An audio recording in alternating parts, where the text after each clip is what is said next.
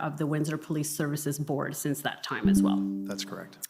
And as mayor, you are also part of the Community Control Group, is that right? That's right. And can you explain what the Community Control Group is?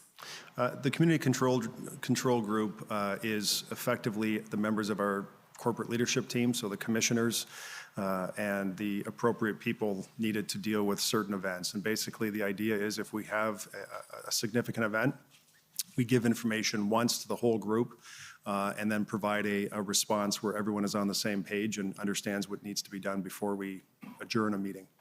And when you say commissioners, those are the kind of leads of the different departments in the city? Yes, it's would be analogous in a corporate setting to the vice president. Right. So it's the senior city leadership team, the city manager, and all of the different department heads for each department.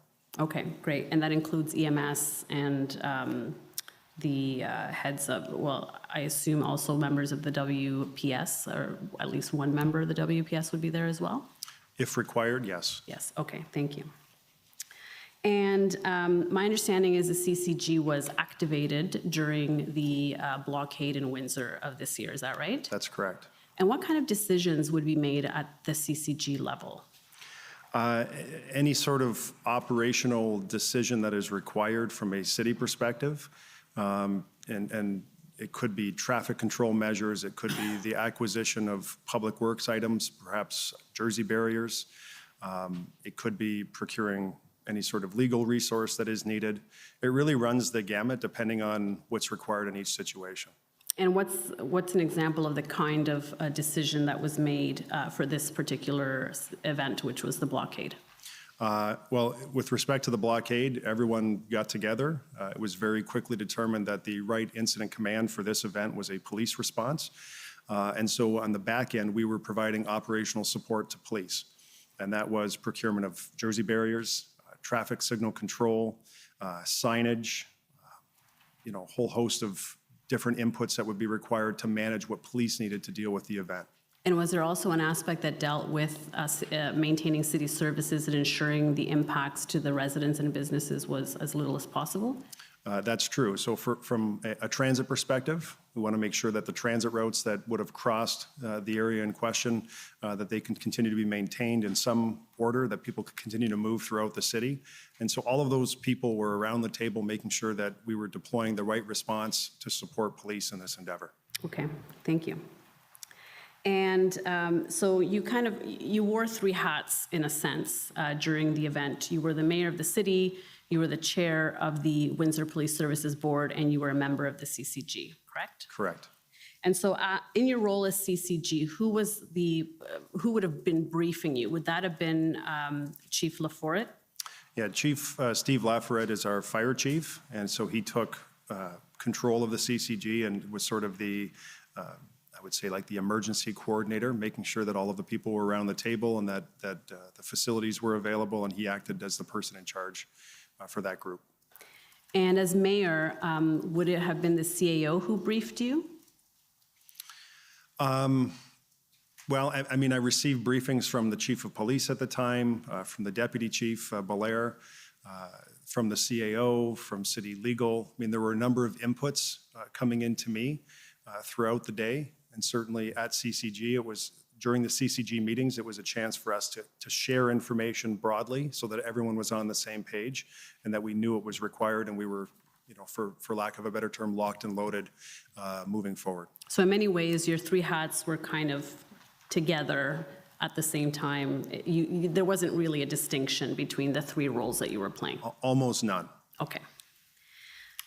So I want to familiarize the commissioner and others with Windsor and the geography of Windsor and the Ambassador Bridge, which is the bridge in question, because I think it provides some context to what we're going to be talking about in the next couple of hours. So I wanted to bring up the map that was circulated earlier. And so this is a map of Windsor, correct? A portion of it, yep. Portion of it, okay, thank you. And we can see at the bottom there, that where the cursor is, that yellow line that goes east to west. Is that the 401? Yes, the part that's marked 401 will be the portion that goes to the new Gordie Howe Bridge.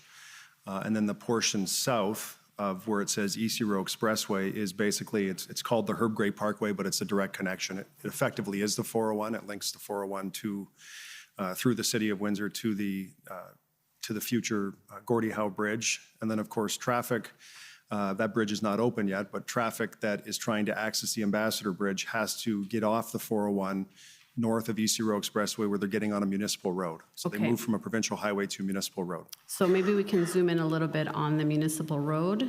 So that would be the yellow road running northwest. Is that right? Correct. Okay, and what's the name of that road? Huron Church Road. Huron Church Road, okay. And so that's a municipal road now within the boundaries of the city, correct? That's correct. Okay, and so to get to the bridge, we're gonna zoom in. It's about 5 kilometers is my understanding from the 401 to the bridge on Huron Church Road, is that right? It might be somewhat less than that, Okay. say between just around a little over 3 kilometers. Okay, fair enough. And so let's zoom in a little bit there. Okay, and so where would the entrance then to the bridge be? So just to the left of where your cursor, your pointer is, right there where that green dot is, Yes, traffic would proceed north yeah, and continue to follow the yellow line. Now you're on to basically the entrance, the approach to the bridge. okay. And so that's still within the city. And is that now, is there any federal agencies that are in that area that are in charge of securing that area? Well, the response is a municipal response. So if there was an accident, if there was some form of criminality or something that required police attention, Windsor Police would respond. Okay, But you were actually now getting on privately owned property. The Ambassador Bridge is owned by a private corporation. And so that private corporation is required to follow the provisions of the International Bridges and Tunnels Act, which is federal legislation in Canada, and that the minister responsible for administering that legislation is the Minister of Transportation. okay. And does CBSA have a presence on this portion on the entrance of the bridge? Yes, so CBSA, you see the red, looks like a customs officer or police officer, that's where CBSA has their staff. Okay, great. And so I wanted to make the map 3D if we can, just to show the elevation, because the bridge actually starts not at the river there, but actually further down in the actual city. So I just wanted to show that. If we can zoom in a little bit.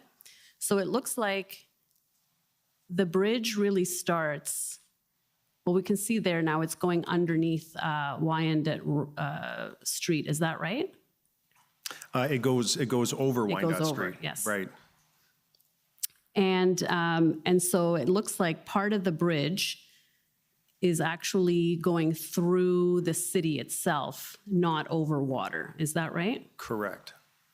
And So the bridge itself, I mean, people would refer to the bridge as the portion of the structure between the two largest pillars. Everything else is the approach.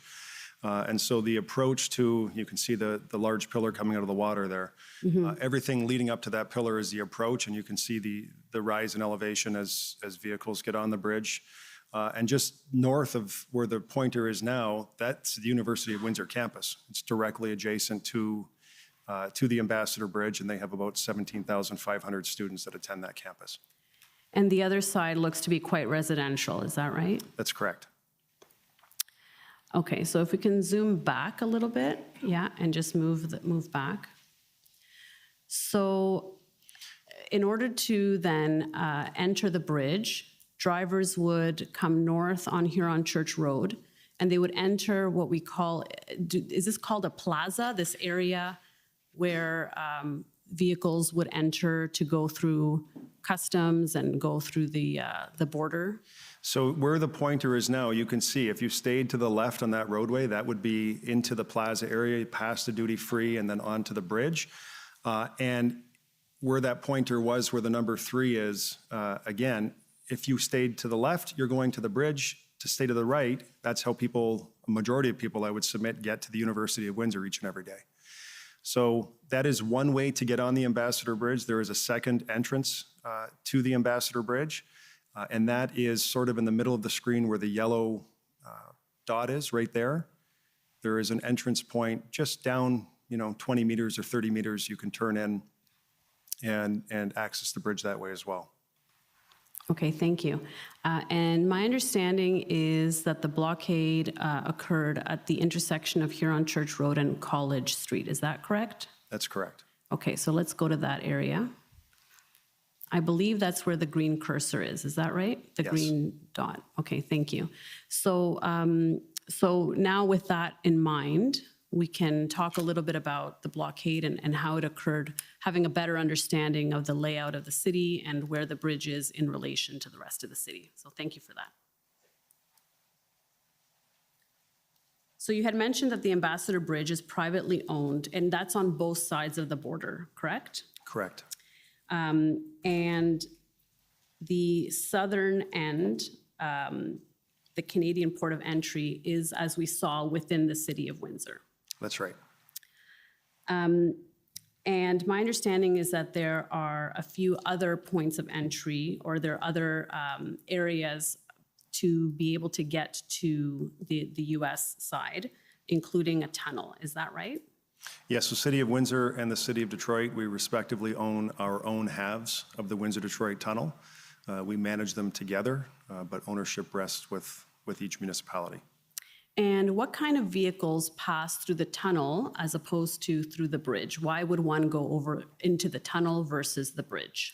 The tunnel is predominantly just vehicular traffic, passenger cars. Auto haulers can go in the tunnel, but there are weight and height restrictions.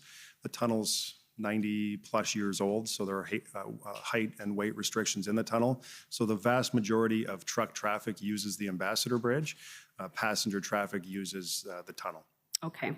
And my understanding is there's also a ferry between Windsor and Detroit. Is that right? That's correct, and the ferry is used for hazardous goods. They cannot cross over the Ambassador Bridge if they're carrying hazardous goods. And does any kind of just regular traffic go also on the ferry, or is that exclusively limited to hazardous goods? It's exclusive to vehicles carrying hazardous goods. Okay. And I understand there's also a rail tunnel that connects Windsor to Detroit. Is that right? There is, yes. And what kind of traffic goes through the rail tunnel? I'm not sure in terms of the volume of traffic, but it is not a double stack tunnel, so it limits the type of traffic that can go through, train traffic that can go through. And is it generally commercial traffic? Yes. Now, according to the institutional report that we saw earlier, my understanding is that there are over 2.6 million truck crossings over the bridge, or there were in 2020. Does that sound about right? That sounds about right. And this is about 28% of all of Canada's truck crossings. Correct. And my understanding also is that the bridge handles over $390 million of trade each day. Does that sound right? Yeah, so the numbers vary, and it really, the estimate is between 300 and 450 million, depending on the day, depending on the season. But that, any way you cut it, it's hundreds of millions of dollars a day. So between 3 and 450 is sort of the rule of thumb.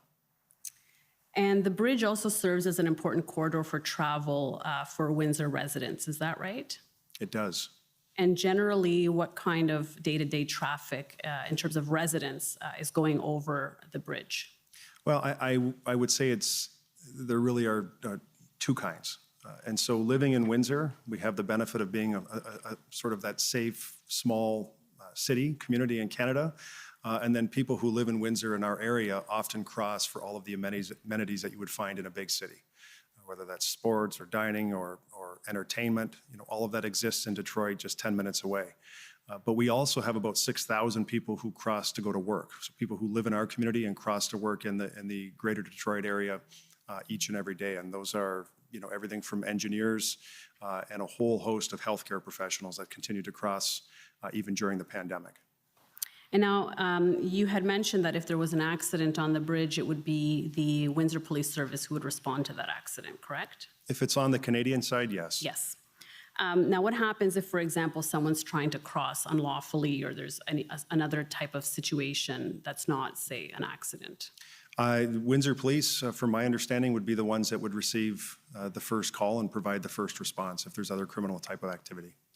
Does the OPP have any jurisdiction anywhere in Windsor or the bridge, to your knowledge? Not to my knowledge. I would say that the OPP is responsible. When we looked at the map just a few minutes ago where the 401 meets the East Row Expressway, the OPP is responsible to patrol effectively the 401, which is in our area as well. Right, but is the 401 is outside of the city limits, is my understanding. Is that right? Exactly. Okay. And does the RCMP have any jurisdiction anywhere in Windsor or on the bridge? Not to my knowledge. They have a presence in Windsor. There's a detachment, but I'm not aware that they have any sort of operational dealings with the Ambassador Bridge per se. Okay. Now, just going back to the arrival of the convoy that caused the blockade, and to even go further before that time, my understanding is that there were slow roll protests that happened at the end of January. Is that correct? Correct. And were you aware of those at the time? I really wasn't aware of them at the time. They really had no impact, and the chief of the day hadn't mentioned that to me, and so I wasn't aware at the time. And these were convoys of trucks going up and down Huron Church Road kind of slowly in a slow manner. Is that your understanding of what that was? Correct. And as I came to find out, they weren't blocking traffic, so traffic to and from the Ambassador Bridge was still able to move. Okay, thank you. Now, at the end of January, were you aware of the convoy protest that was happening in Ottawa? Yes. And did you have at that time any information to suggest that those protests might impact Windsor? I had no information myself, and nothing was passed to me at the end of January. Okay. So when were you first advised that there was potentially a risk of a blockade to the bridge, or that there was maybe a plan to blockade the bridge? February the 4th. Okay. So I'm going to take you to WIN 6010. And this is an email dated February 4th.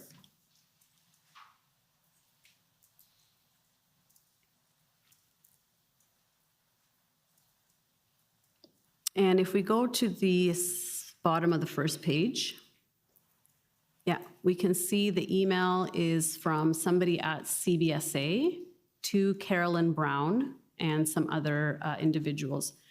Who's Carolyn Brown? Carolyn Brown is a city employee who's responsible for managing the Windsor-Detroit tunnel, our half. Your half of the tunnel. Okay, not the bridge, the tunnel. Correct. Right. And so she's saying, Mr. Boismere is saying to her, we have heard of additional slow roll protests in and around Huron Church and the Ambassador Bridge over the next few days. Information on social media also suggests that, quote, if we don't see any change by Monday, we will be shutting down the Windsor border crossing completely, end quote. While there is no information that I have been made aware of regarding protests at the tunnel, if any such blockade occurs at the Ambassador Bridge, we may see an increase in passenger traffic and those commercial vehicles that are able to utilize the tunnel. Okay, so were you made aware of this information at the time? Not from the folks on this email, but I did receive a call from the chief of police shortly thereafter who told me about the slow roll and the police are monitoring this slow roll through the city of Windsor. And at that time, was there any discussion about potentially trying to prevent a blockade from occurring? No, what the chief told me, Chief Mizuno had said that that's when I found out that it was already happening in the days prior to February the 4th, and that everyone had been peaceful, that there had been no blockage of traffic to and from the Ambassador Bridge. And so what the chief told me is that they were monitoring the situation, and she just wanted to let me know. Okay. And did the city do anything in response to this information? On this particular time, I wouldn't say on February the 4th, not right away. I mean, what I did when I found out, I sent a text to Minister Mendicino just to let him know that I had received this information so that he was aware, because we were watching, of course, what was happening in Ottawa and elsewhere around the country, and I just passed that up to the minister for his attention. Okay, so we'll go to those text messages since you've mentioned it. WIN 402295.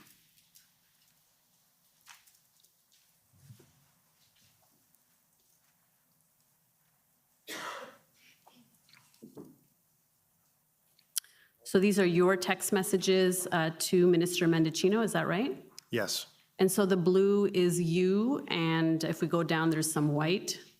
The white text is him? that's correct. Okay, and if we just go back up a little bit. Hi, I know things are crazy for you. Wanted you to know that police here are prepping for the potential return of truckers and other malcontents next week. It sounds like they may be attempting to block traffic to the Ambassador Bridge. So that's on February 4th. As you mentioned, when it came to your attention that there was a risk of a blockade, correct? That's correct. And if we go down, he says, thanks, man. Let's try to connect this. Let's go down a little bit more. This weekend, stay safe. Okay, so it sounds like you knew him from before. Is that right? Correct. Okay. It's not the first time you're texting him. No. Okay. And he mentions to connect that weekend. Did you speak to him prior to the blockade taking hold? So this would be Friday the 4th, so either on the 5th or the 6th? I don't recall if we spoke on the weekend. Okay. Now, moving forward to February 6th, my understanding is that there was a risk of a blockade at another location in Sarnia. Is that right? Yes. And were you aware of that at the time? Yes, I was. And can you tell us a little bit about what that was about, where it was and what was the issue? Well, we were watching, and the chief had called me as well, but we were also watching social media and traditional media as well, and saw that there was a threat and then a blockage at or around the Blue Water Bridge. And that's in Sarnia? Yes. And do you know how long that lasted or when it got resolved? I don't recall how long it lasted, but my recollection is it was ended pretty quick. And did that raise any concerns with respect to the Ambassador Bridge and possible blockades there? Yes, it did. So let's move now to February 7th, the day the blockade actually happened. Can you just walk us through that day, what it was like for you, when you found out, and what you did that day?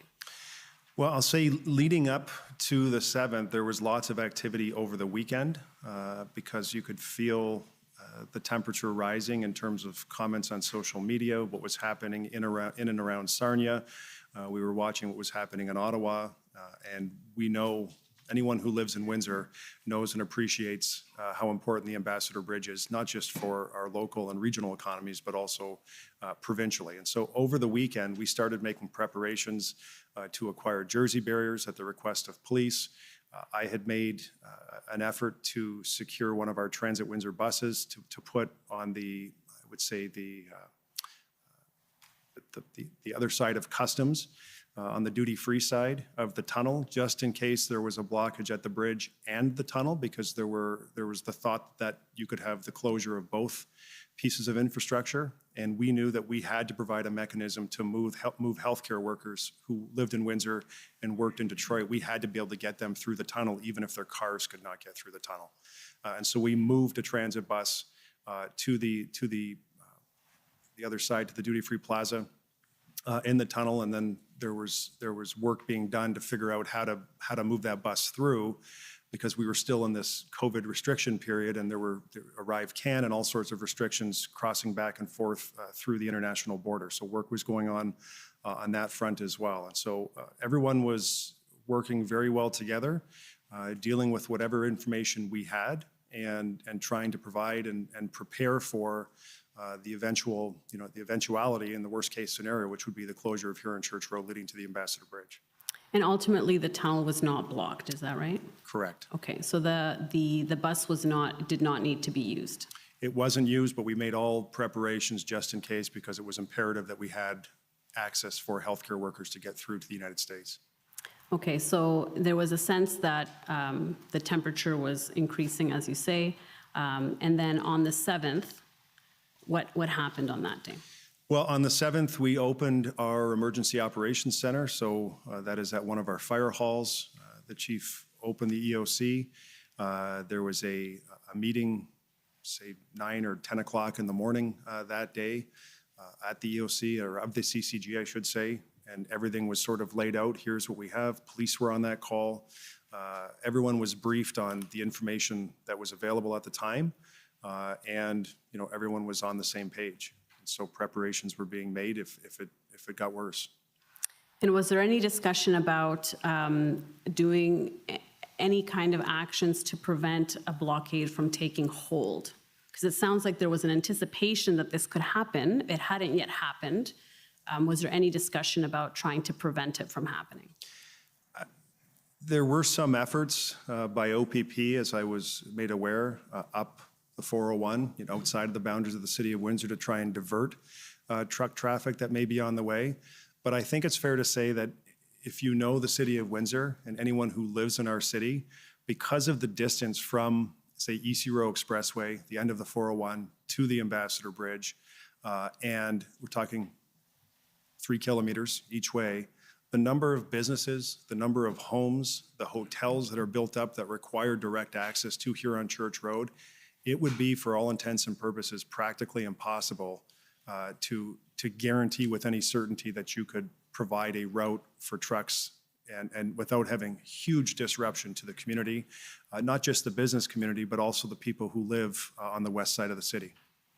Right, because Huron Church Road does serve as an access point between the east side of the city and the west side. It seems to cut right through the city, is that right? It bisects right through, and so you can imagine the Ambassador Bridge when it was built 90 years ago, that the road, Huron Church Road, was effectively a road with farms on either side back then. And over time, there are still homes whose driveways require access to Huron Church Road. But over time, that's changed. And so, again, you have hotels, many, many hotels and motels. You have lots of businesses, and you have a whole community. In fact, the western side of Huron Church Road is one of the oldest communities in Ontario. Going back to the mid-1700s. It's called Sandwich Town at the time. And so it's a lot of history in that area, and a lot of people live there, not just students that go to the University of Windsor, but a whole host of folks. I mean, there's probably 25,000 people who live on the other side of Huron Church Road, the west side. Right. And so there was a CCG meeting in the morning, and then what happened after that? Everyone was just making plans, doing the best they could do to support police as they tried to mobilize everything that they required to provide us support. It was very obvious that if something happened here, it was a police response that would be required.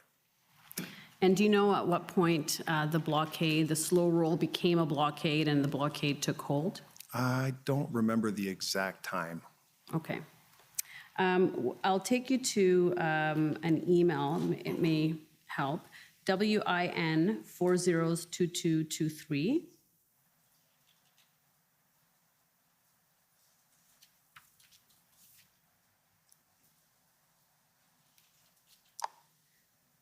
So this is another email, if we go down, from CBSA to Ms. Brown.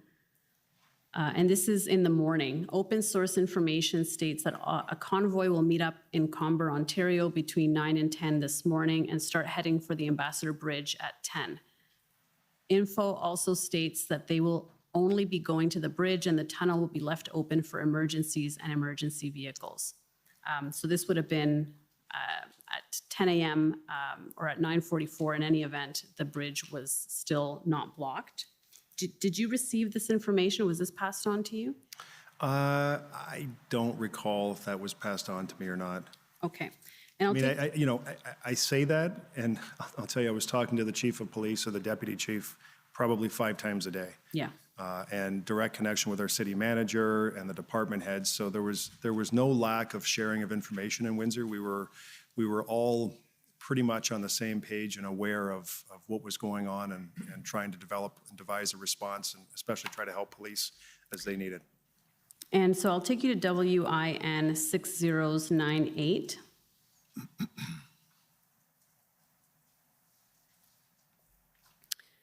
And this is another update from CBSA to Ms. Brown. And if we go down, let's go down. So actually, let's go down all the way. Let's keep going. There it is. So Mr. Boismere says, I have been advised that all lanes at the bridge are closed and negotiations have halted. Protesters have advised that they are staying put and not moving. They appear to be setting up a camp of sorts. Both lanes to and from the bridge are at a standstill. So this is now at 7:18 p.m. So do you recall hearing it sometime in the evening that the blockade had taken hold? Yes. Okay, thank you. And if I can take you to WIN 402204.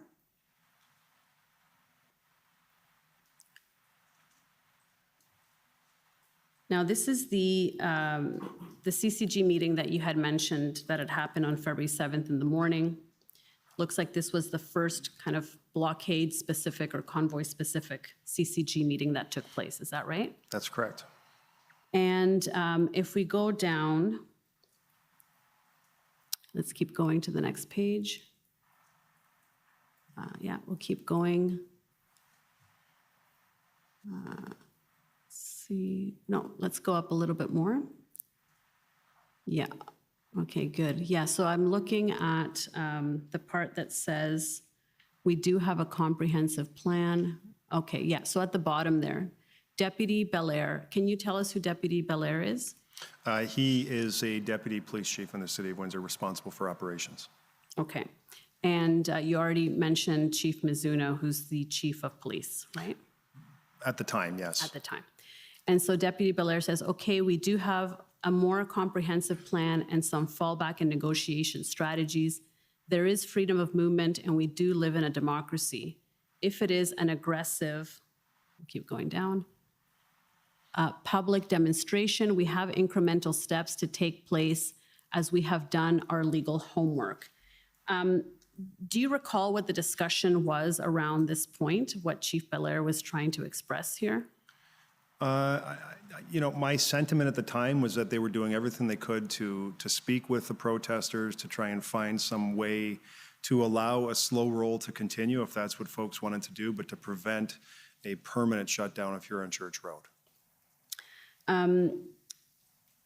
And my understanding is that in this meeting, the police service explained it had a plan in place if the protests worsened, and that in the meeting, preparations were discussed, such as jersey barriers and mobilizing towing resources. Is that right?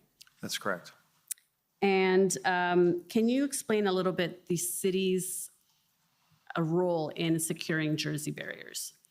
I'm not sure exactly who did it, but there was requests made. And so likely it would have been our public works department sourcing whatever we had internally as a city. And then where we were deficient in the numbers required, reaching out to adjacent municipalities and trying to procure the jersey barriers that police had asked for. And my understanding is that the Ministry of Transportation of Ontario ultimately did provide a significant number of jersey barriers. Does that accord with your recollection? Certainly at the end of this incident, we wouldn't have been able to do it without them. We needed their help to secure 3 kilometers of jersey barriers in each direction. So a total of 6 kilometers of jersey barriers. And my understanding is the city was not, did not secure towing capacity or was not able to secure towing capacity. Is that right? We have police have a contract with a company, which is quite standard, and they provide towing services. And so they had capacity, but there was, also there were threats being made against the company and the owners of the company that if they participated in towed cars, there was all sorts of things going on to sort of attack the company and their reputation online, giving them negative reviews and doing a number of things that happened ultimately. So yes, they were They are our contractor. They were cooperative. But if the expectation is that they could have helped move all of the vehicles that were there, including some of the heavy trucks, I don't think they would have had, it would have taken a long time, or they wouldn't have had all of the resources required. We would have needed additional support if any attempt was made to go in and move everyone in any timely manner. So they didn't refuse to provide services, it's just they were one company and couldn't do all of it, essentially? Yeah, I'm not aware that they refused to provide services. Okay. But you are aware that they received some kind of negative, repercussions as a result of assisting? That's correct. And my understanding is that originally both the north and the southbound lane of the bridge was blockaded, and then at some point one of the lanes opened up. Do you have a sense for the kind of the movement of the blockade and the different points of entry? I think police would be better positioned to answer that, but the briefings that I received from the chief at the time is that the ongoing negotiations, they were trying to get a lane open for emergency purposes. And so they were at one time successful in doing that, and then that ended very, very quickly. And part of the issue that we experienced collectively in Windsor is that this was a leaderless movement. You know, there was no one speaking for the group who could guarantee the behavior of the other members. And so police will know better the timing in terms of, you know, the ebb and flow of what they were able to achieve. But the briefings I received from Chief Mizuno was that at one time they did have a lane open, but that agreement dissolved very quickly. And my understanding too is that the access from Wyandotte Road was open at one time, and then that also became blockaded over time. Correct.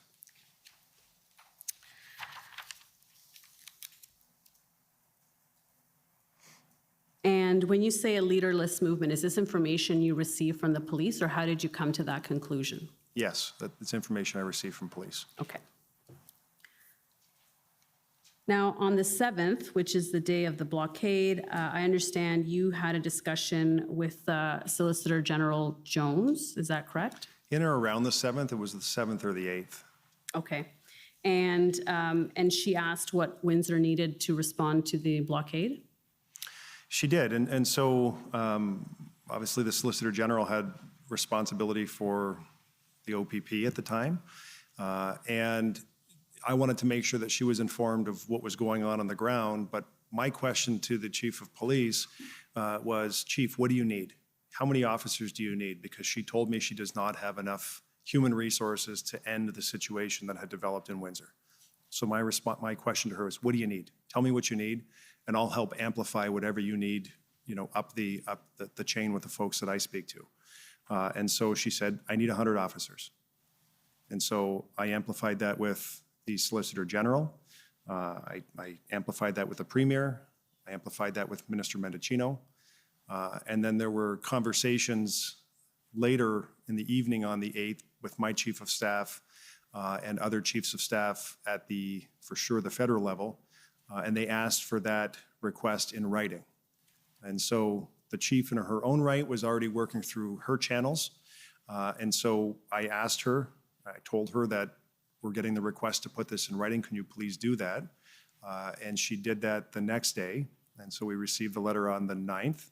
And she sent that letter to asking for 100 officers to the commissioner of the OPP and the commissioner of the RCMP. And then we forwarded those letters as well to the folks that we were talking to. Okay, so if I understand correctly, it started with a discussion between you and the chief. You asked her what she needed. She told you 100. You then went to Solicitor General Jones and to Minister Mendicino and said, we need 100 officers. And they came back and said, please put that in writing. And then you went back to the chief and told her, put it in writing. And on the 9th, these letters went out. Is that a fair summary? Correct. Okay. So when you spoke to the Solicitor General on the 7th, that would have been to tell her the request for 100. And is that when she told you I need it in writing? No.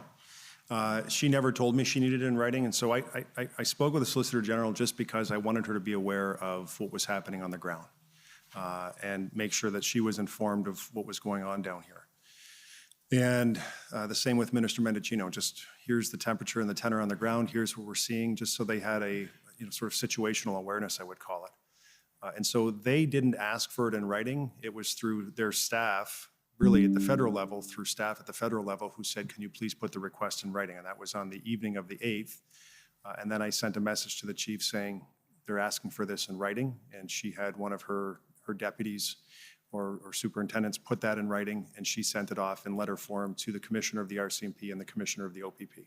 And on February 8th, that was your chief of staff that participated in that staff meeting, is that right? That's correct. Okay.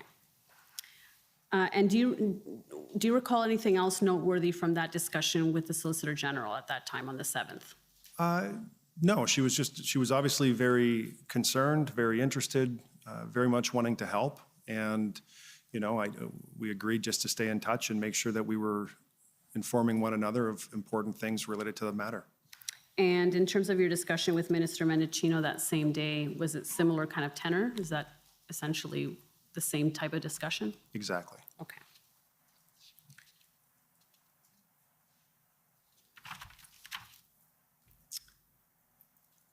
Now, on February 8th, there was also a meeting of the Windsor Police Services Board, correct? That's correct. And that was an in-camera meeting, is my understanding. Do you recall that meeting? Yes. So I'll take you to the minutes of that meeting, WIN 401999.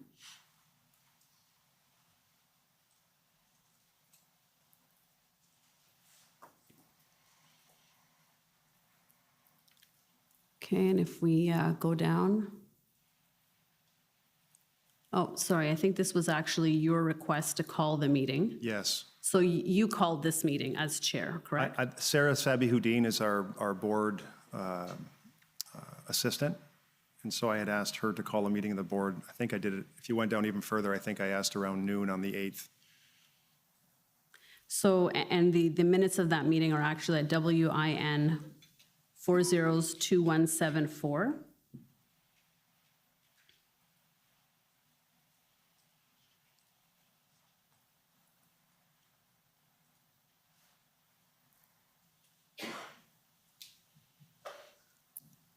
Okay, yeah, there we go. So it was on February 8 at 7 p.m. And we can see the chief was there, 2 deputy chiefs, you were there as well, some councillors were there, and others. And if we go down to, I believe it's, oh, there we go. Chief Mizuno provided an update to the WPS board on the recent situation regarding the Ambassador Bridge blockade. WPS was notified last week of the potential for this protest to take place in Windsor. And then if we go to the end of that page, WPS has requested assistance, should we need it, from Chatham Police and LaSalle Police. Our top concerns are public safety and de-escalation. What was the board's role with respect to securing resources from other local police forces? The board took no role in that directly. The board, and I think you see in the minutes, was Chief, do you have the resources required to deal with the situation? What do you need from us? If you don't have the resources, what do you need us to authorize in terms of budget or whatever was in our purview to assist with the chief providing the response that was required?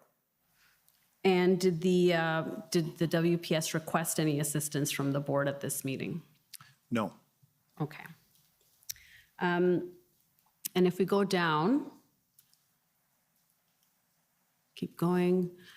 Chief Mizuno there in the middle says, WPS officers are doing a fantastic job. Lessons have been learned from Ottawa and from our own past experiences, and external assistance has been requested. Do you know what the chief meant from when she says lessons have been learned from Ottawa? Do you know what those lessons are? In my conversations with the chief, the largest lesson learned was not to let this grow. Don't let bouncy castles and hot tubs and sort of those types of amenities come to the streets on Huron Church Road and allow this to grow. So make sure that we're dealing with this, as quickly and swiftly and professionally in a way that, as she said, provides for public safety and de-escalates. But don't lessons from Ottawa don't allow this to grow. There may have been others that were on her mind, but that's one that she mentioned to me. And are you aware whether there were actions taken to contain it so that it wouldn't grow?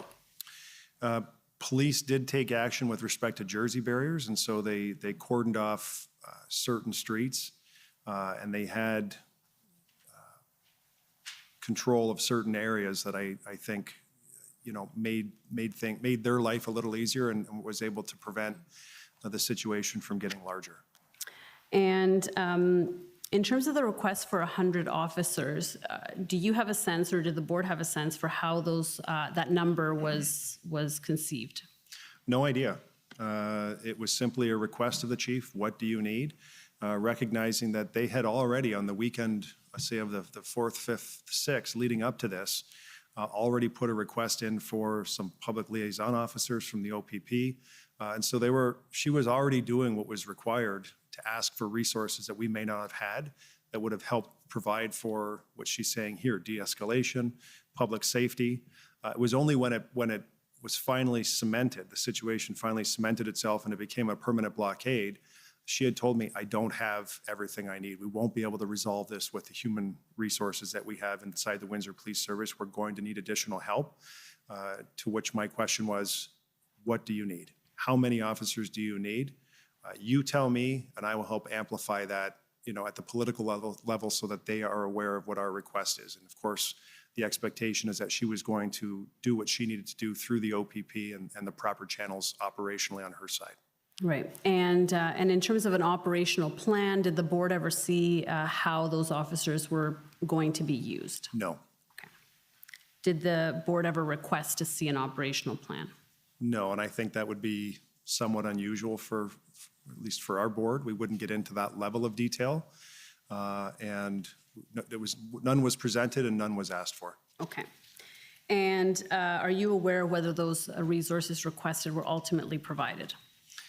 I think it's fair to say more than what was requested was actually provided. And so my understanding, at the sort of in the final analysis is that we asked for 100. One may look at the fact that the chief wrote one letter to the RCMP and one letter to the OPP and may say, well, in fact, you asked for 200.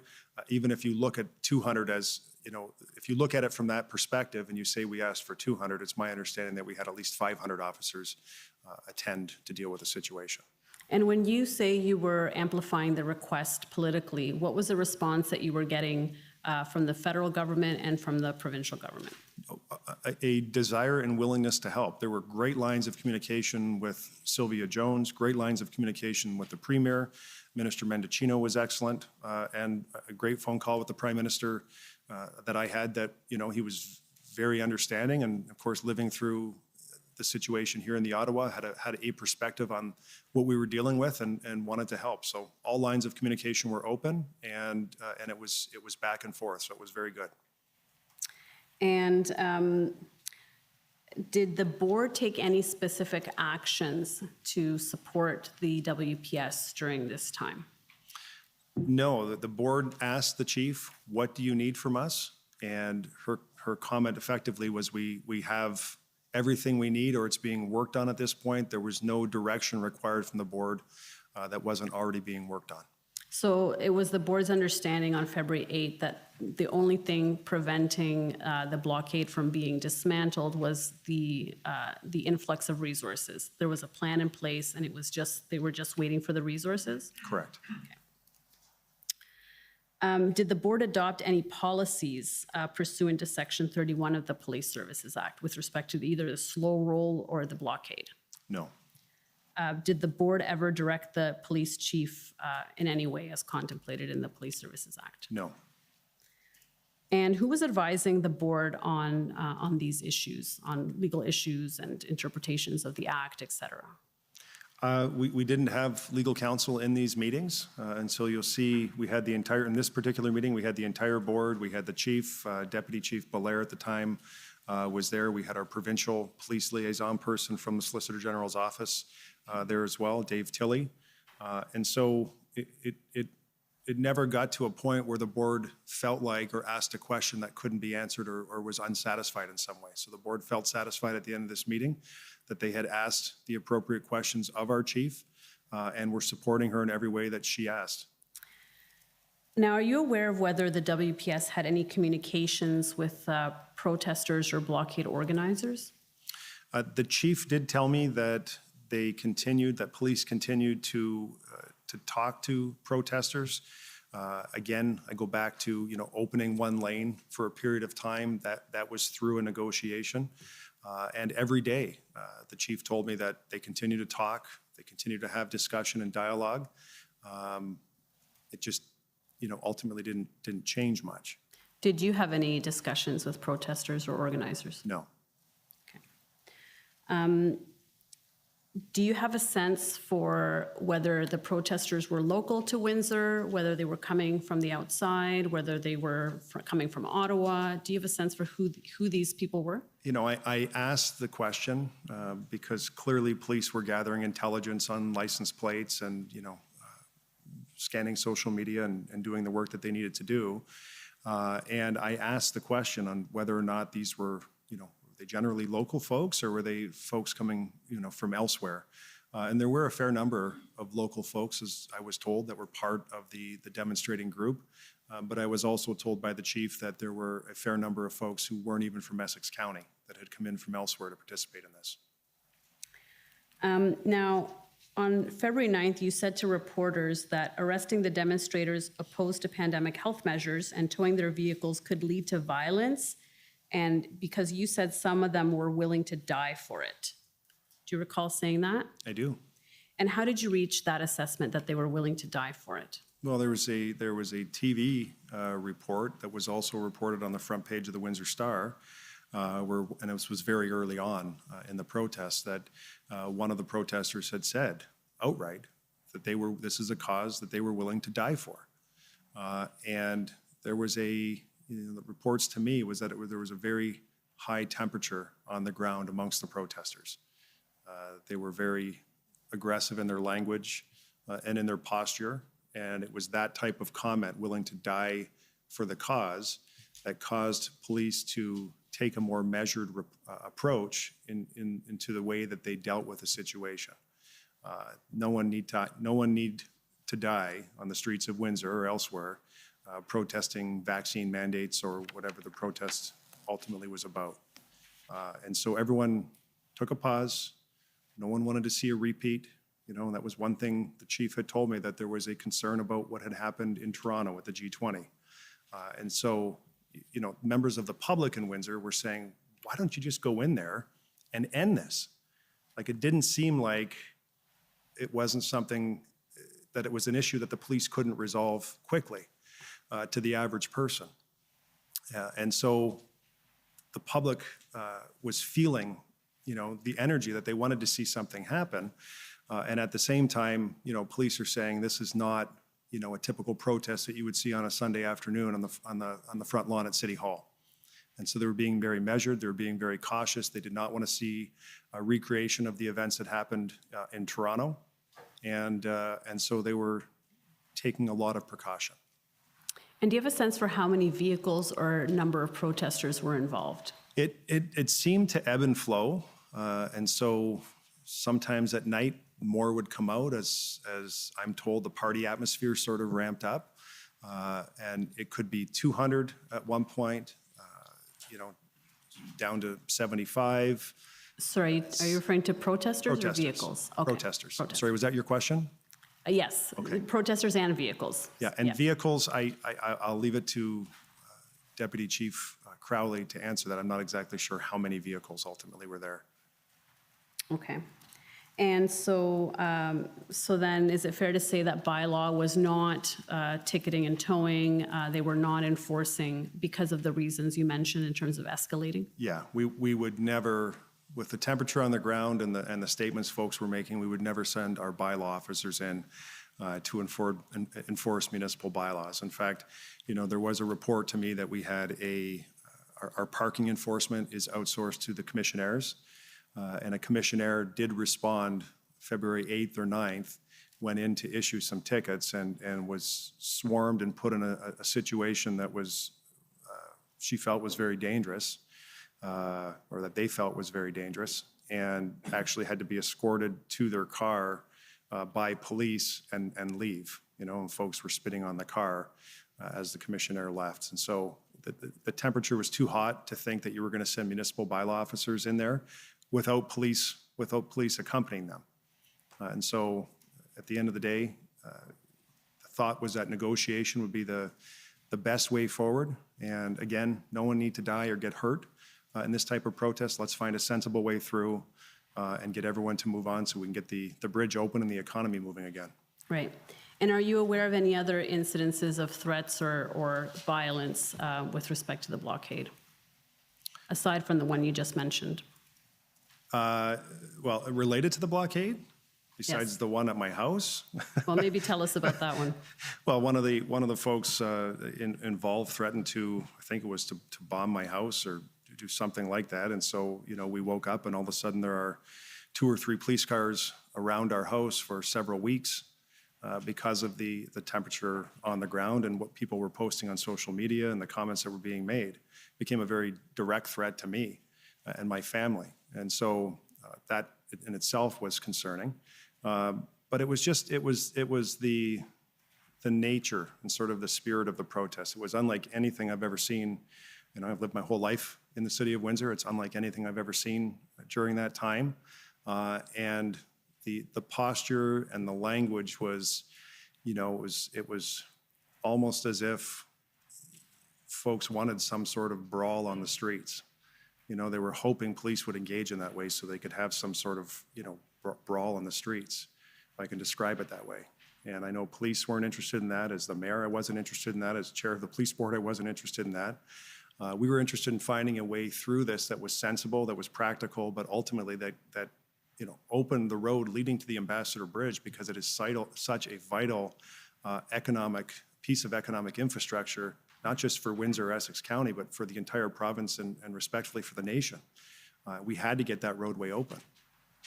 And are you aware of any other individuals who received threats? Anyone within City Council? Anyone within in any other kind of prominent position? I know Councillor Fabio Costante, who represents the west side of the city, on both sides, frankly, of Huron Church Road. And there was a comment made that they would protest at his law office. He's a lawyer, and he has a law office in Sandwichtown. And so there was a comment made that they would be going there to protest at the law office. Did that materialize? Not that I'm aware of. Okay. So I want to go back to the request for resources, if I can, for a minute. Can I take you to WIN 401623? And these are the letters that Chief Mizuno sent. I believe this one is to the Minister of Emergency Preparedness. There we go, to Minister Blair, and that's on February 9. And I just want to go down. Yeah, here we go. So it says Windsor Police Service is requesting a minimum of 100 police officers be dispatched to the city of Windsor to bolster current and potentially future requirements. Okay, and if we go down, just want to see the signature. Yep, Pamela Mizuno, Chief of Police. Thank you. So that's the letter that she sent to Minister Blair. Yes. And if we go to WIN 401648.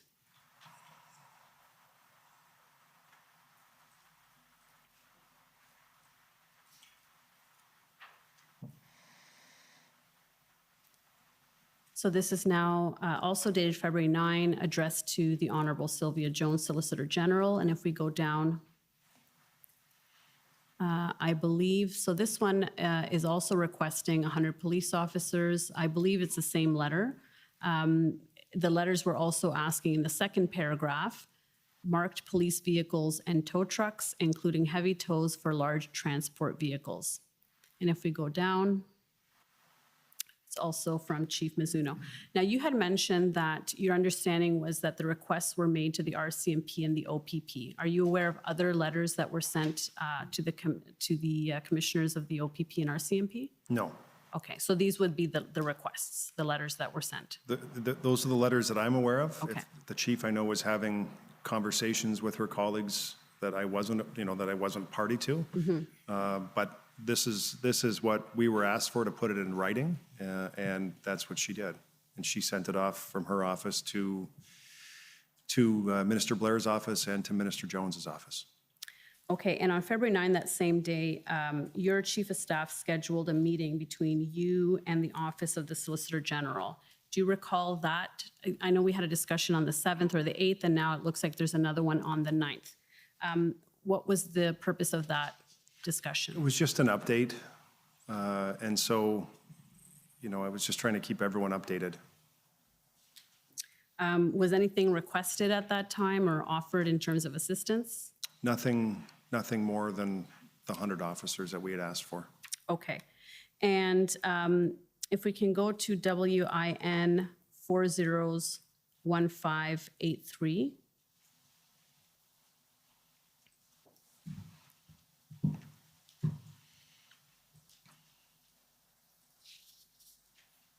So this is now text messages between you and Premier Doug Ford, is that right? Correct. And so the dark is you speaking, and then the light colored text is Premier Ford, is that right? That's correct. Okay. And it looks like he is asking you to call him on February 9. Did you have a call with him on February 9? I did. And what was the discussion on that call? Obviously, he was receiving, I shouldn't say obviously, but he was receiving phone calls from businesses as well who were concerned about the blockade at the Ambassador Bridge. I gave him sort of a situational briefing on what we had going on down here, and that we had asked for 100 officers. So it was I think a fairly quick phone call, just a couple of minutes, and he was stressing to me the importance of the Ambassador Bridge. And that we have to find a way to get this open. And I certainly agreed with him and understood that as well. Did he make any offers of assistance or anything of that nature? No, I had told the Premier that we asked for 100 officers and that OPP already had some resources on the ground, PLT, liaison teams, that were already here. Yeah. So I told him that and told him about the 100 officer request. And then he asked for Minister Mendicino's phone number, which I texted to him. And now this is 2 days before the province declared a provincial state of emergency. Did that come up in your discussions with him? Never, no. So he didn't ask to go out and undertake sort of vigilante type justice on the streets to remove these protests.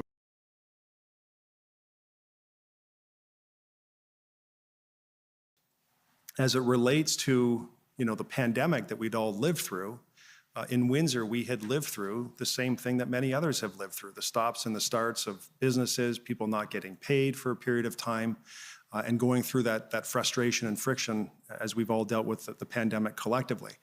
And so just when we were at a point where there seemed to be, light on the horizon, this was seen to be very, how do I say it, assaultive to many people in Windsor, that this was a small group of people, a relatively small group of people who are now going to jeopardize their employment.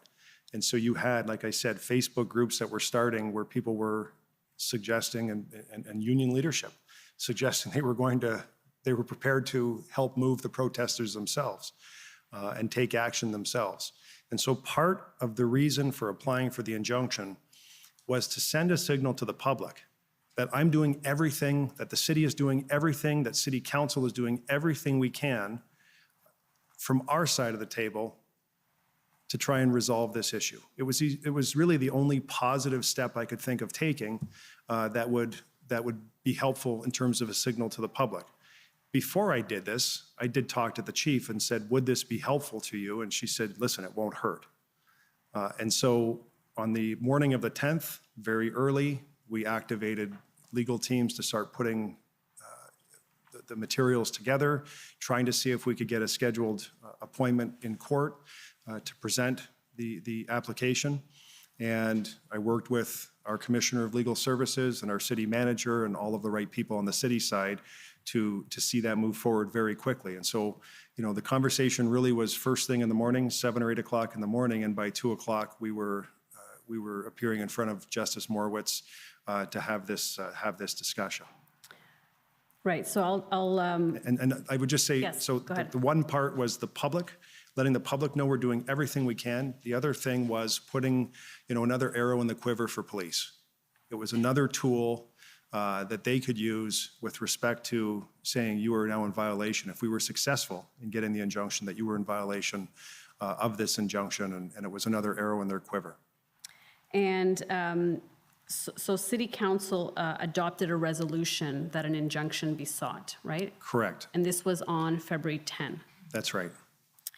So you were able to call a meeting that quickly to get everybody together from the 9th when you kind of conceived this to the 10th. Is That's that right? right. And it seems like the police was on board with the injunction. They thought it wouldn't hurt in any event. Wouldn't hurt. And so ultimately, as you say, the injunction became effective at 7 p.m. on February 11, is my understanding. Is that right? That's correct. And why was the city an intervener in that application and not the main applicant? Do you know? I think through our discussions before we proceeded, we talked about who was most impacted, and how could we tell the story here about who was impacted. And it was clear in the first 60 minutes of Huron Church Road being blocked, our phone rang at the mayor's office from our largest employer, Chrysler, or now Stellantis, to say, what's going on at the Ambassador Bridge? There are 5,000 people directly who work in that facility making Chrysler Pacificas and minivans that rely on smooth and efficient border crossings because the whole industry, the whole auto industry works on a just-in-time basis. There's no parts being stored on site. They are brought in and that bridge is moving and the material is moving across that bridge every hour of every day. And so it's for perspective, the average part that goes into a car that rolls off the assembly line at the end of the manufacturing process, those parts have crossed the border on average 6 to 7 times, back and forth, Detroit, back to Windsor, as they continue to be, upgraded and built. And so within the first 60 minutes, they called and said, what's going on at the Ambassador Bridge? And so we knew that the APMA, the Automotive Parts Manufacturers Association, the CVMA, the Canadian Vehicle Manufacturers Association, were impacted dramatically by the activity at the bridge. And so they were certainly, good parties to put forward the request. And then we took the role, we played the role that we played, I think, appropriately. And so my understanding is the Attorney General of Ontario was also an intervener in that application. That's correct. And how did they become involved, and what was the coordination with them like? I'm not sure. Okay, who took the lead on the injunction from the city's side? Shelby Askenhager, who's our Commissioner of Legal Services. Okay, so she would have had the coordination with the Attorney General, is that right?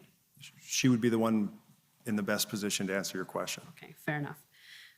So as we said, on February 11 at 7 p.m., the injunction came into effect. It was extended then on February 18, is that right? That's correct.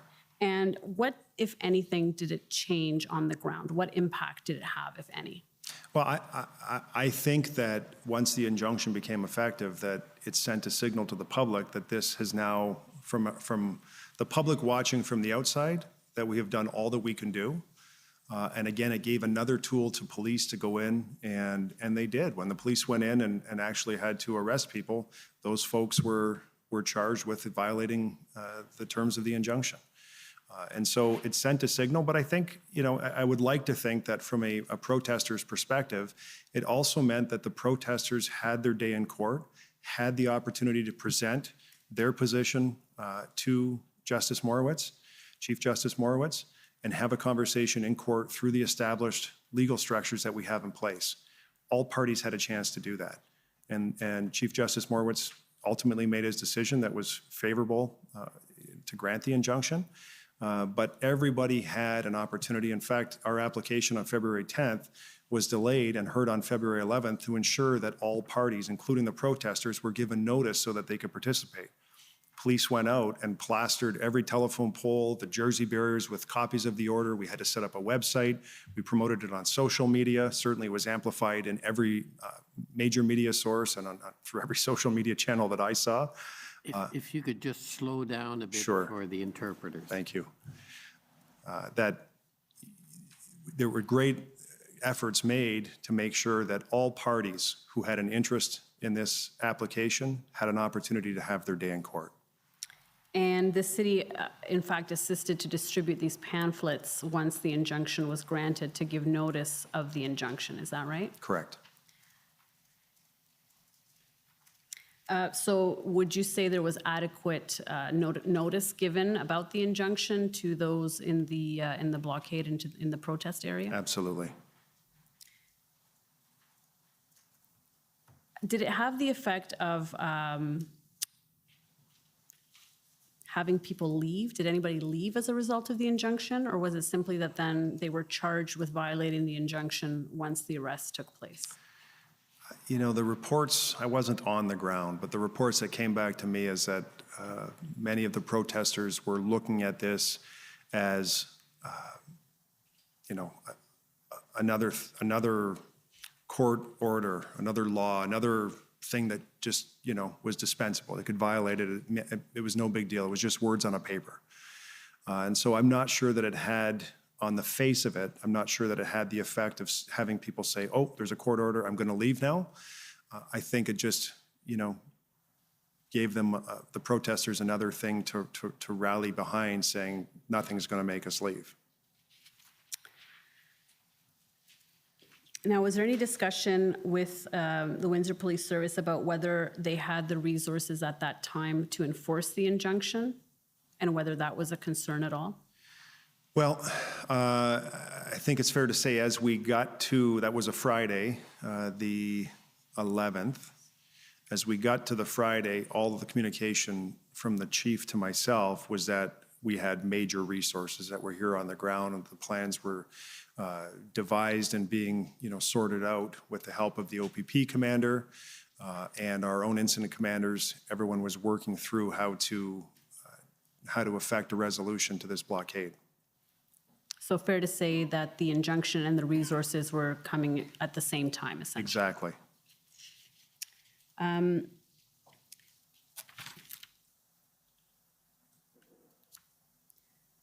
So there was also a board meeting, a special in-camera board meeting on February 11th. Do you recall that? Yes. So that was the second board meeting with respect to this blockade.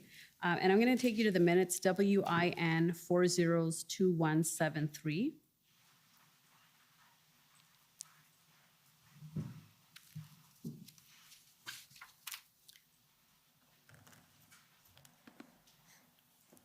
Yeah, and if we go down, if we keep going down.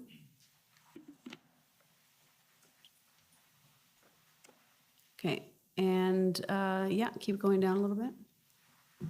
There's a part where you ask a question. I'm just trying to find that. Keep going down. Okay, let's go back to the first page.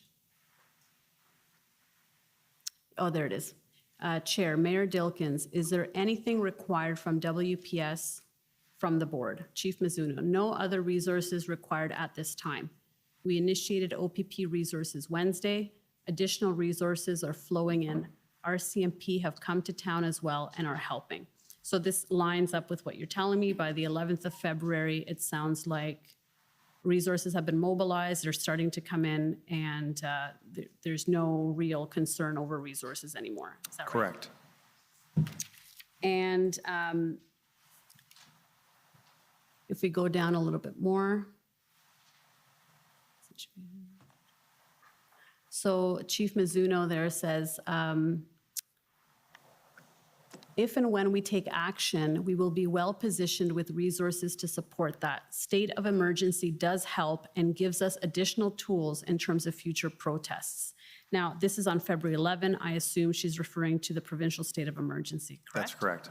And do you have a sense for what those tools were that the provincial state of emergency could assist with? I don't recall the entire list, but I knew that there were significant financial penalties.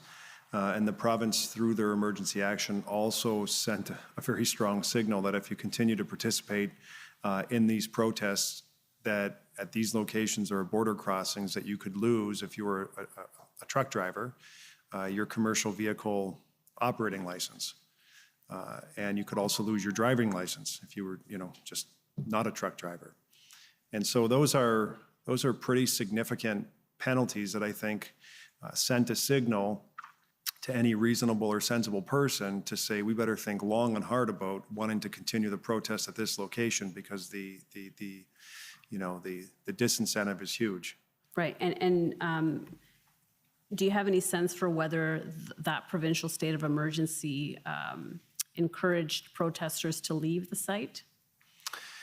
I think that provincial emergency, when the police were ready to move, and they did the next day and ultimately cleared it up 2 days after this meeting, that you had compliance when the Jersey barriers were moved, when the police put their line in place and they started moving forward with their line, and they got to the point where there are vehicles there, the vast majority of people ultimately left. Now, I want to go back to your discussions with the Minister of Public Safety, Minister Mendicino, at WIN 402295. And these are the text messages that we had seen before.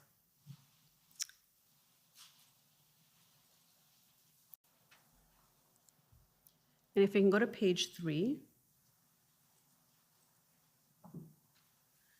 So you say, I told Premier I spoke to you and he asked for your number. I get the sense he is going to follow Alberta and Saskatchewan. What did you mean by that? The Premier, I think, appropriately was feeling the temperature across the province, was seeing these protests probably in Ottawa, but certainly in Windsor as an outlet for some who wanted some of the restrictions to be lifted. And, Alberta and Saskatchewan had moved to start lifting some of the restrictions. And my sense from the Premier is that he wanted to find a pathway to get back to normal, as soon as it made sense as well. And did you have a sense that that was because of the protests across Ontario? No, not necessarily. I think my sense from the conversation is that, again, he had his finger on the pulse of the people in Ontario and was watching, of course, what was happening across the country as well, and was feeling, some of the frustration that we were all feeling with respect to the lockdowns, recognizing that, it was January of 2022 where we were in a lockdown as well, right. Provincial lockdown. So the Premier sensibly was echoing some of the sentiments and looking at this as, a percentage of the population who was protesting because they felt most aggrieved by this. And if we go to page 9,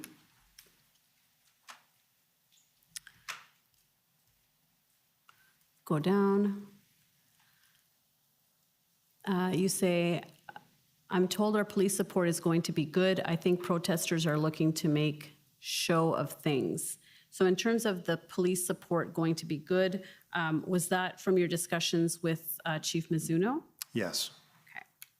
Okay. Well, I should say Chief Mizuno and Deputy Chief at the time, Belair. Belair, okay, thank you. And my understanding is you texted, once the injunction was granted, you texted the minister as well as Deputy Premier Jones and the Premier to let them know that the injunction had been granted. Correct. Right. Okay. And if we go to page 12 of this document,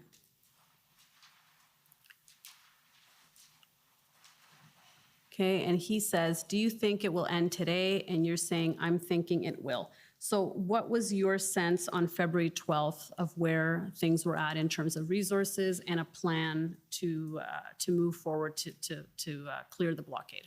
That everything was in place, that the resources were in Windsor, that the plan had been devised, and in fact, on the 12th, the police started their operation. They put out the line with public order units and all of the equipment behind them, and they started to to move forward on the 12th to deal with the situation on the ground. And in the text above, you mention the congregation from Harvest Bible Church. My understanding is they had something to do with continuing the blockade at some point on the 12th. Can you explain that situation? So the picture above my words, I think, is a link or a screenshot from the pastor at the time. I'm not sure if he still is, but as the police started to move forward and, make advances on the 12th, there was a call put out by the pastor at this church to ask for folks to come down and support the protesters. And very quickly, what might have been, 100 to 200 people turned into 600 people, including parents with kids and strollers. It was almost unbelievable how fast that situation grew in terms of the number of people. But seeing the police action, it was disheartening to see the police action and them making advances, and then to see parents bringing their kids down to that situation. And that's exactly what happened, which is largely why it wasn't resolved that particular day on Saturday. It took until Sunday for the situation to be resolved. I see. So the police started moving in on the 12th and weren't able to because now the number of protesters grew in size. Well, and I think someone in the police structure, probably several people, said this would be, the most sensible thing here is to wait, because at some point these kids are going to get cold. It's February. They're going to get cold. They're going to get tired. They're going to get hungry, and they're going to leave. So we're not going to move forward with the policing posture they had in place when you had a lot of young kids there. They were being very wise in their approach and saying, let's do this at a different time when it makes more sense. And if we go to page 12 of this, we are on page 12. Okay, keep going down, please. Keep going down.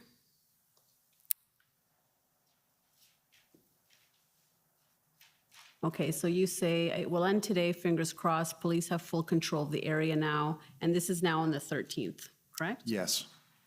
Good, bridge reopened today. If so, it will be later once Jersey barriers, et cetera, are removed. There is still some activity in the plaza at, I can't really read that.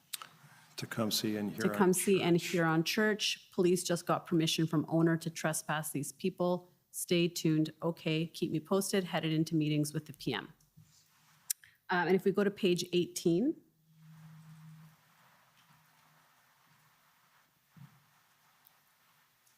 So this is now 3:40 PM on the 13th, and he says, about to head into meeting with PM, any critical updates?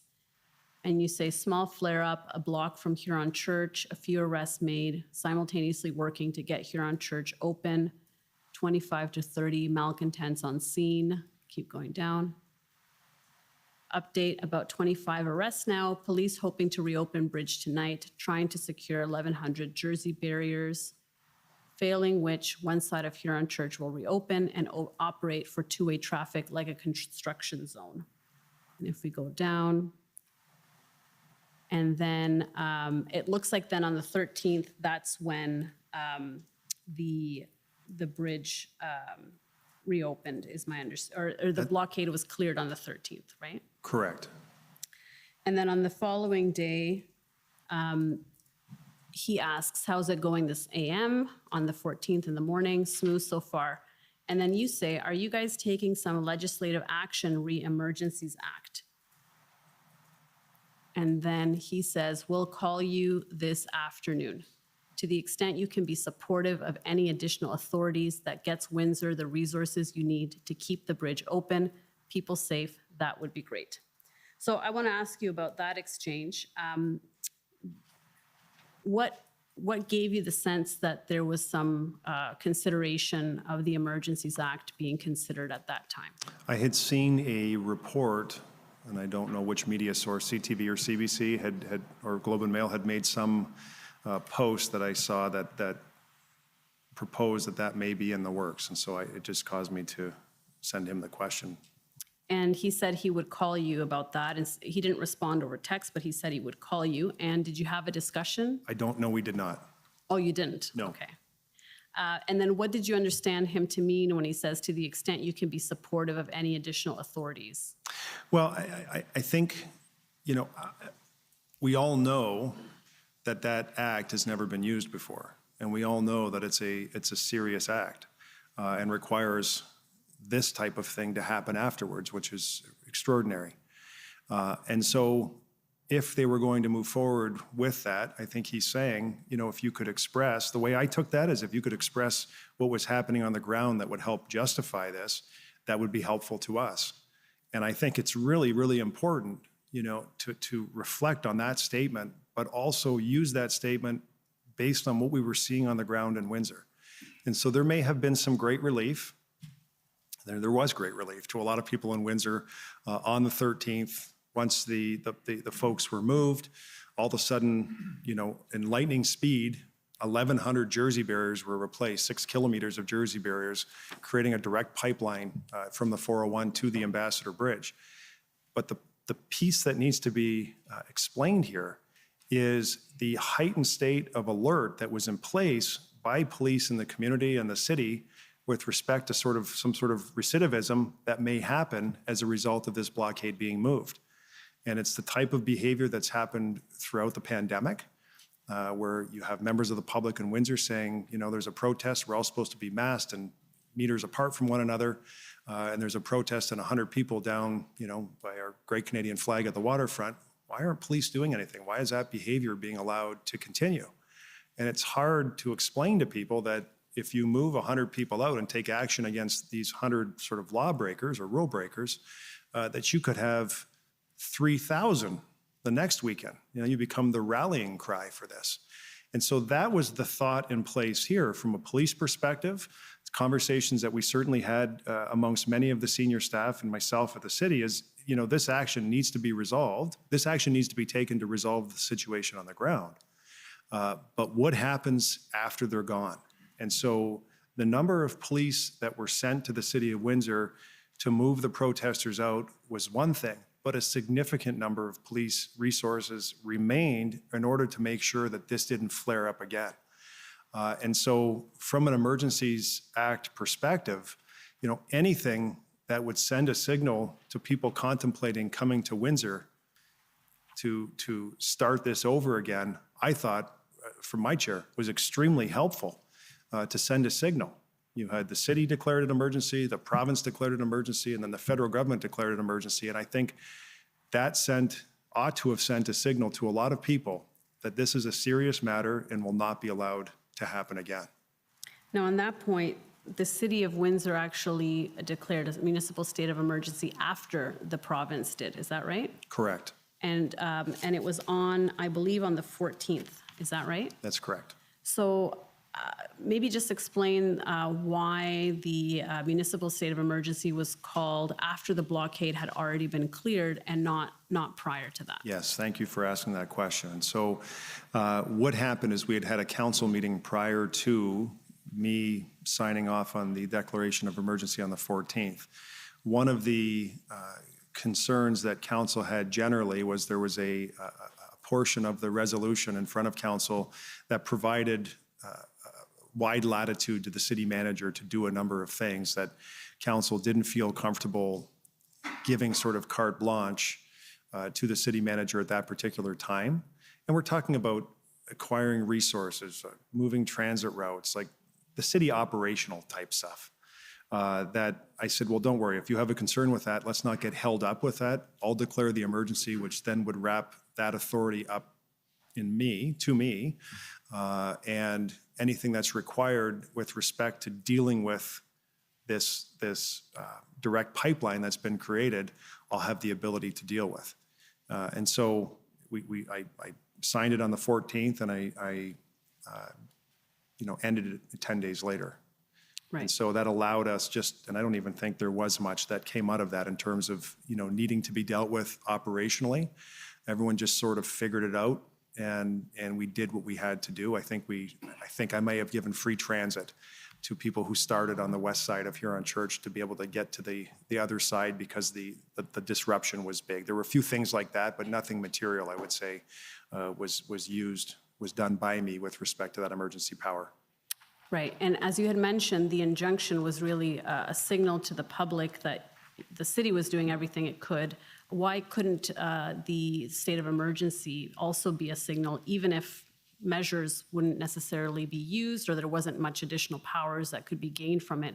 Wouldn't it be a signal to the public that the city was doing everything it could? Do you mean, why didn't I sign a declaration of emergency prior to the 14th? Yes. Well, I felt like that wasn't going to provide anything new that I needed at the time. So we didn't have, like, police were telling me what they needed. I was trying to amplify their requests from a city perspective with respect to public works and Jersey barriers and all the things that we had to mobilize. No one came to me saying, we can't do this, or they're charging us 10 times the amount. Nothing would have benefited. I can't see the situation becoming better because I signed it at that particular time. What happened on the 14th, though, when everyone woke up and they saw this tunnel from the 401 to the Ambassador Bridge in both directions, if you live in Windsor, you know that was like a major thing. All cross traffic was blocked.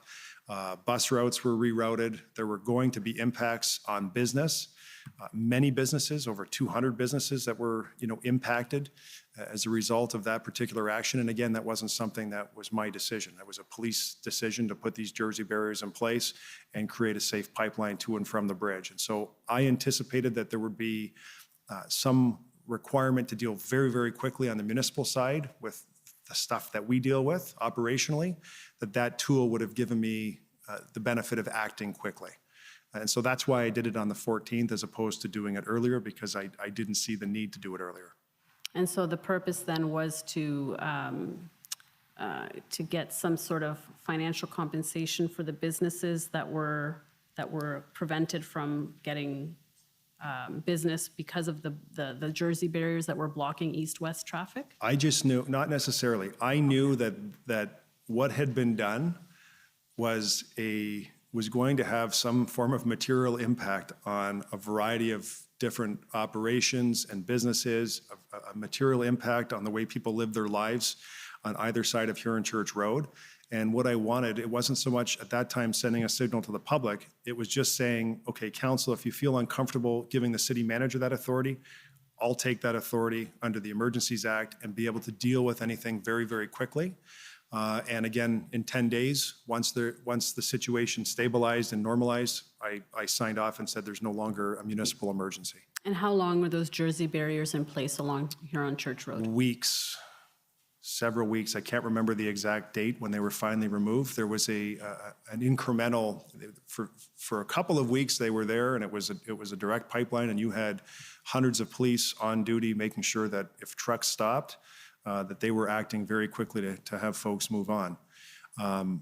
But incrementally and over time, you saw certain Jersey barriers removed at certain intersections so people could cross here on Church Road. And then police maintained I would say a heightened state of readiness at those locations just in case there was a flare-up. And what was your understanding of the potential of another blockade taking hold after the original one was cleared? This is the important point, again, that there was the thought, and the chief expressed this to me, and Deputy Chief Belair at the time expressed to me, that they were quite concerned that something would happen, that there would be behavior where folks would come back, and they didn't know when, they didn't know how many, and there were police resources deployed along the 401 outside of the city of Windsor to sort of monitor this type of activity. There were resources allocated to scan social media and some of the likely sites to sort of gather intelligence on that front as well. But the thought was that they were coming back, and there were some attempts. There were some attempts that police intercepted, as I'm aware of. And my understanding is that there was also the concern that once Ottawa was cleared, that those protesters would come to Windsor. Correct. And what can you tell us about that? Again, just monitoring what was happening up in Ottawa, knowing that there was a high level of frustration amongst that protester group, that, if they were looking to continue that type of protesting activity, it's one thing to do it in Ottawa at the seat of the federal government. It's another thing to do it at the busiest border crossing between our two countries that has a significant impact on the lives of tens of thousands of Canadians, not just people in my community, people all across this province that rely on smooth and efficient border crossings for their livelihoods, who've been impacted, over a couple of years with the pandemic. And so, I think we all knew that if you wanted to have the biggest impact economically would be in Windsor, leading up to the Ambassador Bridge. And if I can take you to WIN 50972.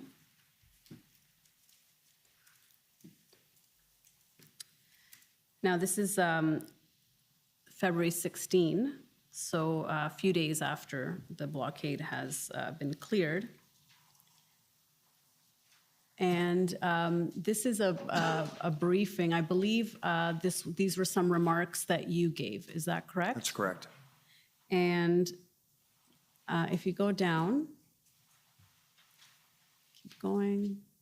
So there, the bolded section there, you say, "Let me be clear, this remains a national security situation that prevents us from simply reopening Huron Church Road to regular traffic at this time."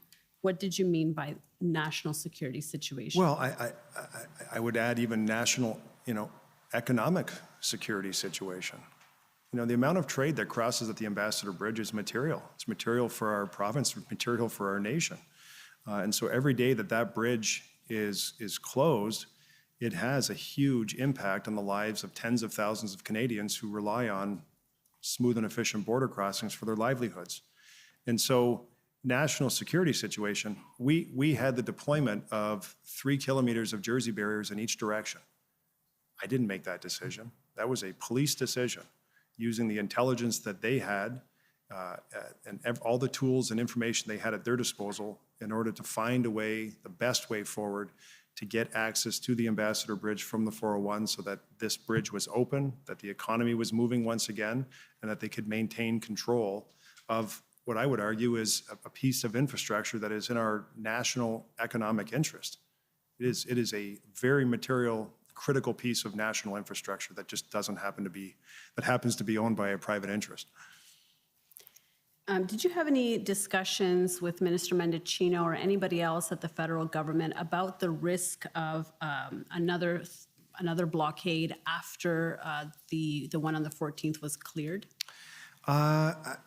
I probably did. There were check-ins. Minister Mendicino was very good at checking in, saying, "How are things going today?" He did that many days in a row. And to the extent I had information from police where there was something worth reporting, I sent that back to him so that he had situational awareness of what we were dealing with on the ground. Minister Mendicino is someone who he lived in Windsor. He went to law school at the University of Windsor, so he also knows the area.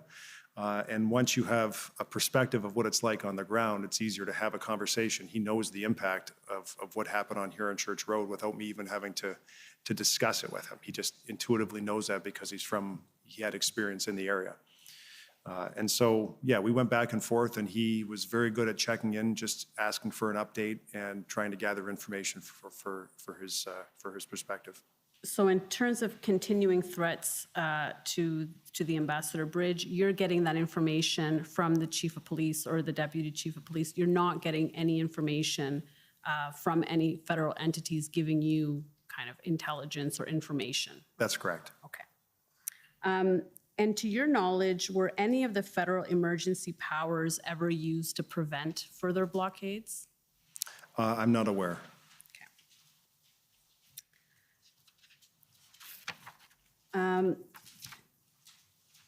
Now, on March 17, you wrote to Ministers Mendicino and Blair and to the Solicitor General explaining some issues that you believed had been brought to light by these blockades. Do you recall that? Was this the letter asking to have a sit down and try and figure out the path forward? Yes. Yes. And so what were some of those concerns that you had at the time? Well, the Ambassador Bridge in the city of Windsor is a unique circumstance. So you have, as I said, the Ambassador Bridge, the busiest commercial border crossing between the United States and Canada, which is privately owned. that sits at one end of a municipal roadway, and 3 kilometers on the other end is a provincial highway. And so, the 401 is a roadway where there are no traffic lights. It's sort of barrier-free. But as soon as you get off onto Huron Church Road, you're on that municipal road, which falls under the responsibility and authority of the City of Windsor and the Windsor Police Service. You have 6 or 7 traffic lights, so trucks, as they make their way from the 401 to the Ambassador Bridge, have to go through those series of municipal traffic lights. And it is a unique situation that you have, a provincial highway at one end, a municipal roadway linking what I would suggest is sort of important federal infrastructure. And so my request to them, to the other levels of government, was we need to sit down and figure this out. We need to figure out, in the event that something like this were to happen again, how do we respond and sort of pull the template off the shelf, that the response is seamless, that it's not, a day or two here trying to figure out how many folks we need and who's going to do what and who should take the lead, and then ultimately who's paying for it. So the City of Windsor has carried all of the water. We're paying all of the bills, $5.3 million for the execution of this particular police action, which was absolutely necessary, but I would submit is completely unfair that the City of Windsor is shouldering those costs. It was not a typical municipal policing matter. In fact, it was a national economic emergency. And we responded appropriately. The Windsor Police did a great job. The OPP did a great job. The RCMP, they all worked very well together. But we need to figure this out moving forward, because the Ambassador Bridge is not going away, our municipal road's not going away, and the 401 is not going away. So what does this look like in the future? And that was my request to them, is to sit down and try and figure out how we do this together in the future to eliminate any sort of delays that might be inherent in the way we moved in February. And have you had any response back? No. So can you give us a sense for the impact of the blockade, specifically on the auto sector in Windsor? Well, it was, almost immediate. Again, within the first hour, our largest employer called saying, what's going on? The very next day, on February the 8th, they suspended some of their manufacturing operations, and it was intermittent during the week of the blockade. We also had parts suppliers that basically stopped producing parts because they had nowhere to send them, and they don't stockpile large quantity of parts. There was a huge impact in the auto sector. But don't forget, even in Essex County, City of Windsor is plus or minus 230,000 people. If we take the neighboring county, and we're part of that county, just not part of their government, it's about 450,000 people total in that area. We have the largest greenhouse operation in North America, second in the world next to Holland. And so a full 80% of all greenhouses in Canada are in Essex County. And so the produce that is produced in those facilities that operate 24/7, 365, the vast majority of it is exported to the United States through the Ambassador Bridge. And so the regional impact, which we cannot discount, was material. It was major. Having folks idled, having plants idled is not good just for our economy. It also had an impact on the U.S. side because of the integration of our supply chains. And so that's why we had folks from the United States, senior leaders in the United States, calling for an end to this as well and trying to push for a resolution, because it was impacting their economy too. And what discussions did you have then with counterparts or others in the U.S.? I spoke with folks at Homeland Security, but more from an operational perspective at the bridge, so the port director at the bridge.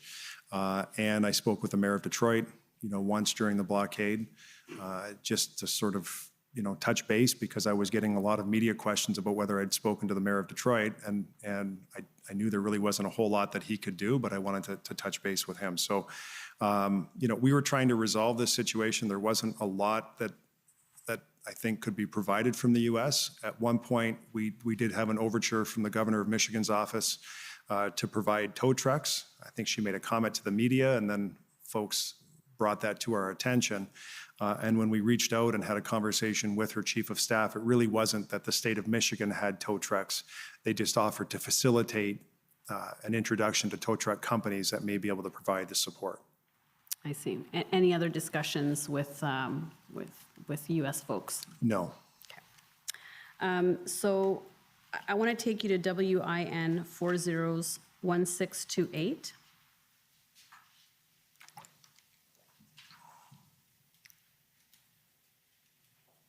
And these are remarks that you gave, now we're going back in time on February 9.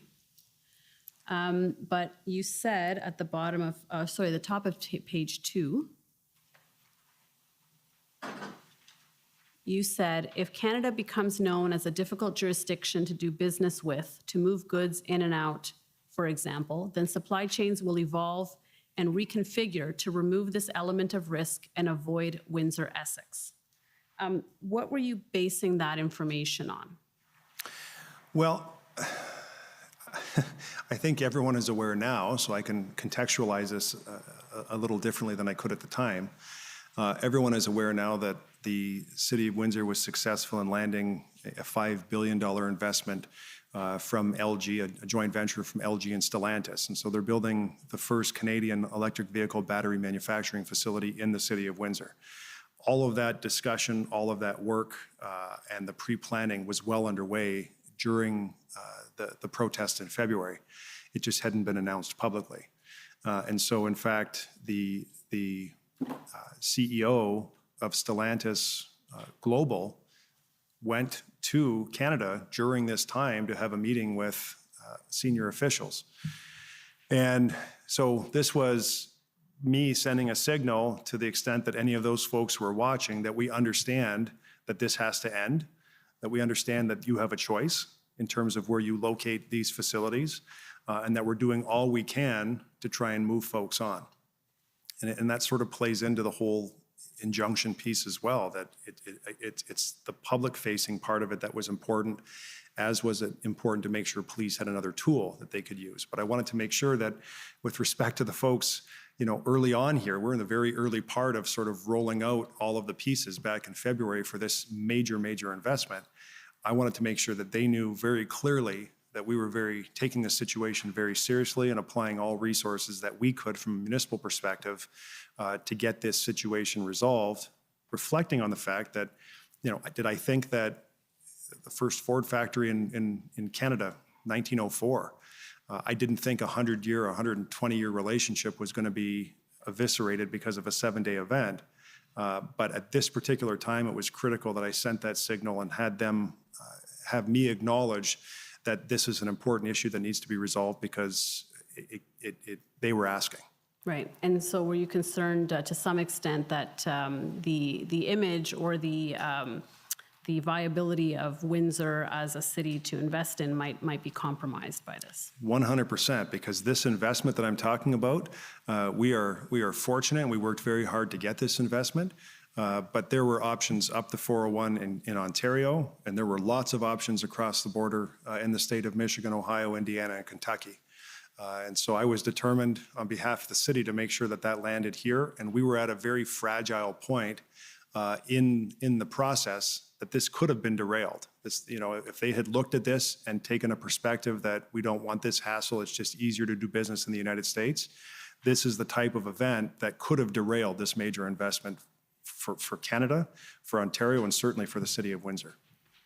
And in terms of impacts on residents, what impacts did the blockade have on the city services, social services, medical services, transportation? What can you give us a sense? Well, major, and so let me mention several. When this all started, EMS had to move an ambulance to the other side of Huron Church. They had to make sure that they could cover that part of the city. Our fire chief moved and deployed fire resources. There's a fire station literally 100 meters from where the protesters were protesting, but it's on the east side of Huron Church. They moved a truck to the west side to make sure that they could get there and provide service to the west side of the city. The transit routes were disrupted. The natural flow of people back and forth and having Huron Church Road closed was significant, because there are no grocery stores on the west side of Huron Church. They're all on the east side. And a lot of folks have to take the bus They don't have their own car on the other side of the west side of Huron Church. And so they require the city system to be able to move around and live their daily lives. The University of Windsor. The University of Windsor is directly adjacent to Huron Church, directly adjacent to the Ambassador Bridge. The primary route that people in the city of Windsor would use to get to the University of Windsor is Huron Church Road. So 17,500 students that attend the University of Windsor. You have a high school that was actually in the protest zone, Assumption High School. It's been there for probably 100 years. And so that school was directly impacted by the protest activity. And I mean, those are several, but the impact was material during the protest and then even after the protest because of the deployment of the Jersey barriers along Huron Church Road had a direct impact to the hotels, the motels, the businesses, the small businesses, large businesses, grocery stores, you name it. They were impacted, including the high school, including the University of Windsor, because everyone had to find another way around. And you had mentioned that the cost to the city was over $5 million, correct? Correct. And most of that, I understand, was for the Windsor Police Service. Is that right? It really is a mix, and we certainly have welcomed any audit of those expenses. Some police services sent us a bill. Some police services didn't. But we had to pay for the Jersey barriers. We had to pay for overtime. There was a whole list of expenses that made up the $5.3 million that, we are carrying that cost at this particular time. Right, because in addition to OPP and RCMP, there were several local police forces that came to assist, correct? Correct. And so public order units, I know some were deployed from other parts of Ontario, but we contracted directly with the City of London. They have trained resources. They have a standard contract that they sent to us. I signed immediately. But the provision of that service was $200,000, plus or minus. We had to feed people. But the chief asked for 100 officers. I'm told that 500 showed up. Well, they may not have charged us. Some of the services may not have charged us for the salary and benefit costs, but we still had to put some of those folks up in hotels. We still had to feed them. We had to move them around. There were direct costs, which we would welcome any other level of government to audit. But at the end of the day, it's the residents in the city of Windsor who have carried the full share of those costs to date. And just to be clear, the blockade was cleared and the bridge reopened before the Emergencies Act was invoked. Is that right?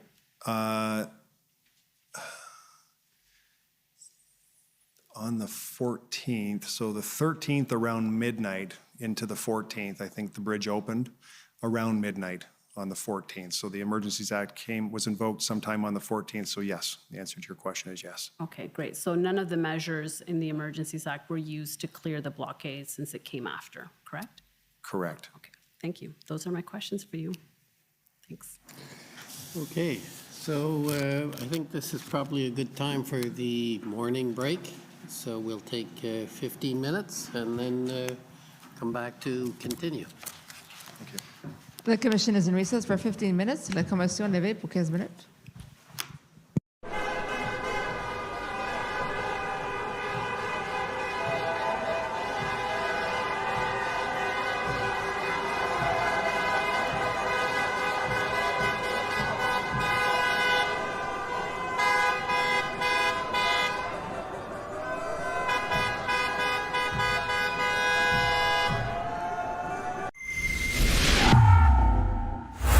Freedom in 2022 is your right to disagree with me anytime on anything, in your heart, online, or in the public square. Freedom in 2022 is also your right to live your life however you see fit without hurting me or, for that matter, being bothered by me. But freedom in 2022 is in very real danger under constant attack by Justin Trudeau through his censorship bills, his attacks on gun rights, his attacks on farmers, and his attacks on peaceful protesters. These people have even tried to denormalize our flag.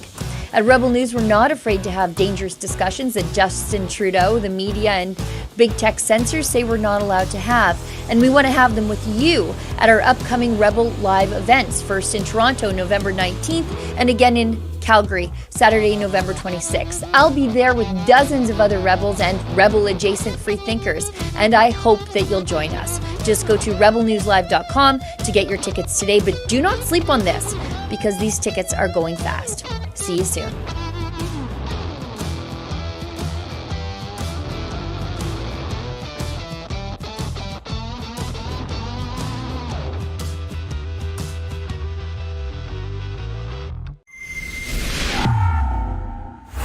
I was never notified that my bank accounts had been frozen, and I was never notified that they would be, and I was never notified that they were reinstated at no time. Let me ask you a couple questions. You guys have been lying for 3 years. I don't want to talk to you. Hey everyone, William Diaz here with Rebel News covering the emergency measures inquiry here straight from Canada's national capital. We're here for the next few weeks since Justin Trudeau invoked back in February, never seen before Emergencies Act, the successor to the War Measures Act, on peaceful, law-abiding protesters who travel from all across the country to protest the federal COVID-19 measures after nearly 4 weeks of peaceful demonstrations. Now, on November 2nd, we saw Freedom Convoy participant Tom Marazzo testify for the first time in front of the Emergencies Act Inquiry Committee after having been in attendance in the crowd for the past 3 weeks. Through his testimony, Marazzo spoke about media bias, policing issues, and the public's trust in our institutions and more. Take a look at some of his more notable moments. Over the time of COVID, noticed things that I never before believed that I would see in Canada related to the way the police and bylaw and the government were going after Canadians. I was there, I was only 15 feet away from the horses when they trampled the two people. So then you would have heard prior to the arrest taking place multiple verbal warnings from police officers indicating that if people didn't depart, they risked being arrested. Is that? No, I did not hear them verbally. The front line of police officers were extremely quiet. The front row of protesters were trying to engage the police in dialogue and to convince them to stop doing what they were doing. And there was no reaction from the police on the front line.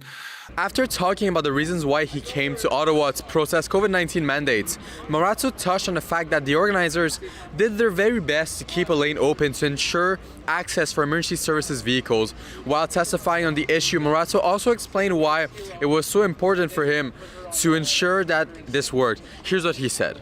You know, I'm very aware of keeping the emergency lanes open. It is an important issue for me. So the first thing we did was start identifying hospitals. We identified the police station, fire departments, vulnerable infrastructure, and then started to plan out the routes to those in an effort really to make sure that those lanes were always accessible. So that's really where we started. And then I needed to get a handle on where all the vehicles were located.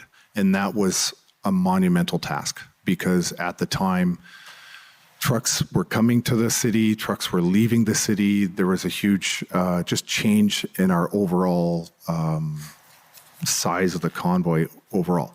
So really that first day was about just getting a handle on where everybody was and the size and scope of the convoy.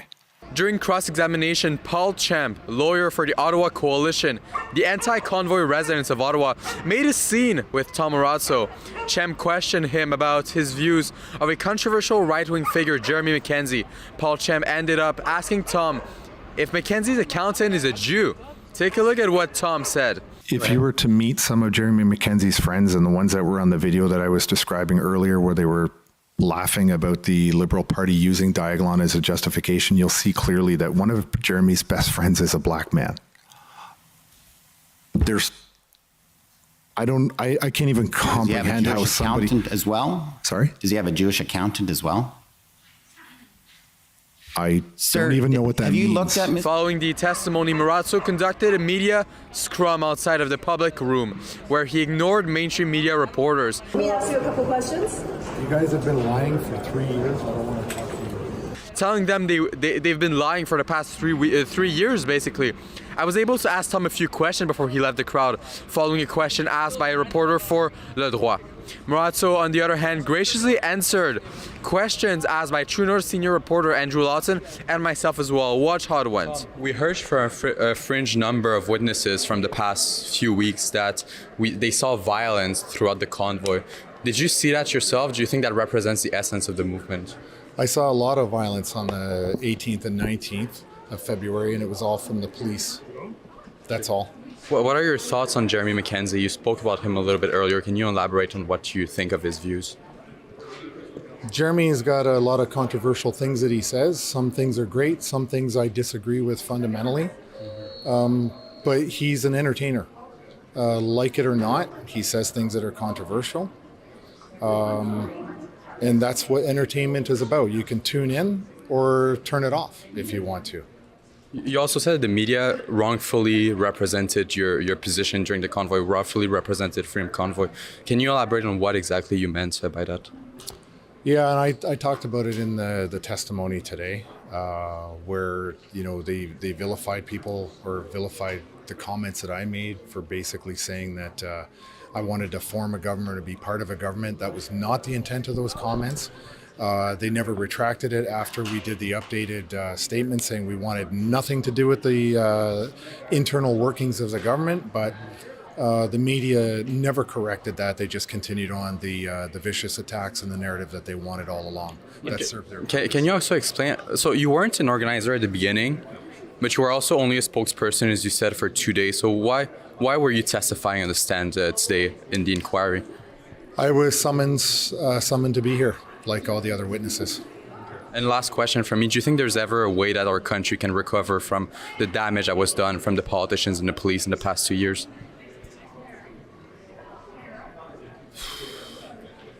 The people of Canada have no voice, they have no power because of the legacy media constantly lies and misrepresents everything that has been going on for 2 years. And I think the media is when the media decides to be on the side of the people, then I think you'll get some change. But right now they're on the side of the government who constantly lies. Well, there you have it, folks. Here's everything you need to know about what went on during the Emergencies Act inquiry as Tamara Lich testified. If you want to see more, feel free to tune in during our daily evening live stream. They take place every day from 6 p.m. Eastern Time, 7 p.m. Eastern Time. Thank you for watching. This was William Diaz here with Rebel News.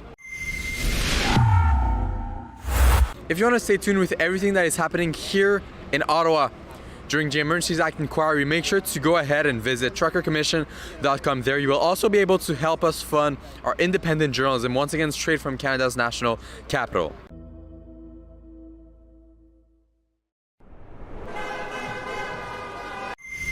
Hi folks. I was never notified that. Hi folks, William Diaz here with Rebel News. Tamara Lich, that's a name we've been hearing a lot in the media for the past 8 months since the Freedom Convoy basically arrived in Ottawa. She testified in front of the Public Order Emergency Commission Thursday and Friday. Tamara Lich, a Métis grandmother from Alberta, currently living in Medicine Hat, a citizen of Canada, a peaceful protester, a leader of the convoy to Ottawa, protests that demonstrated in the nation's capital for nearly 4 weeks last winter against COVID-19 mandates. See our coverage of the convoy as it happened. Visit convoyreports.com. However, for months, Lich has been vilified in the media by the government and by citizens. However, Tamara, due to her draconian bail conditions, hasn't been able to defend herself and defend her reputation when facing the severe vilification. Tamara spent an incredible amount of time in jail because she dared protest Justin Trudeau. She spent 49 days in jail on minor charges, and on November 3rd and 4th, Tamara was able to speak. For the first time in nearly 8 months, Tamara was able to defend herself and say her version of events to the public and to the media. She did so during her testimony during the Emergencies Act inquiry. An inquiry, once again, that is occurring since Justin Trudeau invoked the Emergencies Act on February on protesters who were part of the Freedom Convoy protesting COVID-19 mandates. The inquiry examines the necessity of that never-used-before law to arrest anti-regime demonstrators. To support our independent coverage of the commission, visit truckercommission.com. Lich's bail conditions make it almost impossible for her to talk to the media.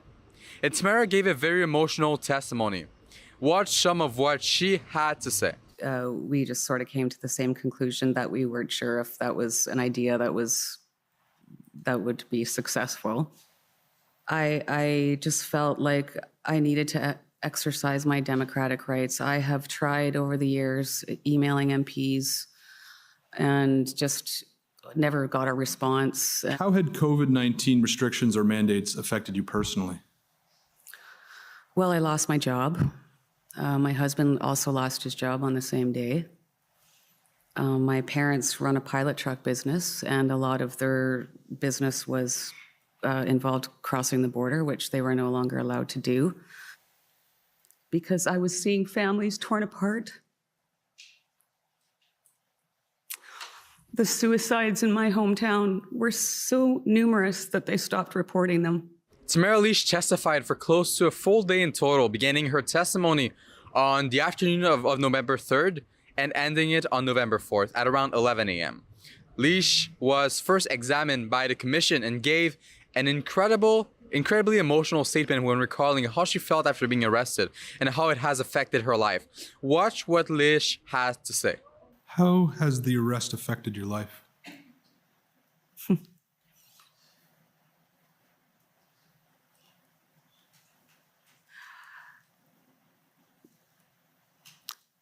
I've lost my job.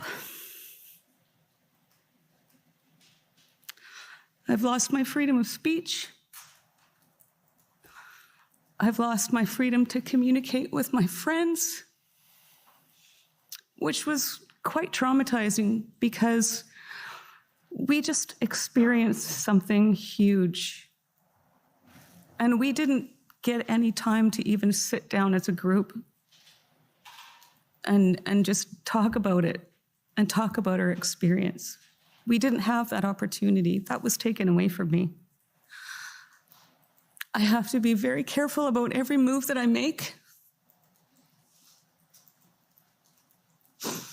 As you know, I was arrested on an alleged breach charge for attending a dinner in Toronto. I had the police show up at the place that I'm staying last weekend because somebody saw me outside smoking a cigarette.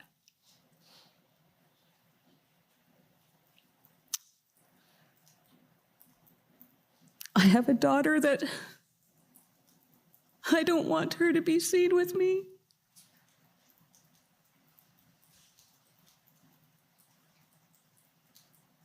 Because I'm worried. I'm so sorry. Take your time.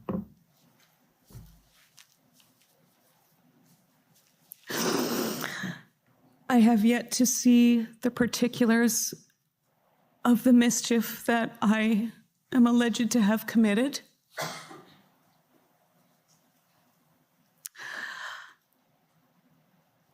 I just...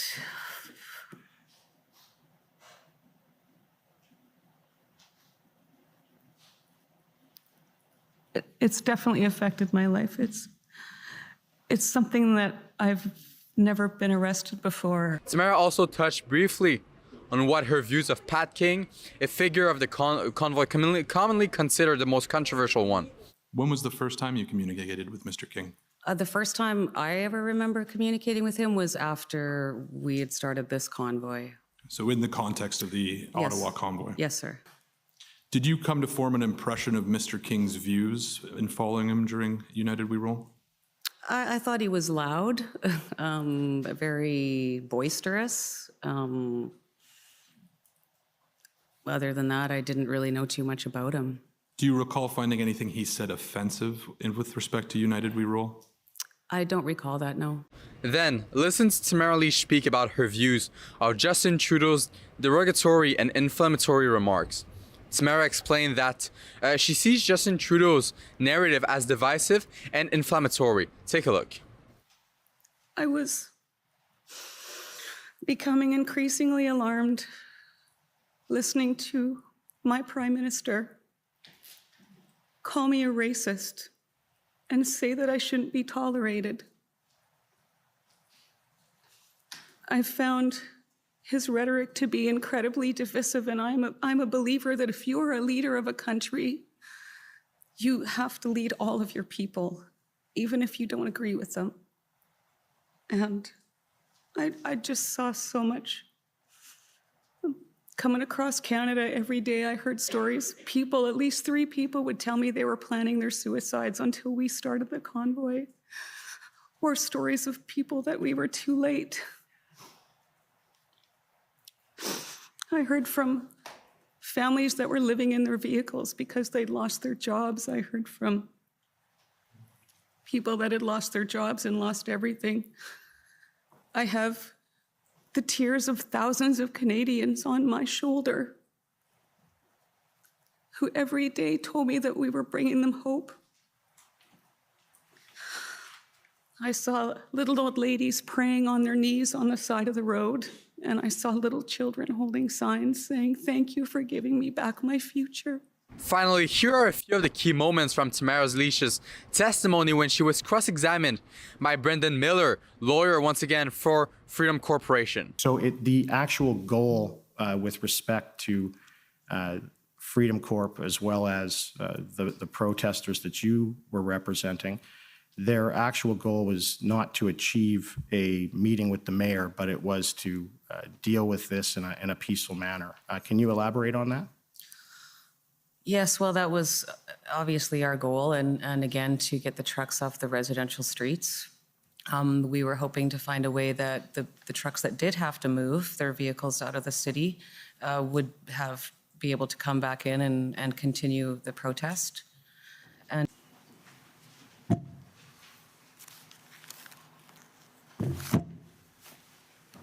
The commission is reconvened. La commission reprend.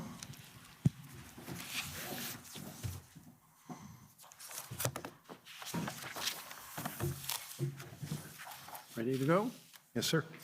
Okay, so now if I could call on the Democracy Fund to go first.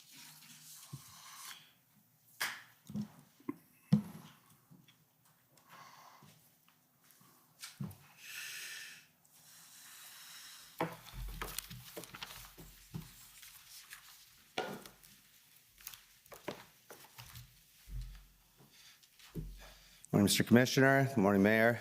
My name is Antoine Dailly. I'm Counsel to Citizens for Freedom, a group representing the peaceful protesters in Windsor, Ontario. First of all, Mayor, congratulations on your recent re-election.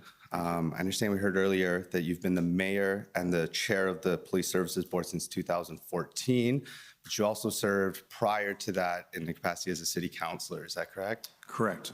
And when did that start? December 2006.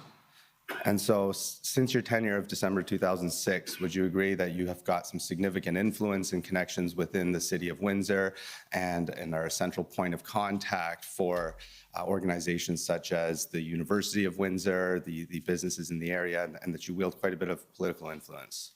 I would say that as mayor, certainly you're in touch with a lot of different people in the community, businesses, residents, and institutions as well. And so just in terms of the division of the powers, because I understand you do wear several hats, one being, again, the chair of the Police Services Board. In your capacity as chair, you said that it is not the board's responsibility to direct the activities of the police. Is that correct? Correct. We don't direct police operations. Would you say that you influence what tactics and methods they may use? No. And when it comes to requests for resources, is that usually something that comes from the police and that request is made to the Police Services Board, or is the Police Services Board itself making requests for resources and things like that from the city? We go through an annual budgeting exercise, so the chief presents a budget to the board. We go back and forth until we land on something that ultimately gets approved by the board, which is then sent to City Council. I'll speak slower. A budget approved by the Windsor Police Services Board is then sent to Windsor City Council for approval, and the chief would lay out in the budget document what is needed for each department. If something extraordinary happens, if there's an expenditure or a request outside of the normal budgeting process, the chief would then make a request to the Windsor Police Services Board, and the board would make whatever decision they felt appropriate. Understood. And in your capacity as mayor as well, I presume that you also had regular communication over the last couple of years leading up to the to the protests with the Windsor-Essex County Health Unit and the Chief Medical Officers of Health of the region. Is that correct? Frequent, yes, not daily, but there has been more contact during the pandemic between my office and the health unit than any other time that I can recall. And would you say that over the last 2 years that there was, in that increased communication, is it typically the city seeking guidance from the Windsor-Essex County Health Unit, or is it that these decisions are being made together in a collaborative fashion? What's that relationship between you and the Chief Medical Officer of Health of the area? They have very distinct roles as spelled out in legislation. And so there are often times, because none of us have ever lived through a pandemic before, or at least most of us haven't, there are times where during the pandemic, we've tried to sort out a course of action with the health unit to have a better understanding of where the medical officer of health may land on a certain topic. But ultimately, my experience with the medical officer of health is they may give you an impression or some guidance or some, opinion, but ultimately they left it to the city to make every decision.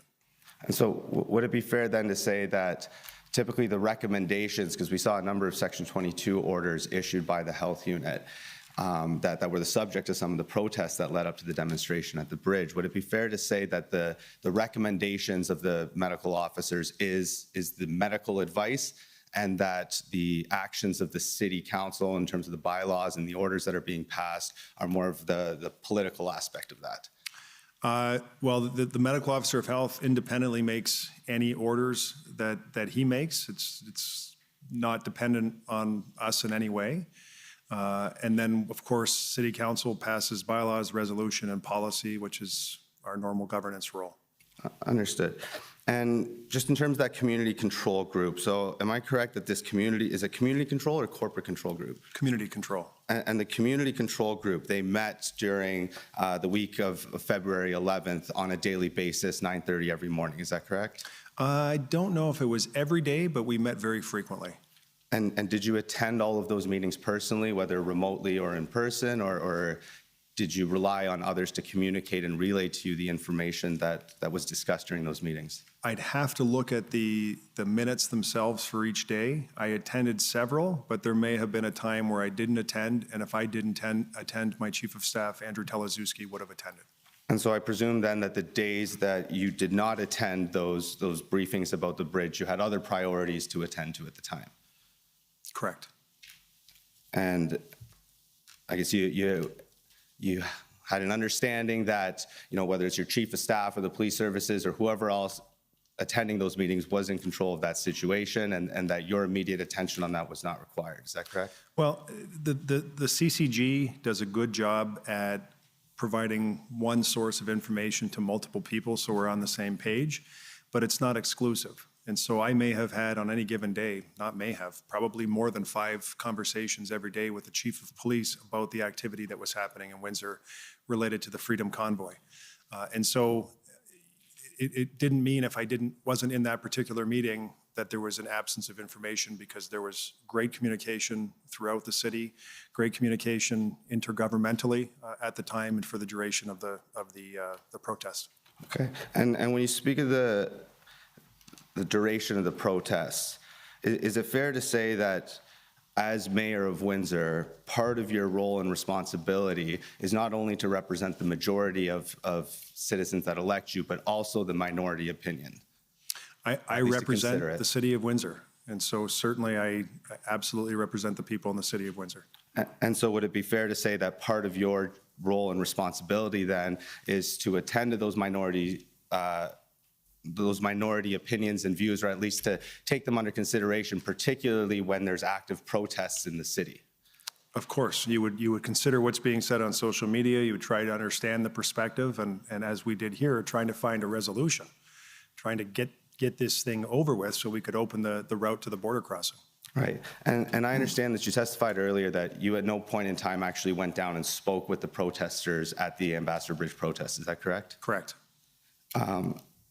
In terms of the leadership, were you aware that many of those attendees had also been protesting on almost a weekly basis since 2020 down at the Great Canadian Flag? No. You were not?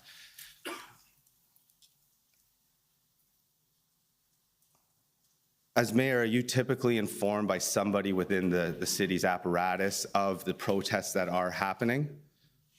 Only if it was exceptional. So for example, if there was a protest on the lawn of City Hall today between 4 and 5, I may never be given notice of that. I may walk out and see the protest, but it's not normal that for sort of a general protest, which probably happens every week in some form, that the mayor's office would get notice of that. Okay. So you say that you didn't receive notice of, the anywhere between 25 to 50 people that gathered almost on a regular basis every weekend down at the flag. You say you were not aware of those. I was notified of frequent protests at the flag, but I think your question was I aware that people who were at the protests at the flag were also part of the protests of the Freedom Convoy? I can't create that connection. Okay. And in the information that you received about those weekly protests leading up to the Ambassador Bridge, were you able to identify any of the organizers or the leaders of those protests? Yes.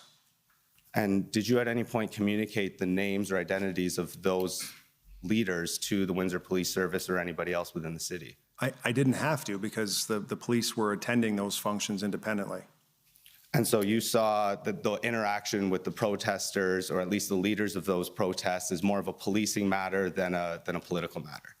Well, and I don't know if it was weekly. I don't think it was weekly protests at the flag.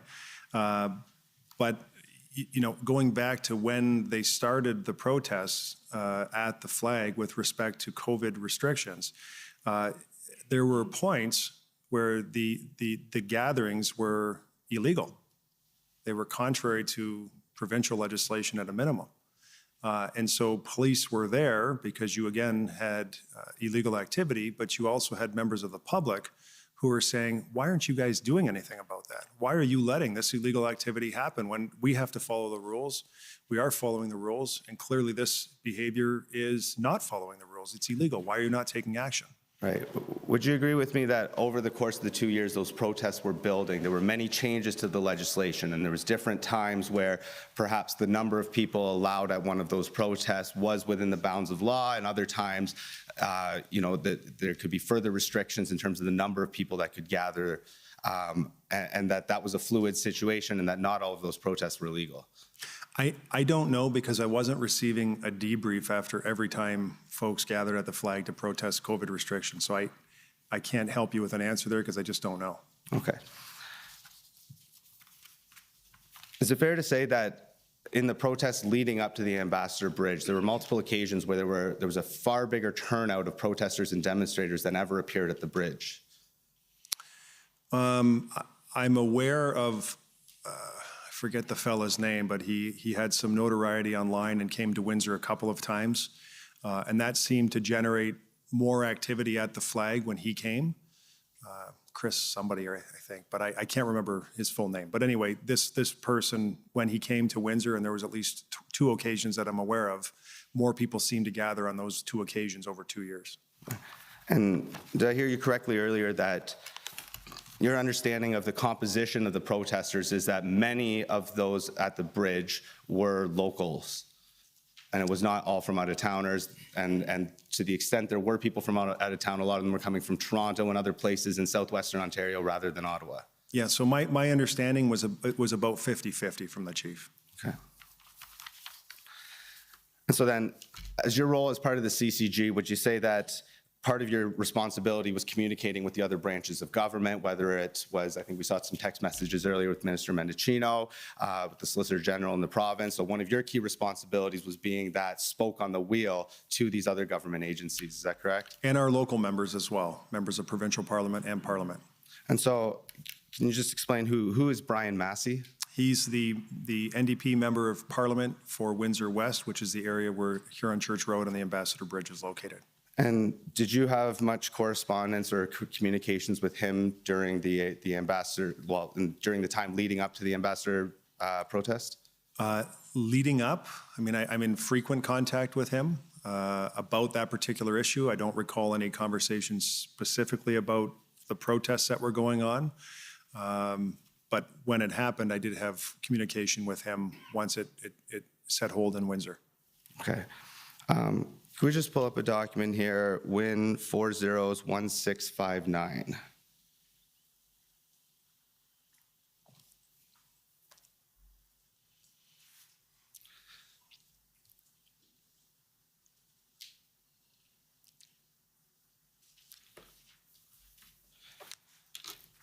So, Mr. Mayor, we heard earlier that you said, you know, the traffic at the Ambassador Bridge is of particular economic importance, that every hour of every day there's goods and services crossing that border, and that in your opinion, a significant interruption to those products and services flowing across the border is of economic importance. Did I hear you correctly on that? That's correct.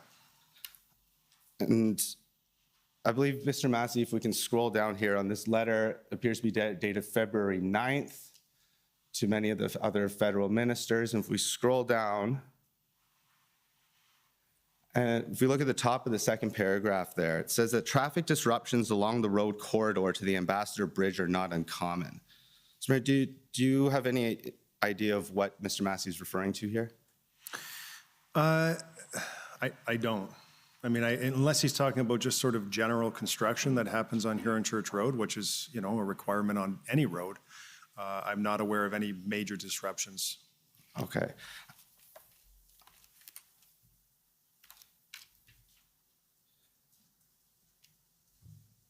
So I understand that in your capacity as mayor, you may not hear about every protest that's going on in Windsor, but do you recall a protest in March 20th of 2019, I think this was during your tenure, where a gentleman named Eddie Haddad, is that name familiar to you? Yes. And who is Eddie? Eddie is a Windsor resident, recently ran for city council and has run several times in the past. And do you share my understanding that he's also currently the chair of the Liberal Party of Canada in the Southwest Division? I don't know if he holds that position. And did you ever receive any indication that he was also the chair of the Essex Federal Liberal Riding Association? I have no idea if he is or not. Do you recall hearing a statement from him on March 20th of 2019 in relation to a protest dealing with funding for the university that apparently led to a temporary blockage of the Ambassador Bridge in Windsor? And Mr. Haddad's quote saying that we're going to continue to shut down the bridge at every protest we do until they reverse the cuts. Do you recall that? No. So in addition to construction, do you recall any other interruptions to the flow of goods and services across the border at the Ambassador Bridge? Over what period of time? Well, let's say most recently. Is it true that on October 3rd of 2022, both the Ambassador Bridge and the Windsor Tunnel were shut down for a marathon?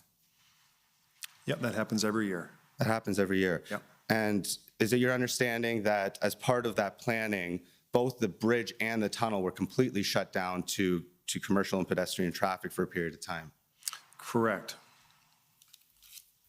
It's the Detroit Free Press Marathon that happens every year. So it's very well defined, very well prescribed, and the entire community on both sides of the border knows it's going to happen.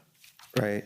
And were you also aware of a CBSA strike and protest in support of that over some wages or the fact that they had been working without a contract that caused some major slowdowns and disruptions at the bridge in August of 2021, as I understand it? I wasn't aware of any major disruptions at the bridge, but. So would it be fair to say then that this particular protest that happened in February of 2022 was not the first protest that impacted the free flow of goods across the border at the bridge? Well, I would say it was the most unique and caused a complete shutdown of traffic to the Ambassador Bridge. The others that you're trying to compare to are very distinct and different. And different, but also insignificant to the point that you don't recall that as a major event. Is that correct? Exactly. Okay.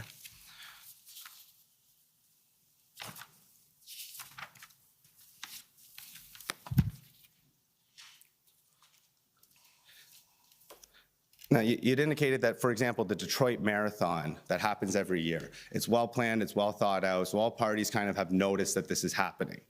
Would you agree with me that the primary concern, perhaps from the city's perspective as to this particular protest in February of 2022 was the uncertainty in terms of how long it might last and, you know, whether or not the city or the province or even the federal government had the resources to handle that type of demonstration? Yeah, we didn't know whether the slow roll was ever going to become permanent. We weren't certain on that. And how long was it going to last? It was a complete closure. The other ones were very time limited for very discrete events. And this was something that there was no known end date. And when you say it was a complete closure, are you aware of briefings through that CCG group where at various times there was certainly at least one lane open or two lane open to allow traffic and at least emergency vehicle access? Well, again, I think I mentioned that this morning, that there were times when the chief told me that they've regained control of one lane, and they thought they were talking to someone who had authority as a group leader to make sure that they could have emergency access through one lane. But then that quickly did not last, because one party was never empowered to speak for the other parties, and they decided to sort of block that lane. And that was part of the problem here, that this was in many ways a leaderless movement where, there was no one specific to talk to and no one responsible for the outcome of the entire group. I understand. And you spoke earlier too about, constructions and other delays. And the importance of the just-in-time delivery system for many of the auto parts manufacturers locally. Would you agree with me that a slowdown or a significant slowdown, whether to construction or otherwise, would also have an impact, albeit not as severe, but it certainly has an economic impact on the auto parts manufacturers? Not necessarily. And so as long as one lane is open in each direction and vehicles can move, that works. I mean, we could work with that over a short period of time to continue commerce back and forth and let healthcare workers get to work. That can continue as long as one lane was open. And that is what police were trying to do from the very beginning, was find a way to keep one lane open, allowing the protests to continue, the slow roll protests to continue, but allowing one lane in each direction to be open so commerce could continue. Right, and so the traffic disruptions, but the border's still open. May we pull up POE.CFF? I believe it's 701.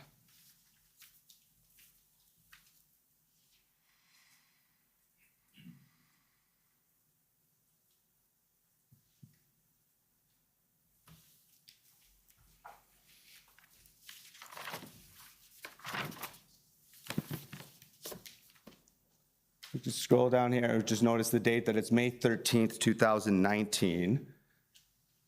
And is this an accurate representation of Huron Church Line here? What are we looking at in terms of the nearest cross street where those traffic lights are? I would have to have you tell me that answer. I'm not sure. Okay, would it be fair to say that this is close to the Ambassador Plaza and that we're looking at roughly 200 to 300 meters, maybe a kilometer away from the mouth of the bridge? Yep, that's correct. Okay. And would you agree that this type of traffic and slowdown is not unusual along that main corridor in your experience since 2006? I would say that there is, because of the number of trucks that use Huron Church Road, there is always the need for some form of repair, rehabilitation, or construction along that road. We receive money from the provincial government under a program called Connecting Links, which is designed to fund repair and renewal of roads that are municipally owned, but really serve a greater purpose, like Huron Church Road. And so this is an example of construction where traffic is continuing to move in both directions, and there's construction happening today on that road that would look much the same, where it's disruptive, but it does not stop international trade. And so you would agree with me then that this picture here in terms of the delays in the traffic is also emblematic and similar to the current state of the bridge since, let's say, the beginning of this summer? Yeah, there is ongoing construction on another portion of Huron Church Road, which would look similar to this as well. I understood.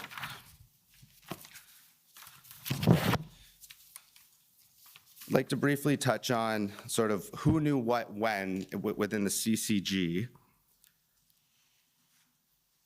You had indicated earlier that you were made aware of some demonstrations in Sarnia and that there were the slow rolls happening in Windsor. But am I correct in saying that Chief Mizuno was not terribly worried about the slow rolls that were happening at the end of January? That was no particular cause for concern. Yeah, she expressed to me that those were peaceful, that the vehicles continued to move, and international trade continued to move as well.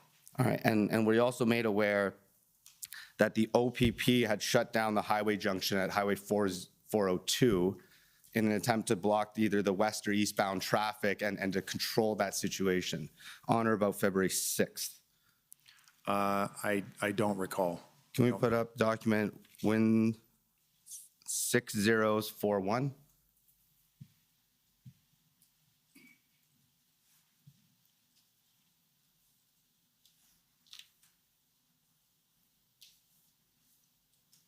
And if we can scroll down. And so this email, I understand, came from Joe DeDeckert. Do you know who he is? Nope. But would you agree with me that if we scroll up here, that this was sent to a City of Windsor employee, Carolyn Brown? Looks that way, yes. And so you were never advised as to the contents of this email or this particular update that the OPP had shut down Highway 402? Yeah, I don't recall seeing that email. All right, if we could scroll down a little bit further there, that the OPP in fact shut down the highway and that no traffic was able to go westbound to the US through Sarnia due to police action. Is that a fair assessment of the content of this email?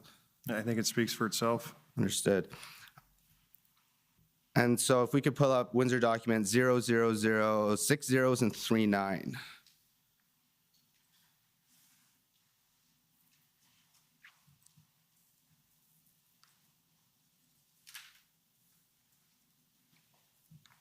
And who is Andrew Ray? That's me. Okay. And so were you informed then by Stephen Laforet, and Stephen Laforet is the Windsor Chief of Fire, is that correct? Correct. And he also sits on the CCG? Yes. And so he notified you about the protest at Blue Water Bridge. He was informed that by EMO that the 402 is now closed, and it was closed by OPP and not by a blockade. Were you made aware of this fact on February 6th around 3 in the afternoon? It looks like that email was sent to me, but I don't recall reading it. Okay. And I think later in this document too, that they say that they are trying to block off the Ambassador Bridge, or at least threatening to do so. Is that further down in this email? Oh, we can scroll up a little bit. There's concern based on some limited intelligence the convoy will be or is heading to Windsor today. Earlier intel indicated that the bridge was going to be targeted on Monday. So would it be fair to say that on February 7th, you had some intelligence that there may be an action at the Ambassador Bridge? I think it was even earlier than that. And so I wasn't too concerned about, I was interested in the Blue Water Bridge, but that's not within my scope of responsibility. But I think as soon as February 4th came and the chief told me, and she actually elevated the fact that there was a slow roll protest, we started making arrangements that weekend. I think I mentioned this morning with respect to Jersey barriers. We started making arrangements with respect to moving the tunnel bus. I initiated that action, trying to get the tunnel bus on the duty-free side so that we would have a way to get healthcare workers through the tunnel in the event that there was a blockade at the tunnel as well.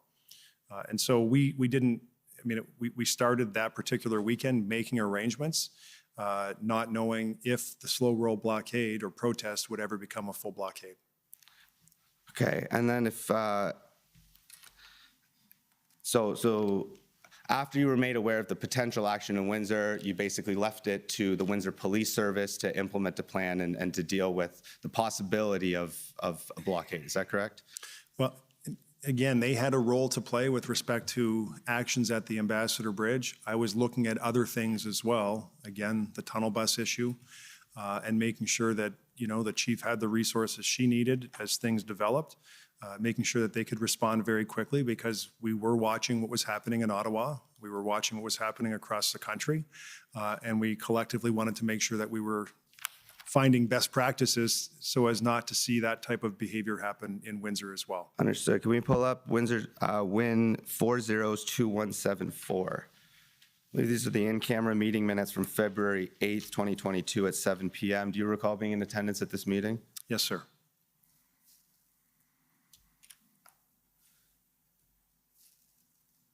And if we scroll down here, I believe it's on page 2.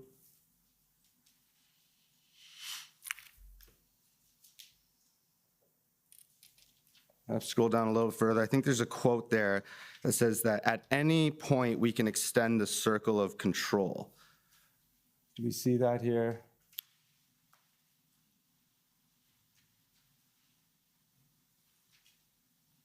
Perhaps closer to the bottom of the page. Perfect. So that's Deputy Belair saying that at any point we can extend the circle of control. What did you understand that to mean? That if this escalated, they could expand the area in which they were going to provide enforcement. And did you have any understanding in terms of what was within the circle of control on February 8th at 7 p.m.? No. I mean, I just assumed it would have been Huron Church Road, but I was never given a plan that delineated the boundary. Okay. And I believe somewhere in here, Chief Mizuno says as well that we are ready to ask should we need assistance, and that the amount of assistance will be dictated by what happens in the coming days. Do you recall hearing Ms. Mizuno or Chief Mizuno saying that?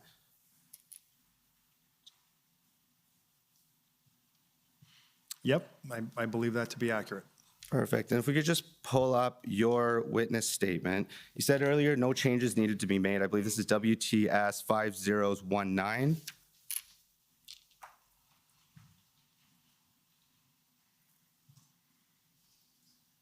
I believe in that document, you said you weren't sure where the number 100 came from, referring to the request for additional officers. Well, I know where it came from. It came from the chief to me, but I never asked her to sort of explain to me how she came up with 100. I simply asked her, what do you need to help get this situation resolved? She got back to me and said, I need 100 officers. Okay, if we could pull up document Win 402306 at pages 10 and 11. I've been fairly liberal, but you're now well over your time, so you're going to have to wrap. I thought we had 45 minutes here today. No, you have 25 minutes. Okay, I'll pick things up then. Okay, if we look at page 10, and we scroll down, on the right side, is the text messages that are darker, is that you to the chief? That's correct. And is it there that you indicate that we need to make an official request to the province and feds for the 100 officers? That's correct. So could you help me reconcile that? Was the request for 100 officers or the estimate of 100 officers, did that come from you or did that come from the chief? 100% it came from the chief. Is that February the 8th? If we can scroll up. I believe, yeah, if we go up a little further, I think there's a timestamp on it. There we so go. that's February 8th in the evening, right? So February the 8th, that's correct. And so February the 8th, the chief had told me she needed 100 officers, which I amplified up to the provincial and federal governments. What happened in the evening of February the 8th, my chief of staff, Andrew Teleszewski, had a meeting with chiefs of staff at the federal level of government who asked that we put the request in writing. Okay, Teleszewski then told me that we need to put it in writing. I sent it to the chief saying, we need to put this in writing. So your testimony is that the request for 100 officers came directly from the chief of police and it was not at your direction? Correct. Okay, could we pull up Windsor document 402295? I believe these are text messages between the mayor and Minister Medicino.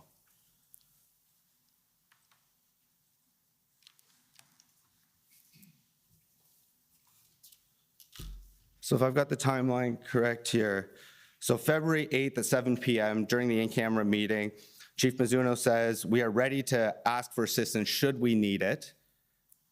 Then later in that evening, you text her, and it appears to say probably about 100 officers. If we're looking at here, page 4. So on Wednesday, the following evening then, it appears that Minister Medicino is under the assumption that the police chiefs, that would be Chief Mizuno, told the OPP Commissioner that they're not requesting additional enforcement resources. And you said that that was inaccurate? I said wrong, because that's completely contrary to the conversation that I had had with the chief and that we had discussed with the board. And if we scroll down a little further here,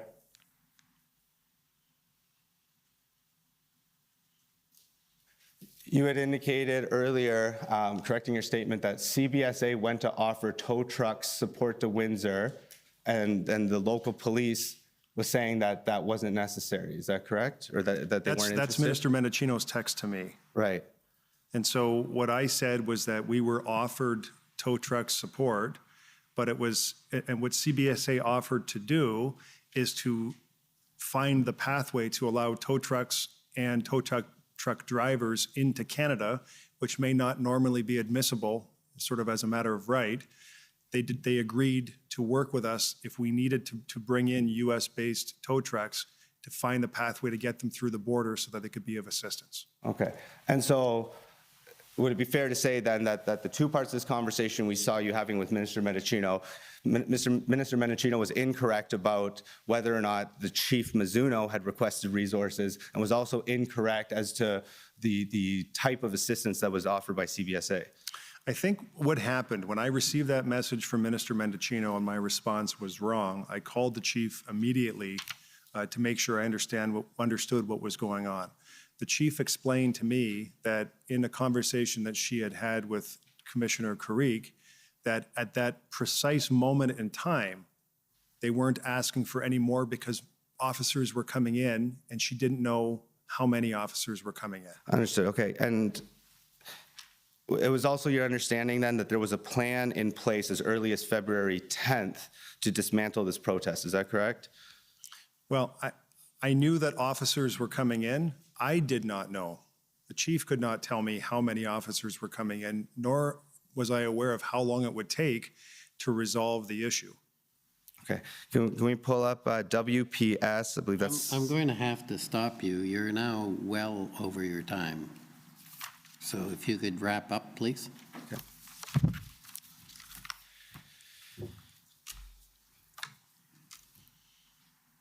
There's some latitude just to show a couple pictures here to make sure we're on the same page in terms of what the enforcement action did look like on the February 13th.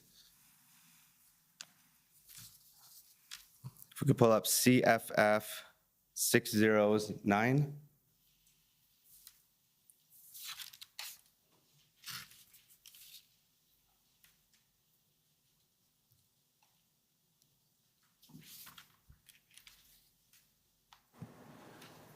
Sorry, Council, is that, is there another digit after the 9? Not according to this note here. Okay, we can skip that one and look at CFF 0000260 instead.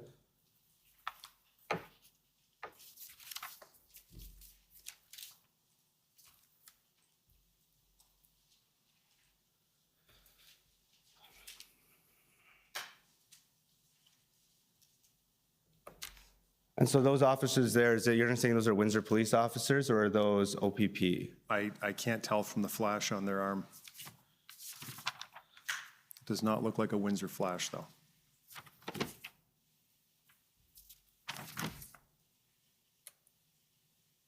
What about CFF 0000261?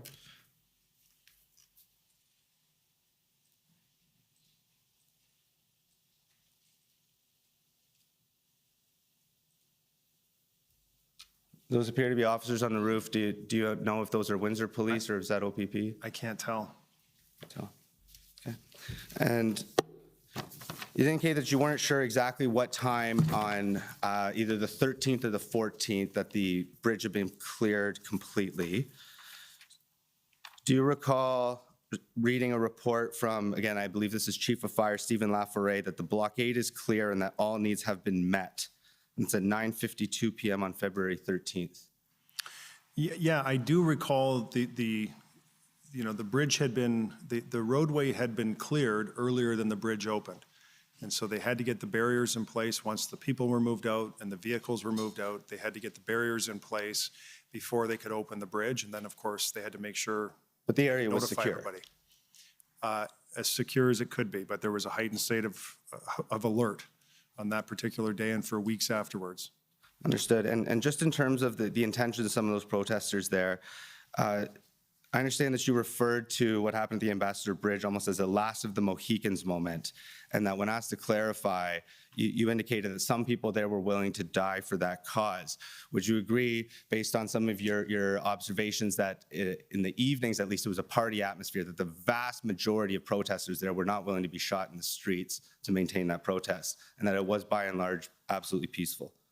Well, I,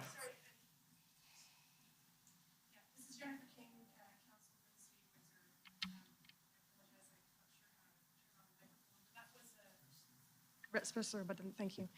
That was a compound question that my friend has asked. I think it's an unfair question to the mayor, and he hasn't provided any of these statements for him to see. I object to that question. Okay, I'll move on there. And just to clarify, so Chief Pam Mizuno, she is no longer the chief of police in Windsor. She announced her sudden retirement on March 22nd. Is that correct? she has retired, yes. Okay, I asked you And to lastly, wrap up I think I can 5 wrap it up minutes there. ago. No more questions just for this witnesses. Thank you. Okay, thank you. Next is the Government of Canada.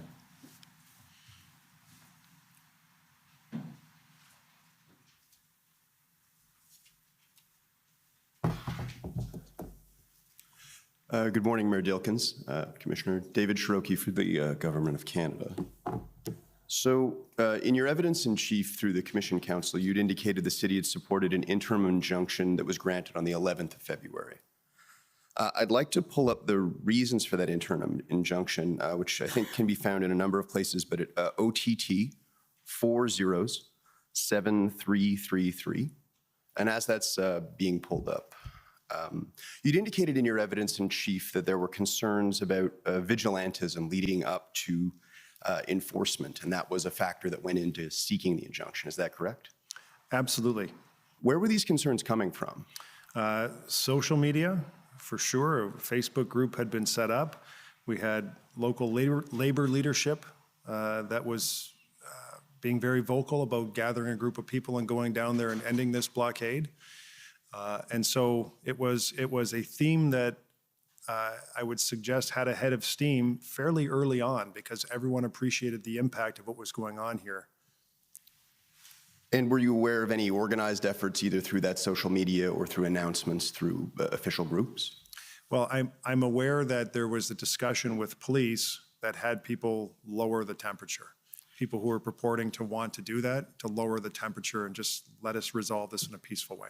And so we have the document open, which are the reasons that were for the injunction granted on the 11th of February. And specifically, I'd like to go to page 9, and in particular, paragraph 46 of the decision. And so, paraphrasing a bit, the court finds that there's no question that the blockade had caused and would continue to cause irreparable harm to Windsor. Would you agree that the harm that's being discussed here by the court, and in fact the harm that the city of Windsor was talking about in supporting this injunction, was the harm caused by a continuous blockade and not temporary increases in traffic? 100%. The harm was economic harm to a lot of people in the community. And is it your understanding that roughly around midnight, either the night of the 13th or the 14th, the blockade was cleared and the bridge reopened to traffic? Correct. And with respect to the timing of that enforcement, in your evidence in chief, you indicated that there was a delay in enforcement due to the arrival of children at the protest. Correct. What were you hearing from police about the impact of the presence of children at the protest? What I heard from the chief is they were going to stand down on the Saturday night, resume enforcement on Sunday. There were people live streaming on social media from the area, so I watched some of that as well, and media was there reporting. And you saw the numbers of protesters swell dramatically. And it was, all of a sudden you saw kids in strollers, you saw young kids, and it was, I would submit, in direct relation to the sort of call to support by the pastor in that one particular church. All right, and sort of in a similar vein, I'd like to take the witness to WIN 402238, please. And while that's coming up, you'd indicated the city had asked for an extension of the interim injunction and that this was an indefinite extension. Is that correct? That's correct. And the document that we're pulling up, again, are the court's reasons for granting that indefinite extension to the injunction. If we could go to page 8, in specific paragraph 47. And at the bottom there, I think it's at Roman numeral 4. the court found that the City of Windsor had established a continued threat of a new blockade. And with respect to, again, the evidence and the submissions that were being brought to the court to extend this injunction, is that the concern? Was it either a continued blockade or a reemergence of the blockade? Yes, more a reemergence. I mean, at the time, obviously, it was to try and have everyone move on.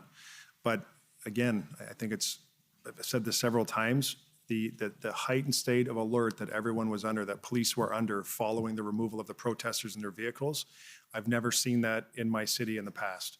And so there was a strong concern that this would happen again, which would put us on a cycle of having, another week of trying to move people out and mobilizing resources from across the province and across the country. And so the city provided a number of affidavits in support of this injunction extension, and I believe the application record from the city is at Win 50925, and I won't ask that be brought up. It's a very long document. I just would like to refer to it, that there was evidence provided that spoke to this continued risk of a blockade reemerging. And so a document that I would like pulled up is WIN 50803. I'll just wait for that to come up.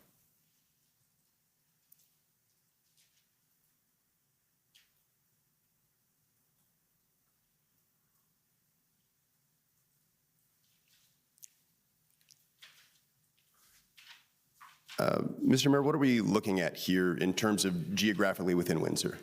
The yellow line is Huron Church Road, and the X's are intersections that access Huron Church Road. If we could scroll down briefly. So there's an indication there, no local traffic beyond this point, and that's the period, you spoke of sort of a tunnel. I know there is a literal tunnel, but the tunnel leading down Huron Church Road to the Ambassador Bridge, that's the area you're speaking of? That's correct. Once you pass that red bar where it says no local traffic, you basically had to get on the Ambassador Bridge.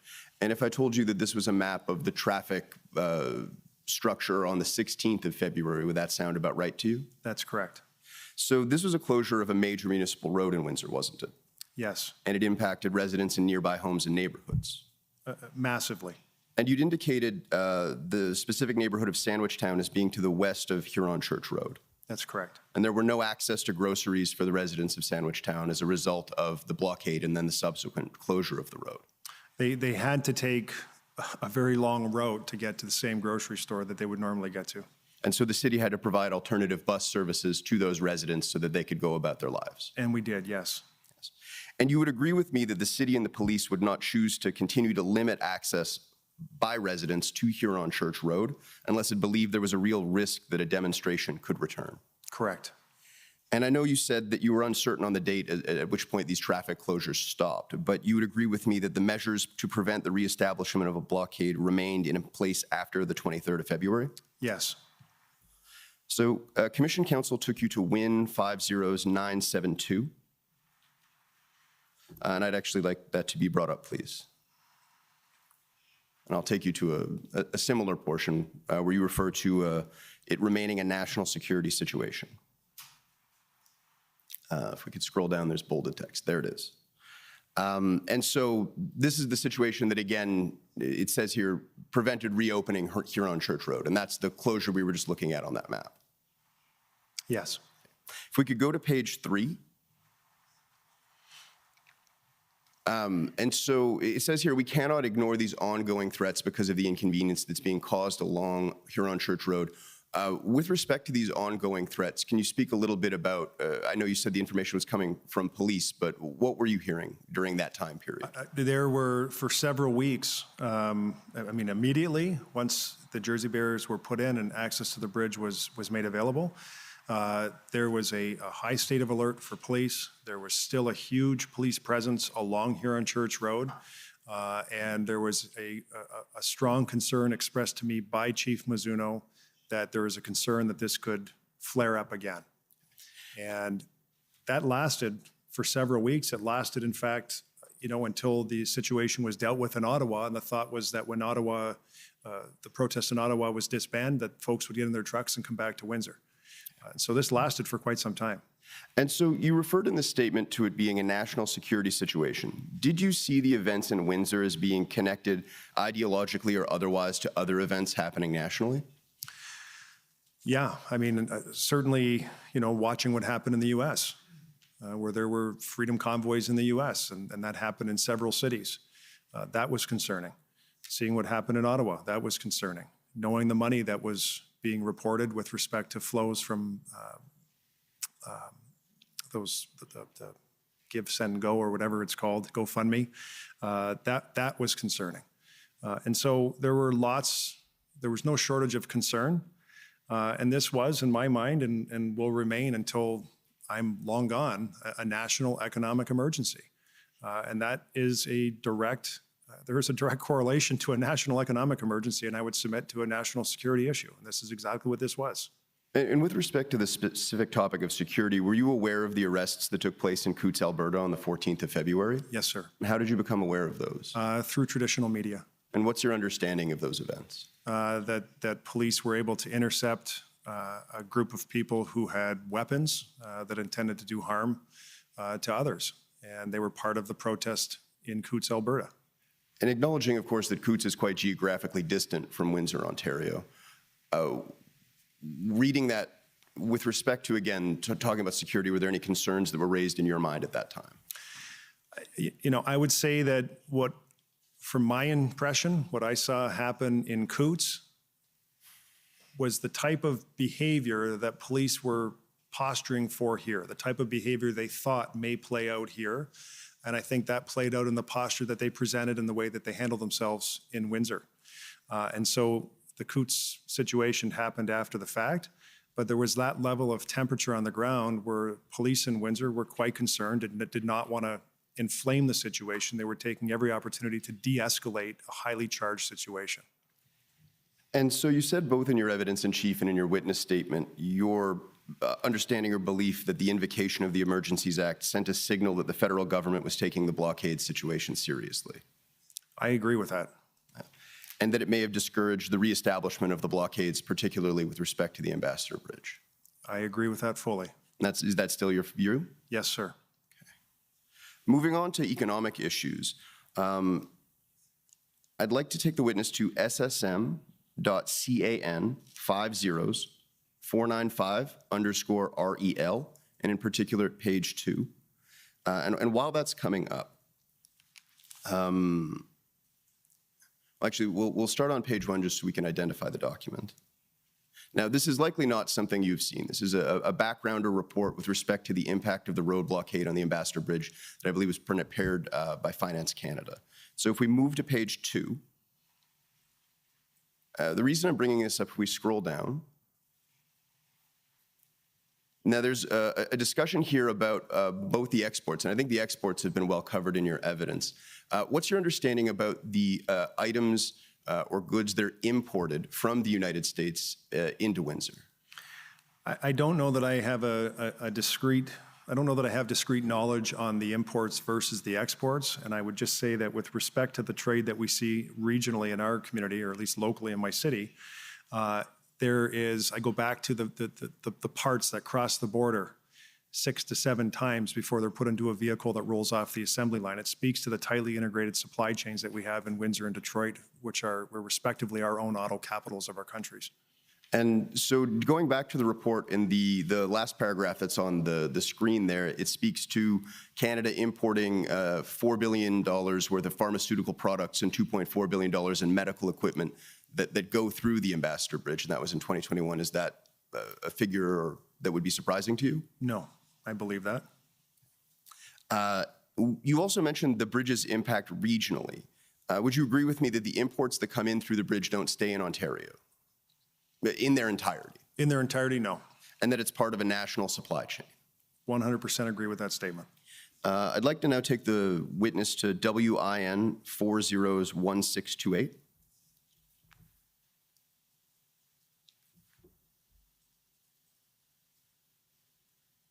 And this is a statement that my friend for Commission Counsel took you to earlier that was delivered on the 9th of February. And if we could scroll down to, I believe, the top of the second page. So it's the statement here again that if Canada becomes known as a difficult jurisdiction to do business with, to move goods in and out, for example, then supply chains will evolve and reconfigure to remove this element of risk and avoid Windsor-Essex. And was that your concern at the time with respect to Canada or Windsor specifically's reputation as a place to do business? It was part of the concerns for the reason that I mentioned, and they actually play out in part of the conversation, the readout which has been submitted in terms of documents, my readout with my conversation with the Prime Minister, where I even raised the issue of the battery factory in that conversation with him.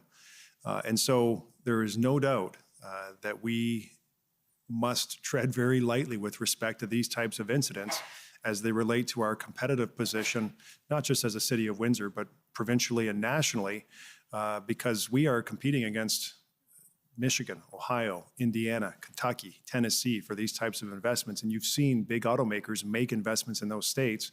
And we knew that we were fourth and goal, to quote a football term, on landing this battery factory.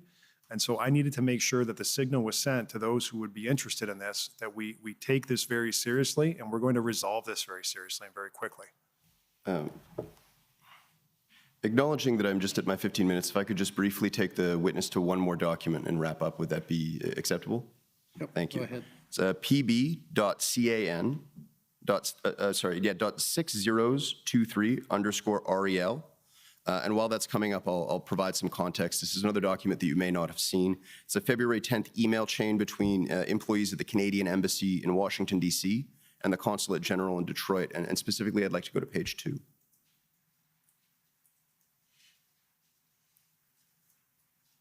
These are a series of tweets from a U.S. representative, Slotkin, who I understand is the 8th Congressional District Representative in Michigan. And if the Commissioner will allow, I'd like to give the witness some time to read. There's a series of tweets that go down the page, so if you could take a look and let the clerk know when you can scroll a bit further. You can keep scrolling. It's the upside of a tweet is at least they can be read quick. Yeah.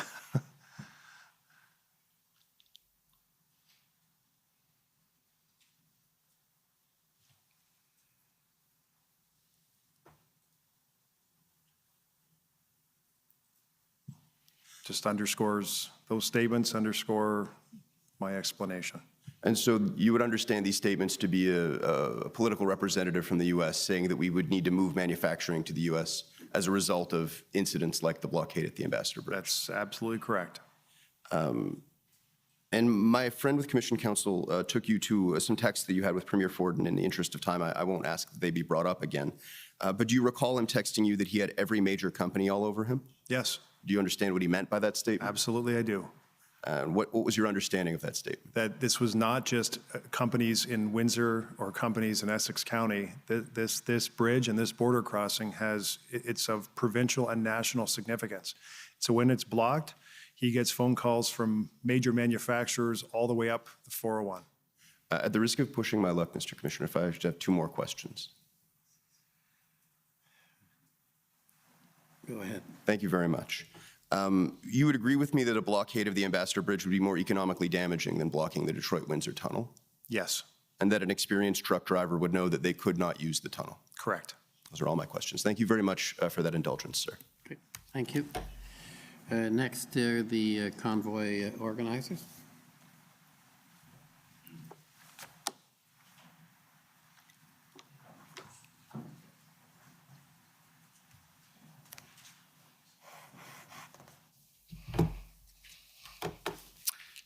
Good afternoon. Good afternoon. For the record, Brendan Miller, I appear as counsel for Freedom Corp, which represents the protesters that were in Ottawa in January and February of 2022. Good afternoon, sir, again, and thank you for appearing here today. My first question is prior to you taking on your current office or former office, what did you do as a job prior? I'm a lawyer as well. You're a lawyer as well? Yes, sir. And I take it you didn't ever work in national security law, did you? No, sir. All right. And so it's fair to say you're not a national security expert and you don't have background on what constitutes a national security emergency. Is that fair? I would say that I've never practiced national security law, but there are some things on the face of it that present themselves and I think would be obvious to everyone could be related to national security. Right. And when it comes to national security, I take it you rely a lot on law enforcement, is that correct, with respect to providing you information? Correct. Right. And in your capacity, of course, municipally, that's primarily going to be your municipal police force and the OPP? Mostly municipal police. Mostly municipal police, right. And can you agree, if you said you have some of an understanding of national security, so you're familiar with the Canadian Security Intelligence Service? Yes, sir. And what's your understanding of what they do? Well, they have their own act, and certainly I'm sure it's well spelled out in the act that if you brought it up, we could go through it, but. Yeah, but you agree with me that there's the Federal Intelligence Service, sort of the Canadian equivalent to the CIA, is that fair? Yes. Okay, and so the intelligence they gather with respects to threats to the security of Canada, can you agree with me that they would probably have the best information? I think they're certainly a good source. I think RCMP would also be a great source as well from a policing perspective. Okay. Could we please bring up a document? I've sent an email about it arising from my friend's cross. ts.nsc.can.001.000000206 _rel_0001. Jennifer King for the City of Windsor. Commissioner, we received an email, it appears, from my friend, Mr. Miller, less than 15 minutes ago with 3 documents that he is... If I can assist, I'm only referring to the one. That's it. In any event, we had no notice of these documents. It's contrary to the rules. We haven't had any notice that he intends to put this to Mayor Dilkens. Okay, Mr. Miller, I don't think this is the first time. Yes, and it only arose from cross-examination from my friend, as I made clear in my email, not from the City of Windsor, not from the Commission, but from my friend with the federal government, which made it relevant. Okay, well, let's see what the document is, and if there's a problem, either if the witness needs time or if counsel for Windsor has an objection, we can deal with it. Now, sir, this is a document from the Canadian Security Intelligence Service summarizing what it is they discussed with Cabinet regarding threats to national security. And if we could just scroll down to page 5, please.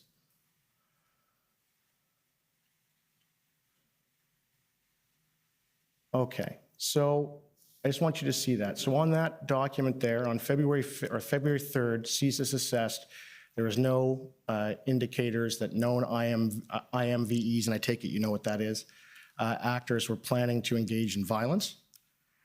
And then if you scroll down to the other bullet points, it states on February 13th, CSIS advised that the implementation of the EA would likely galvanize the anti-government narrative within the convoy and further radicalize of some towards violence, referring to the increase in violent rhetoric following the declaration of the state of emergency in the province of Ontario. Furthermore, CSIS advised Furthermore, CSIS advised that the invocation of the EA by the federal government would likely lead to the dispersing of the convoy within Ottawa, but would likely increase the number of Canadians who hold extreme anti-government views and push some towards the belief that violence is the only solution to what they perceived as a broken system and government. Following the invocation of the EA, CSIS briefed Cabinet and reiterated the potential for the EA to increase anti-government views and violent ideologies, including in those not yet radicalized. Now, can you agree with me that you would never want to do anything that could create further radicalization of extremists within the City of Windsor? Is that fair? I'm going to object to this question on this document. Withdrawn. And object to this document being put to the mayor. Withdrawn, I'm done. Thank you, sir. Okay. Next is the City of Ottawa. You can get started if you'd like, and we'll. Seems to always happen at the City of Ottawa to be at lunchtime.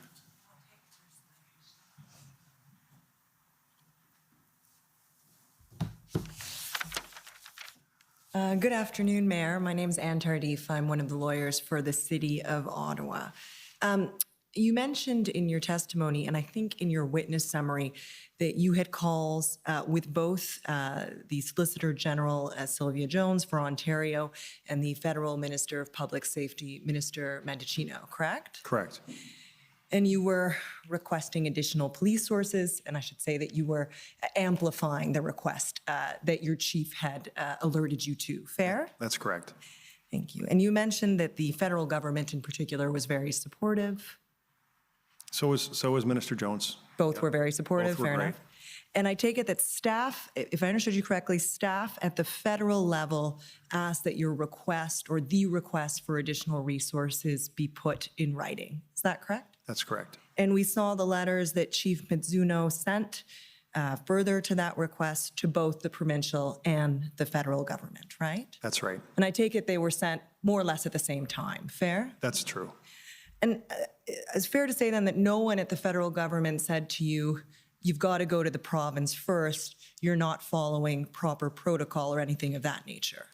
Well, they didn't say don't send me the letter, but there was a conversation that the order of operations is municipal to provincial, provincial to federal. But the nature of what was happening here and the nature of what was going on across the country, we knew.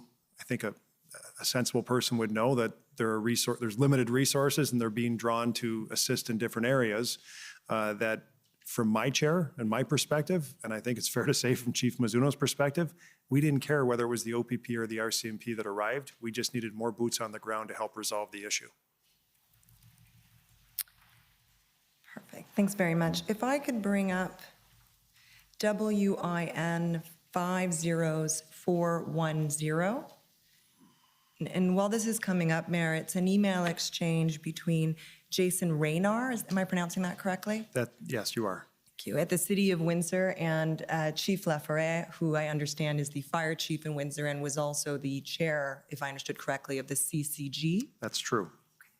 And if we scroll down to the bottom, there's the email from Mr. Raynar to the entire corporate leadership team, including, of course, Chief Laforêt. And he's advising that the injunction has been granted and will come into effect at 7 p.m. tonight, which is Friday, February 11th, correct? That's correct. And if we could scroll down, Mr. Clerk.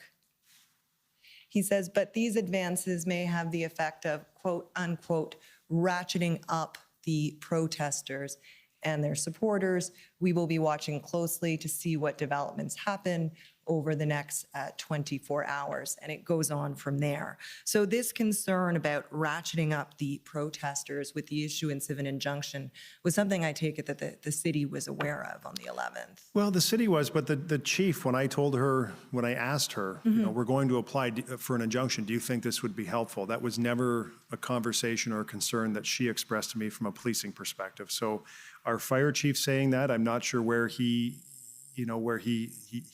put that, where he got that from to think of putting that in an email. But clearly, we weren't looking to ratchet things up. We were looking to resolve things in a sensible way. And I take it then your chief reassured you that that was not a concern or not one that she had at heart. She never expressed to me a concern about and drew a correlation between an injunction and the thought that we would be ratcheting up or escalating the situation. Okay, thanks very much. I understand, and we've heard already in your testimony that there was an original injunction, time limited for 10 days, obtained on February 11th, and that the city then moved to obtain an indefinite extension of that injunction, correct? That's correct. And this will be the last document I'll ask Mr. Clerk to put up, and it is WIN 50921. Mayor, this is the factum or the legal argument, well, you're a lawyer, the factum, because I can use that word, that the City of Ottawa, if we scroll down just a little bit, the City of Windsor, pardon me, filed in support of the order, seeking the order for an indefinite extension of the injunction. If we just scroll down, you'll see it there. Factum of the intervening party, the Corporation of the City of Windsor. And if we could go to paragraph 2, Mr. Clerk. Before I take you through this, you've given ample evidence already about the concern that the city had about the possible resurgence of a blockade at the bridge if the injunction were to expire, correct? Yes. And I just wanted to draw this out. This is the argument put forth by the city of Windsor, and it says, the events in the days since the February 11th order was made have reinforced the ongoing need for the injunction. Since the February 11th order came into effect at 7 p.m. on February 11th, 2022, it's subparagraph A, protesters defied the February 11th order, with numbers increasing and peaking at between 600 and 800 individuals during the evening of Saturday, February 12th, 2022. And I take it that was information the city obtained from police. Yes. Okay, and that was information that formed part of the city's decision then to seek a continuation of that injunction. Yes. Thanks very much, Mayor. Those are my questions. Okay, so I think this is an appropriate time to take the lunch break. So we'll take an hour and come back to continue the questioning. La commission is in recess for 1 hour. La commission est levée pour 1 heure.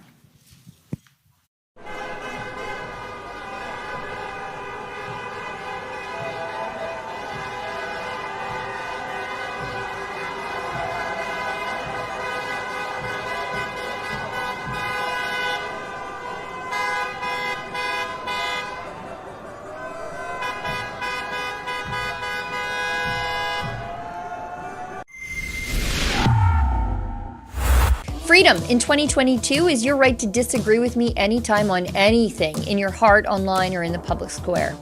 Freedom in 2022 is also your right to live your life however you see fit without hurting me or, for that matter, being bothered by me.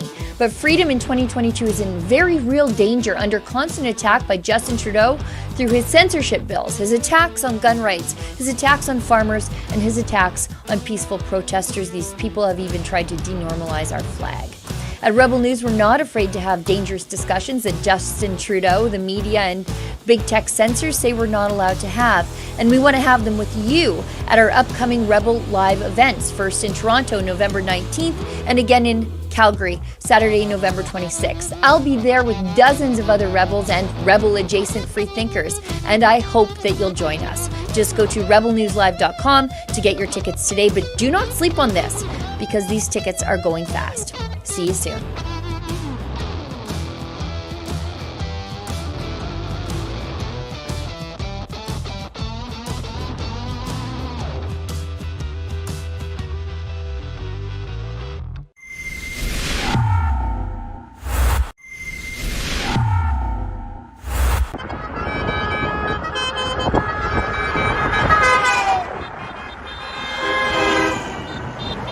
Ezra Levant here in downtown Lethbridge, Alberta. You can see all around me, in fact, at every street corner in the downtown core, are police vehicles with their lights flashing. The city is not yet on lockdown, but that may well yet happen. A trucker convoy is headed this way. One started in Calgary, one in Edmonton. They met up in nearby Fort Macleod, and they are coming to show solidarity with 3 other truckers who are being prosecuted in the Lethbridge courts today. They're peaceful men. All they did was express themselves. The truckers were successful. They liberated Alberta and indeed Canada from the lockdowns and the vaccine mandates. Well, that didn't sit right with Justin Trudeau, and it didn't sit right with the provincial premier at the time here, Jason Kenney, who has had an abusive prosecution of these peaceful protesters. Remember, it's the same Jason Kenney that threw Pastor Arthur Pawlowski in prison for nearly 50 days for merely opening his church during the lockdowns. Well, these 3 truckers, they're not being put on trial for 50 days. The prosecutor, Stephen Johnson, is demanding 10 years in prison. There was no violence.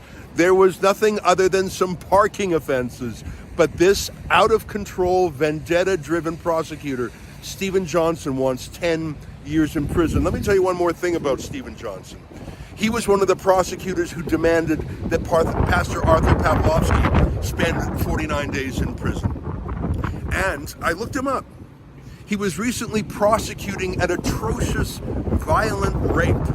And he asked the judge in that case for 4.5 years in prison. So an atrocious, violent rape, according to the Alberta government, according to this abusive prosecutor, Stephen Johnson, that deserves 4.5 years. But these peaceful truckers, 10 years. Go to truckerdefensefund.com and we'll help these men. Thanks.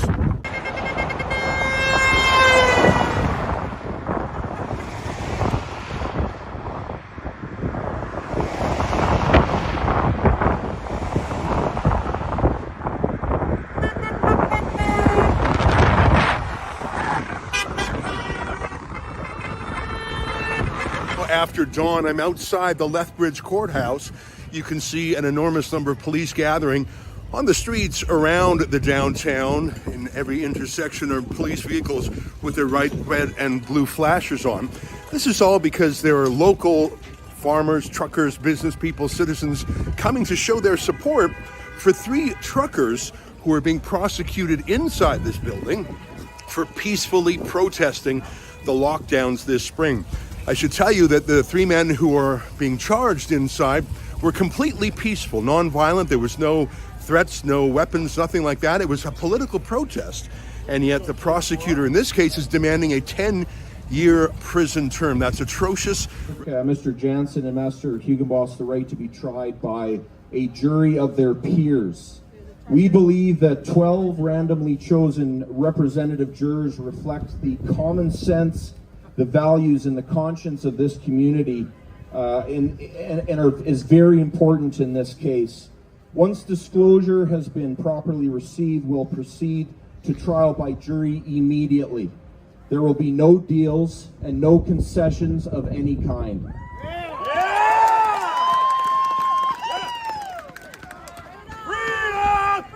We have another court date, which is a procedural court date scheduled currently for December 12th of this year, and I will be down for that appointment as well. Thank you very much, Chad. And after this event, there's also going to be a barbecue, and we'll be also there. I think there's going to be donations taken up there as well. And wow, I'm humbled.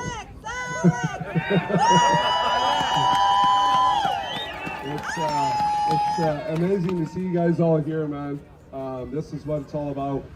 People need to stand together and in unity, and with the force of power of the people. We are hoping that they're listening and watching what we're doing, and that we're not standing here alone. We're in this together. And I believe if there was, there's probably a lot of people that couldn't attend that are here in spirit, in mind, supporting us. I know they are. I'll keep it short.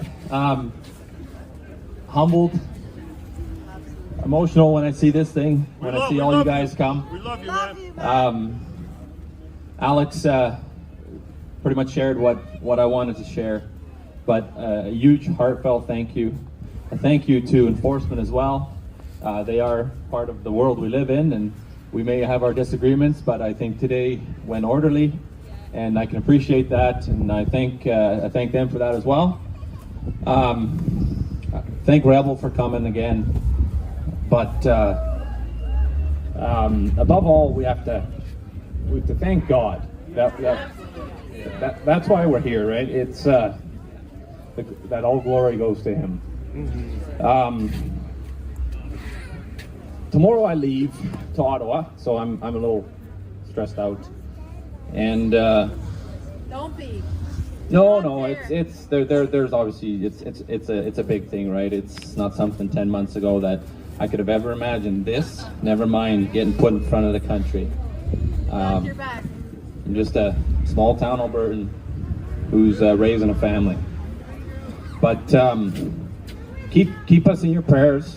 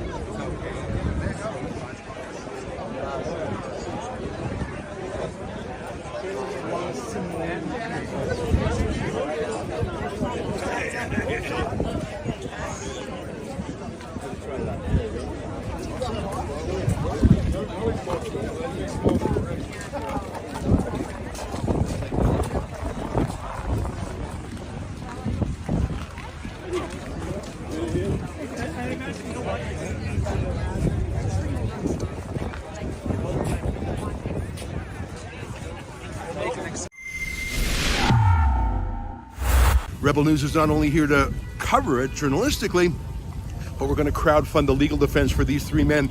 Obviously an extremely expensive process. An abusive prosecutor named Stephen Johnson literally wants these people in jail longer than rapists in this province. I know that because Johnson recently asked the court for a 4.5-year sentence for a rapist. He thinks these peaceful truckers deserve a 10-year protest. To help us out, go to truckerdefensefund.com and chip in. We've got to help these men. I'll keep you updated throughout the day. Hi folks, William Diaz here with Rebel News. Tamara Lich, that's a name we've been hearing a lot in the media for the past 8 months since the Freedom Convoy basically arrived in Ottawa. She testified in front of the Public Order Emergency Commission Thursday and Friday. Tamara Lich, a Métis grandmother from Alberta, currently living in Medicine Hat, a citizen of Canada, a peaceful protester, a leader of the Convoy to Ottawa, protests that demonstrated in the nation's capital for nearly 4 weeks last winter against COVID-19 mandates. See our coverage of the convoy as it happened. Visit convoyreports.com. However, for months, Lich has been vilified in the media by the government and by citizens. However, Tamara, due to her draconian bail conditions, hasn't been able to defend herself and defend her reputation when facing this severe vilification. Tamara spent an incredible amount of time in jail because she dared protest Justin Trudeau. She spent 49 days in jail on minor charges, and on November 3rd and 4th, Tamara was able to speak. For the first time in nearly 8 months, Tamara was able to defend herself and say her version of events to the public and to the media. She did so during her testimony during the Emergencies Act inquiry. An inquiry, once again, that is occurring since Justin Trudeau invoked the Emergencies Act on February on protesters who were part of the Freedom Convoy protesting COVID-19 mandates. The inquiry examines the necessity of that never-used-before law to arrest anti-regime demonstrators. To support our independent coverage of the commission, visit truckercommission.com. Lich's bail conditions make it almost impossible for her to talk to the media. And Tamara gave a very emotional testimony. Watch some of what she had to say. We just sort of came to the same conclusion that we weren't sure if that was an idea that would be successful. I just felt like I needed to exercise my democratic rights. I have tried over the years emailing MPs and just never got a response. How had COVID-19 restrictions or mandates affected you personally? Well, I lost my job. My husband also lost his job on the same day. My parents run a pilot truck business, and a lot of their business was involved crossing the border, which they were no longer allowed to do. Because I was seeing families torn apart. The suicides in my hometown were so numerous that they stopped reporting them. Tamara Lich testified for close to a full day in total, beginning her testimony on the afternoon of November 3rd and ending it on November 4th at around 11 a.m. Lich was first examined by the commission and gave an incredibly emotional statement when recalling how she felt after being arrested and how it has affected her life. Watch what Lich has to say. How has the arrest affected your life?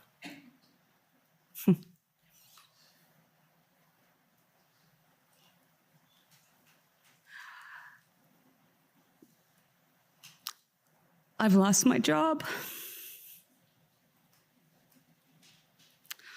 I've lost my freedom of speech. I've lost my freedom to communicate with my friends, which was quite traumatizing because we just experienced something huge. And we didn't get any time to even sit down as a group and just talk about it and talk about our experience. We didn't have that opportunity. That was taken away from me. I have to be very careful about every move that I make. As you know, I was arrested on an alleged breach charge for attending a dinner in Toronto. I had the police show up at the place that I'm staying last weekend because somebody saw me outside smoking a cigarette.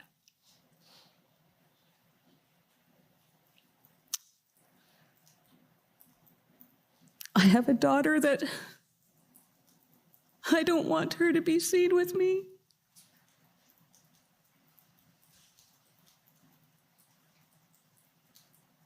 Because I'm worried. I'm so sorry. Take your time.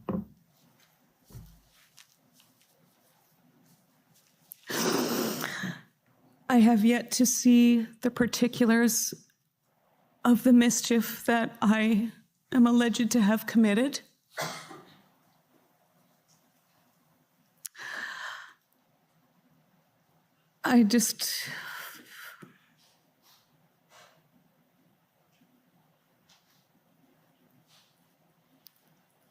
It's definitely affected my life. It's something that I've never been arrested before. Tamara also touched briefly on what her views of Pat King, a figure of the convoy commonly considered the most controversial one. When was the first time you communicated with Mr. King? The first time I ever remember communicating with him was after we had started this convoy. So in the context of the Ottawa convoy? Yes, sir. Did you come to form an impression of Mr. King's views in following him during United We Roll? I thought he was loud, very boisterous. Other than that, I didn't really know too much about him. Do you recall finding anything he said offensive with respect to United We Roll? I don't recall that, no. Then, listen to Tamara Lich speak about her views of Justin Trudeau's derogatory and inflammatory remarks. Tamara explained that she sees Justin Trudeau's narrative as divisive and inflammatory. Take a look. I was becoming increasingly alarmed listening to my Prime Minister call me a racist and say that I shouldn't be tolerated. I found his rhetoric to be incredibly divisive, and I'm a believer that if you're a leader of a country, you have to lead all of your people, even if you don't agree with them. And I just saw so much. Coming across Canada every day, I heard stories. People, at least 3 people, would tell me they were planning their suicides until we started the convoy. Or stories of people that we were too late.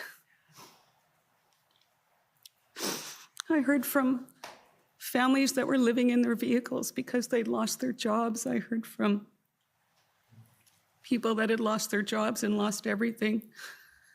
I have the tears of thousands of Canadians on my shoulder who every day told me that we were bringing them hope. I saw little old ladies praying on their knees on the side of the road, and I saw little children holding signs saying, "Thank you for giving me back my future." Finally, here are a few of the key moments from Tamara Lich's testimony when she was cross-examined by Brendan Miller, lawyer once again for Freedom Corporation. So the actual goal with respect to Freedom Corp as well as the protesters that you were representing, their actual goal was not to achieve a meeting with the mayor, but it was to deal with this in a peaceful manner. Can you elaborate on that? Yes, well, that was obviously our goal, and again, to get the trucks off the residential streets. We were hoping to find a way that the trucks that did have to move their vehicles out of the city would be able to come back in and continue the protest.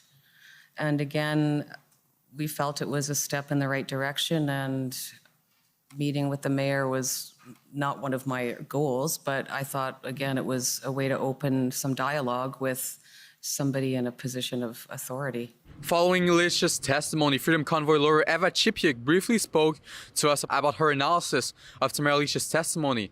Here's what Chipiuk said. For me, has always been very difficult. What happened couldn't have been organized in a month's time. Basically, it was a day-to-day activity. It was just Canadians coming together for the first time in a long time, working together on a common goal, really to come together to talk about the overreach the federal government, provincial governments, even municipal governments imposed on their citizens. And citizens came together on Parliament Hill to hold their government to account. Well, there you have it, folks. An emotionally charged testimony by Tamara Lich. Tamara is still awaiting her trial, which is set to take place next year in 2023. Until then, she will have to comply with the bail conditions, stripping away her freedom of speech and freedom of peaceful assembly. Thank you for your time. This is William Diaz with Rebel News. So as you saw, Tamara Lich just testified in front of the committee. And even though it was a huge testimony, an extremely important testimony, it is by far the only one that we will see. Justin Trudeau is set to testify soon. If you want to make sure to stay tuned with everything that is going on in Ottawa, make sure to go ahead and visit truckercommission.com.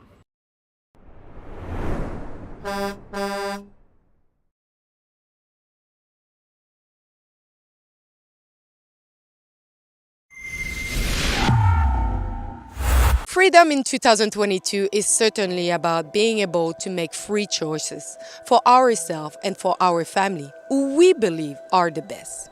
We have seen so much suffering over the last 2 years. People who die alone in terrible conditions, people losing dream jobs, polarized families, and a society that insult and yell at each other for making a different medical choice.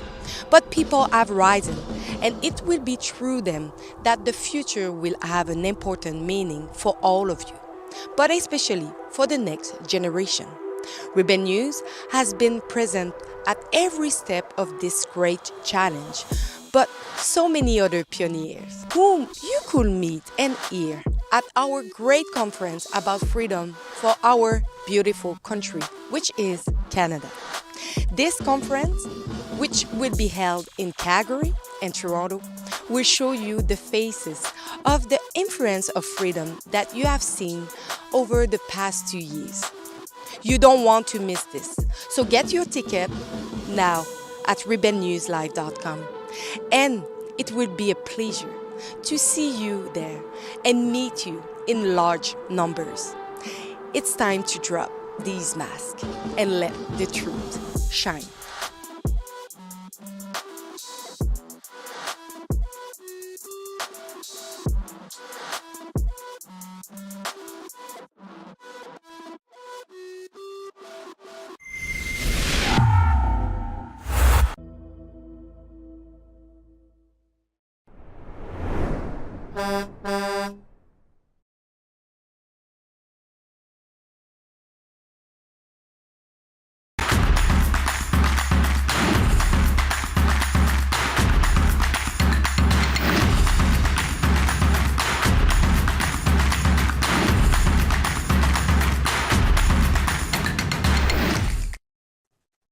Welcome back. We are here with Tamara Lich's lawyer, Eva Chipiak.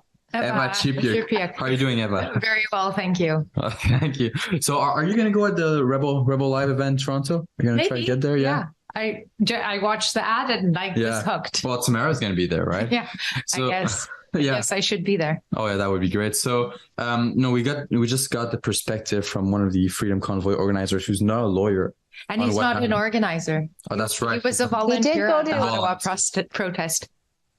Right. Well, he did go to Osmosis Law School, though. That's right. But now we have an actual lawyer here. So, Eva, what were your general thoughts from the proceedings today? Yeah, well, today, one thing I just caught while you guys were already on air was the OPP's own lawyer started asking some questions in redirect or his cross-examination, I guess. It's a bit of a strange process we have here, not like you see in court, but their lawyer goes last before the commissioner lawyer goes again. And he actually asked him and confirmed on the record whether he knew anything about the Emergencies Act before it was invoked. And this is the OPP superintendent, so the top basically police officer in all of Ontario. And he confirmed that he found out that the Emergencies Act was invoked publicly. So he found out when you found out, when I found out. And this is the enforcement agency.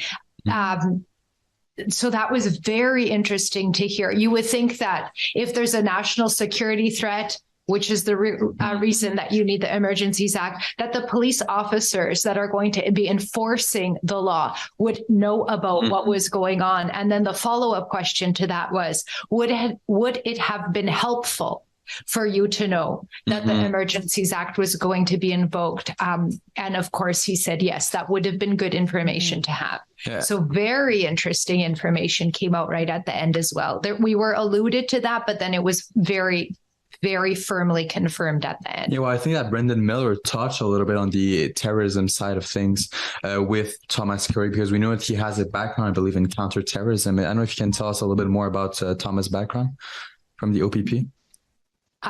Morris's background? No, Thomas Carrick. Oh, today. Oh, so Yeah. I think it was public order administration or something like that. So how to deal with large crowds. And what I really enjoyed about Brendan Miller's cross-examination today, and I encourage everyone to review it, is he kind of went a little bit of a protest law 101. So he started with what is, really good. What is a lawful protest? And we talked about that. Then he asked what's an unlawful assembly. And then the third one was a riot. So what was very interesting in his cross-examination is he clarified all of it, basically set the stage for it, and then talked about what actually happened in Ottawa. Number one is that the truckers came in at the direction of police officers into Ottawa, and then they were assembled there at the direction of Ottawa police and OPP. And then that the barricades were put in by the police. And he couldn't confirm that at the time. He said maybe it was the truckers themselves and blocking, but we'll get that evidence out next week when the protesters have an opportunity to finally give evidence. And the last thing he had confirmed on the record was that not one individual in Ottawa was charged with unlawful assembly. That's right. Yeah. So very interesting. Yeah. So here we are talking about this large protest and we're hearing illegal occupation over and over. And if that really was the case, wouldn't at least, 1, 10, 100 people be charged with the crime of unlawful assembly? And today we found out nobody was. Well, while we're here, let's take a look at some of Brendan's cross-examination with Thomas. Right. Well, he testified that essentially, in summary, that there was no intelligence of a credible threat under Section 2 of the CSIS Act. Would you agree with that? There was no intelligence of... There was no credible There was intelligence. no credible intelligence of a threat. Yes. That I would agree with that. Right. Yes. And so it's fair to say that based on all OPP intelligence and the intelligence provided by the RCMP and federal intelligence agencies to the OPP, to your knowledge, there was no credible threat to the security of Canada as defined in Section 2 of the CSIS Act. That would be my understanding, yes, as determined by Superintendent Pat Morris in consultation with CSIS and the RCMP. Thank you. So there we have it. I mean, every day is just more damning for the federal government, I feel. Yeah, well, if you could see the federal government lawyers after that during that cross-examination, they looked very uncomfortable. I could tell you that. Oh yeah. Well, you were in the room, Drea. What did you make of the clip that we just saw? Yeah, it's so nice to have Eva really point out the stuff that, really drives it all home. But Miller time was great today. And I think you hit it all on the nail.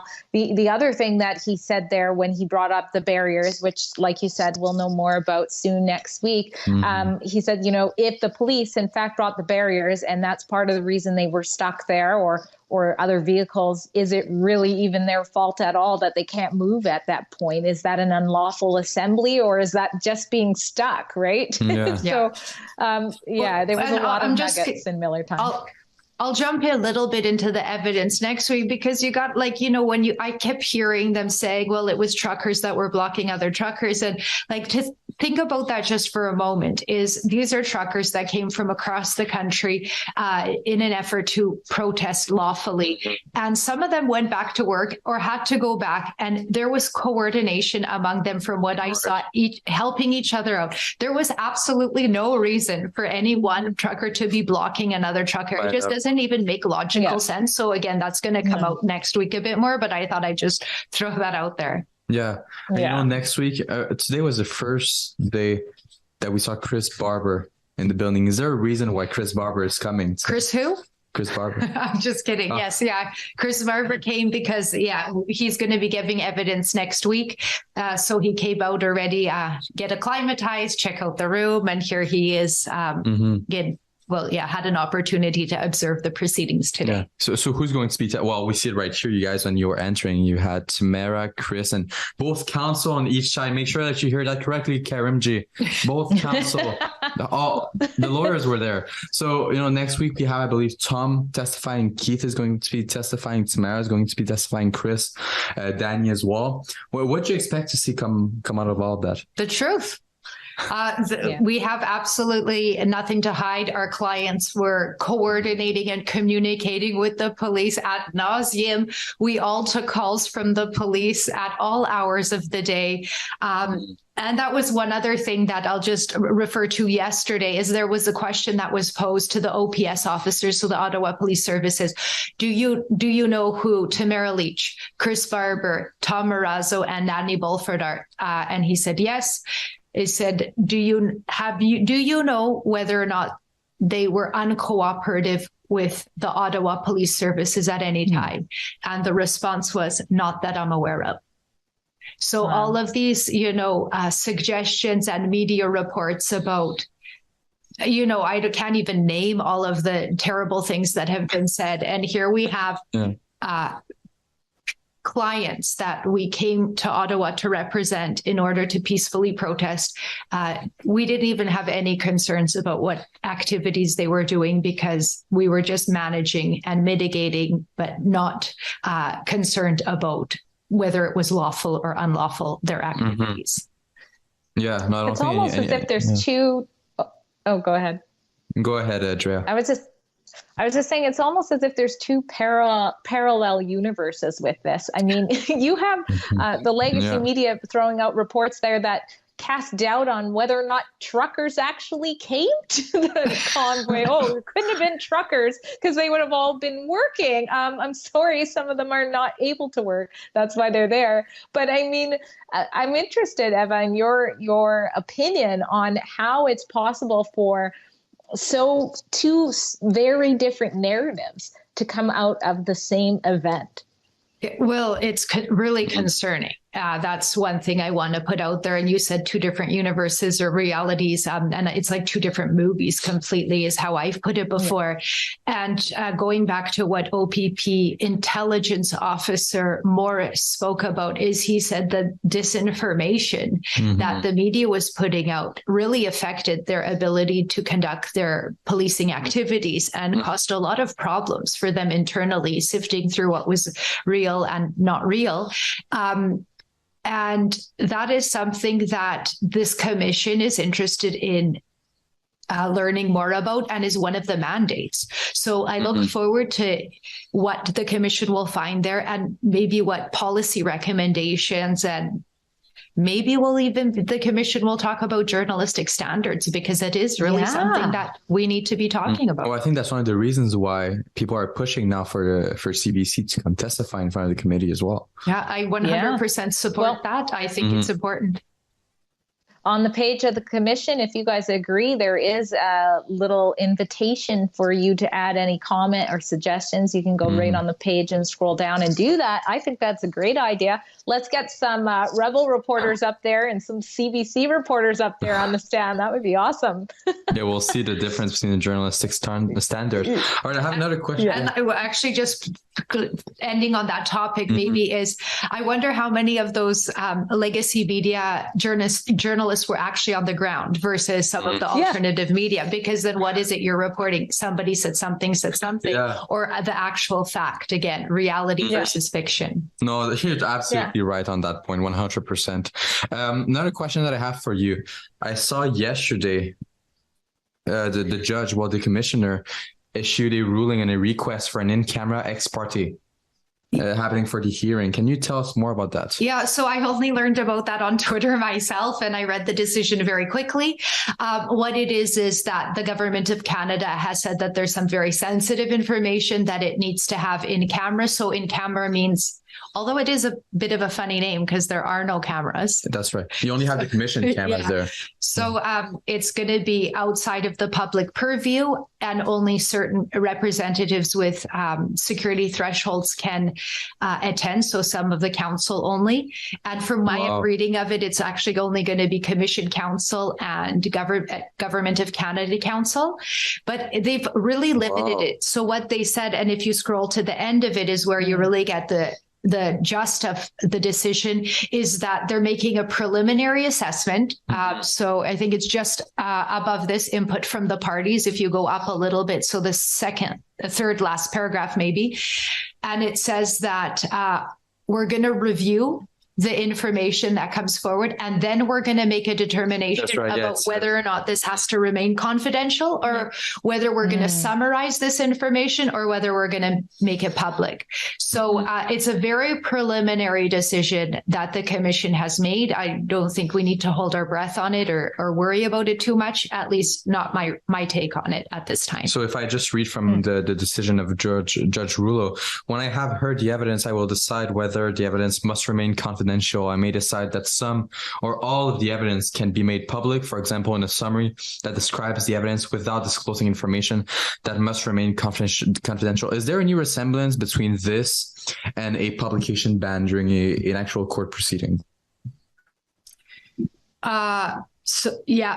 I don't know if I totally understood your question, but definitely this one. Could we say that it is a publication ban, or are there any differences between this and a publication ban? Probably yes. I think you could get publication bans for certain specified reasons, but this one is 100% simply because of national security threat. That's the claim that the government of Canada is making. I suspect in a court case, you could ask for a publication ban on national security things, but I'm not certain. It's usually because of a safety issue for a person, something like that. And how much do you think is going to impact the hearing? Do you think it won't impact it at all, or do you think it's going to impact it enormously? I definitely think it's too early to make that assessment. I think let's see what happens.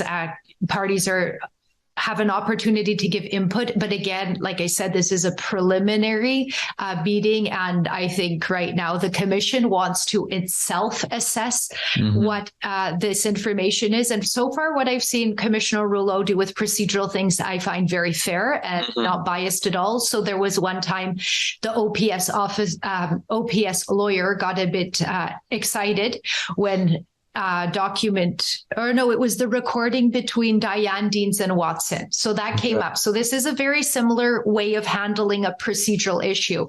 So I really enjoyed how Commissioner Rouleau handled that matter. He said, let's first get on the record the reason why this recording wasn't disclosed earlier to the parties, because that was the claim the Ottawa Police Services lawyer was saying. He said, we didn't get this early enough. Why wasn't this disclosed earlier? And Commissioner Rouleau didn't jump to conclusions. He said, why don't we hear the reason that this wasn't provided earlier? We heard the reasons, and it was simply a technology issue. Diane Deans thought she actually handed over her phone to her assistant and said, take everything off of it. And that just didn't happen. So on that evidence, it's very hard to say, okay, she purposely didn't give the commission the recording, and the commissioner said, based on that evidence, I think it's fair and there's nothing that controversial in it anyway, and allowed it in. I anticipate we're going to see something similar with this. He's going to review it. He'll come back to the parties, and then we can have another discussion as well. You know, I agree that so far Commissioner Rouleau has been fair in his proceeding. And I think that's the reason why Canadians have hope in this inquiry, because we see him, even though a lot of people are saying that he's a Trudeau appointed judge, we see him being impartial. We see him letting both sides of the aisle speak. We see the proceedings being cordial as well. And I have to correct you. He's not a Trudeau appointed judge. Okay. He was appointed well before Trudeau, because he's been in court for quite a while. Trudeau's been around for 5 years, I think. So it was before. He has donated to the Liberal Party in the past, and I've talked about that on my TikTok. You could look at it there. But lawyers do that all the time. And he did that well before he was a judge, and that is part of being able, what we're looking for, what protesters were fighting for, the right to free speech and donate to where you want. So we can't, critique that too much. You Of have course, to give 100%. Yeah, so just little correction there. Not a Trudeau appointee. No, I had read a report saying that it was a Trudeau appointee, but I never really did full on. It could be that Trudeau appointed him for this commission. Interesting. Okay. It was an executive decision, so that could be maybe where the miscommunication. Yeah, it's very possible. Yeah. Andrea? Oh, I was just saying, what you said about that's what we were fighting for, the right to choose, the right to donate. It's so true. It's also what the sort of pro-freedom fight gets in so much trouble with, because we want to be fair. That's the whole point. But the left, I don't know if you can call it the left, but whatever, they're the opposite. It's my body, my choice until it has something to do with big pharma. So, they switch the narratives up as they please. Yeah. No, 100%. All right, let's go to a quick ad. When we come back, we'll continue discussing the commission and we'll read some of your chats as well.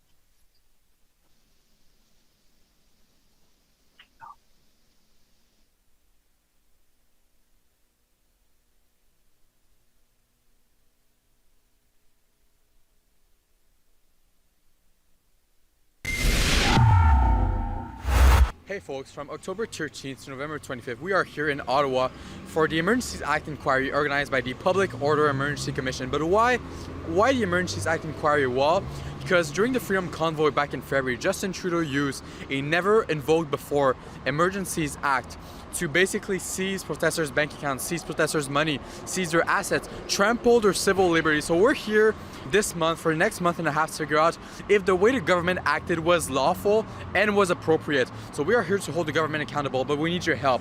We are here to cover it for you because everyone else here is mainstream media. So if you want to help us cover it, if you want to help us bring you the other side of the story, factual, actual news, go to truckercommission.com and consider making a donation. All right, we're back here. Yeah, so I saw bits of the clip that I wanted us to analyze afterwards. So let's throw this clip where the commissioner discussed the word occupation when it comes to describing the convoy. Safely remove them unless we have hundreds of officers to maintain. I think that says risks, and it's not clear. The bottom there, now transitioned into an occupation. So first of all, did you agree with Chief Slowly's assessment that it was an occupation at that point? I had no reason not to agree with Chief Slowly. It certainly had turned into a situation that I felt Ottawa police had not anticipated, and I do not think describing it as an occupation would be inaccurate at all. Can't safely remove them unless we have hundreds of. Andrea, I saw you making some facial expressions. What did you have to say to that? Oh man, I was actually yawning because I've been live tweeting since 6 in the morning or whatever. No, yeah, you busted me yawning. That's embarrassing. That's fine. Well, we have a lawyer here, so Eva, occupation. Yeah, well, I've had a hard time with that word, and that's why I really enjoyed Brendan Miller's cross-examination today. And those were Slowly's words. So I think we're going to hear more about that tomorrow. It's definitely a word that's been thrown around a lot. And I don't know what the legal definition is that they're relying on here. And like we talked about earlier, if it was an unlawful assembly, then why weren't people charged with that? Right. Yeah. It's that simple. Yeah. And before he was asked about that, he himself was referring to it as the Freedom Convoy. He wasn't saying the occupation. So that's true. Yeah, before that question here. Well, I think somebody should review the transcript to see how many different words have been used to describe it. Today it was the event, it's the protest. There's so many different words. So that's very interesting. I'll take a look at that afterwards because I'm actually curious. Yeah, might have an article coming soon. the different terms that were used to describe the Freedom Convoy by people that testified today. All right. Do we have any chats from our viewers? You can read it, Drea, if you wish to. You know what? My screen, I don't know how to make it go wide. Sorry. Yeah. All right, let's Look, take a look at it. I'm just dropping the ball towards the end here. Atom, I can't read it all. I guess that's Adam Ottawa, but I'm not entirely sure. Paul Cham sure looked like a chump today. I think he's in over his head. I'll refrain myself from commenting. I won't comment on that. Paul Cham, yeah. Sorry.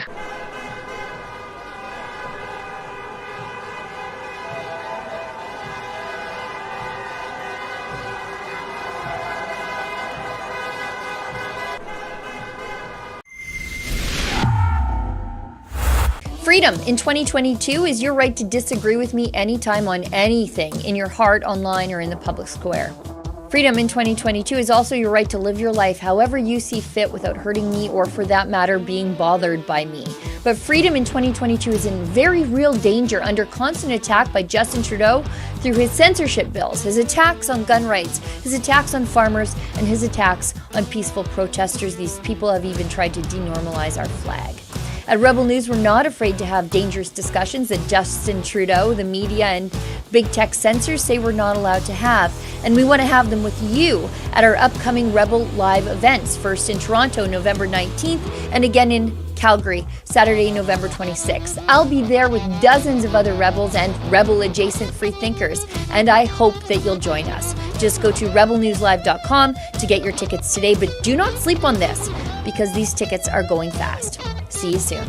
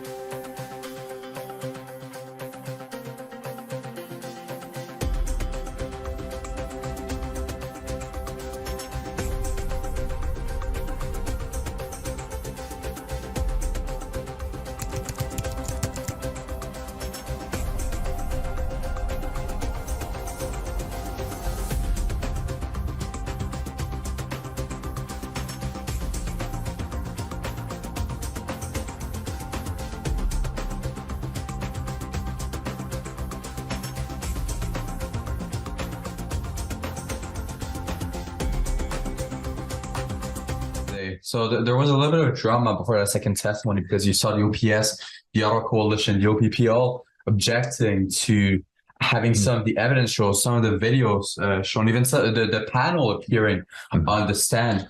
What did you make of the testimony of Chris Deering and Maggie Bauer? Hope. Maggie Hope. Yeah. Chris Deering has become a friend of mine since the Convoy. So, you know, I've heard the story about not only his experience in Afghanistan when, you know, 3 of his team got killed in that LAV 3 because they hit an IED and his LAV 3 went 100 feet in the air, killed 3 of them instantly, flipped over. The turret fell out of the vehicle. Chris fell out of the vehicle, and it's a miracle it didn't fall on top of Chris. But he had fractured his pelvis, bones in his face, his legs, everything. Like he's severely, and he's got a traumatic brain injury. Mm-hmm.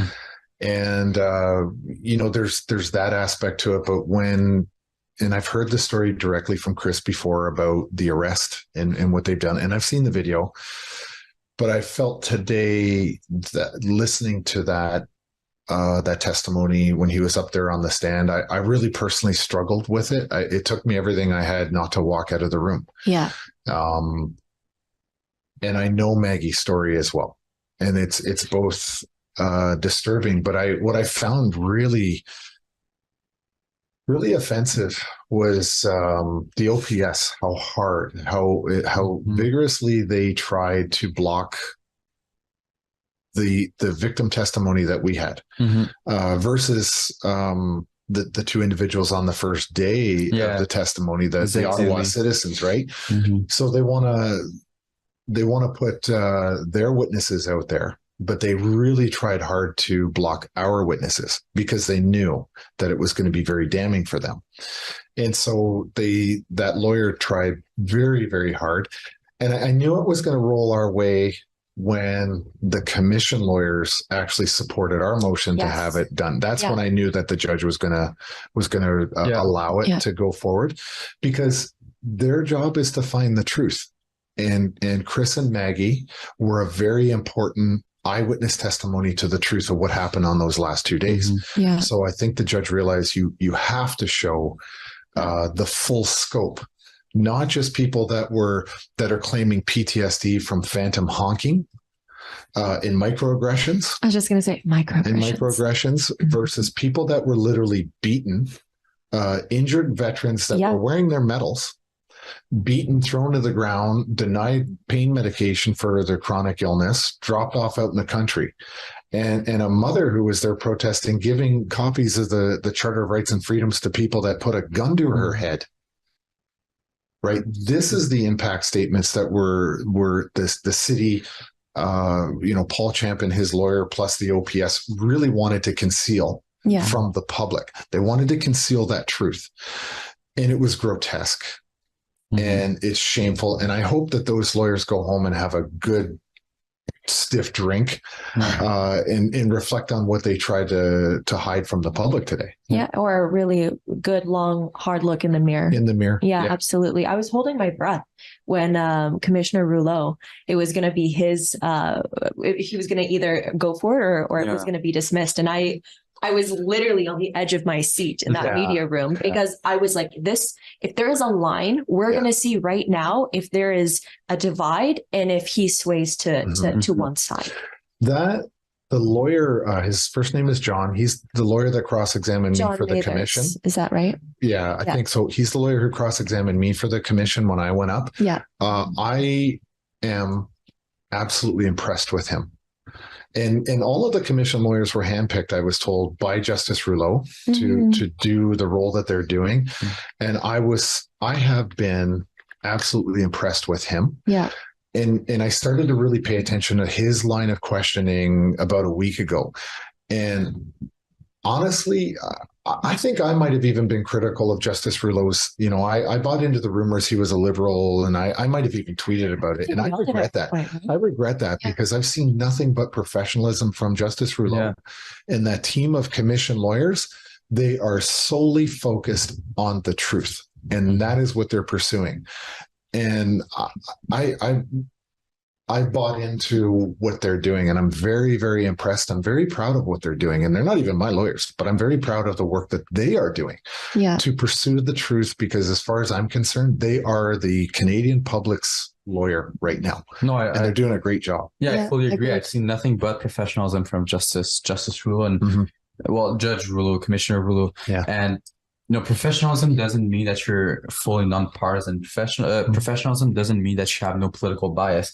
Professionalism means that you're able to put your bias aside and actually do the job that you're there to do. That's what professionalism is. And I understand the people that have doubt, because it's true that in the past years, we've seen liberals, people that tend to be more on the liberal party side, show no professionalism. So I guess that's why people were expecting Justice Rouleau to be the exact same way. But I don't think that's what he's shown us since the beginning of the commission. Since we're talking about Chris Deering's testimony, let's take a look at some of what he had to say today. I succumbed and I gave myself to the police. And as the police took me down, again, he knew he kneed me in my side, kicked me in my back. I was laying down. I was in the fetal position on my back. He kicked me in my ankle, my foot. As I was laying down, I had my hands completely up. I'm saying, I'm very peaceful. I'm peaceful. I'm not resisting. I was then punched 4 or 5 times in my head. I had a knee on my back to keep myself down. I was on the ground for 1.5 to 2 minutes. My hands were zip tied. The officers slowly picked me up, and then we slowly proceeded to the processing line. We get to the processing line. The day was minus 20. I had no gloves on.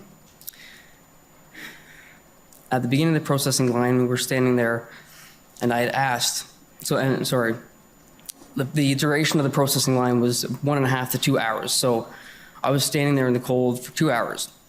I asked the policeman who was on both sides of me, I said, do you mind, you know my conditions, is it okay if I sit or kneel because I'm in chronic pain? It was obvious, my face was flush, and I cried multiple times, and I don't cry ever. It was the worst pain I had felt since I'd been blown up. The fact that I couldn't sit or stand was to me cruel and unusual punishment. We would go 15, 20 minutes without even moving.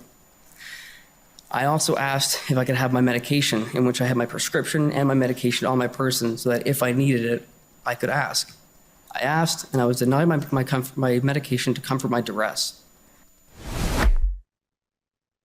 No, this is a testimony of a man who is willing to die for our country. This is a testimony of a man who is willing to sacrifice himself for the greater good of the people of Canada. Mm-hmm. And this is how those veterans are treated in Justin Trudeau's Canada. You know, I remember before Justin Trudeau became Prime Minister, maybe after he was elected, before his second election, he had a campaign event where he went in a gym, and there was a guy who stood up and said, "Why aren't you doing more for the veterans?" And he said, "Well, that's not our fault. That's not our fault. They're asking for too much.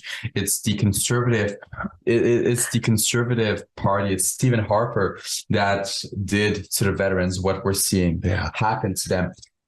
And this is how he treats veterans nowadays. And that's quite a famous clip. And that really, I have to admit, that is incredibly frustrating to the veterans and the military community, that clip. And you know, when you say to a veteran that a veteran is asking more than we're willing to give, and we talked about this the other night, we talked about unlimited liability. So from a soldier, I'm actually going to sign a contract that is called unlimited liability. It means I am willing, if justified, and it's a legal order, to risk my life and possibly give my life legally if ordered to my certain death. And when Justin Trudeau said, you now are asking more than I'm willing to give, and we're talking about a soldier's life versus dollars and help. And you know, we see what's happening to Chris. And Chris wasn't the only veteran, by the way. Jeff Averly was also one of the veterans from Afghanistan, did 2 tours, was also beaten and arrested by police. There were several. And if you hear Chris's testimony, they all linked arms just to make a human chain. And they were talking to the police. And all those veterans were taken to the ground and arrested and physically harmed. Well, I think they're veterans. They're not terrorists. And I believe that we have the clip of the veteran. Even though it's not directly related to what to the Emergencies Act inquiry, I'd like to take a look at that clip from Justin Trudeau being questioned by this man about why. And pay attention to the medals. If you see a star on the medals, that's a campaign star. It's a combat veteran. Yeah, let's take a look at that clip for a second. Nobody forced me to join the military. I was prepared to be killed in action. What I wasn't prepared for, Mr. Prime Minister, is Canada turning its back on me.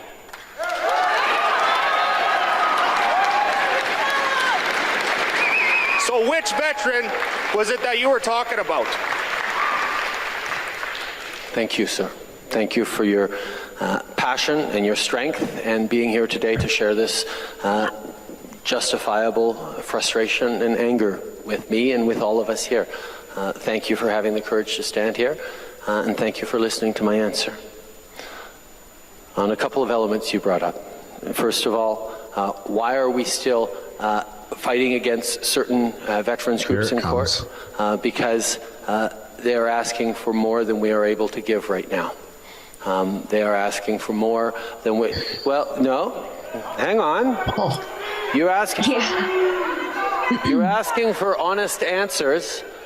The old Veterans Charter involved lump sum payments and very little in the way of services. We have significantly invested in services, rehabilitation, support, investments in training, in support for caregivers and families that have gone a long way towards improving the quality of life and outcomes for veterans. And we cannot return to the amount of money that was given before without accounting for the money invested in services for veterans. And what I know from veterans I've spoken to is nobody wants, after having served their country with valor and honor and sacrifice, to have their government say, here's your check, now don't bother us anymore. We need to support you through the course of your life with the things that you need, with the things that your family needs for it. And that is at the heart of the new veterans approach that we have, that you will see more details on in the budget coming forward. So I get that. Now, you also brought up... No, absolutely not.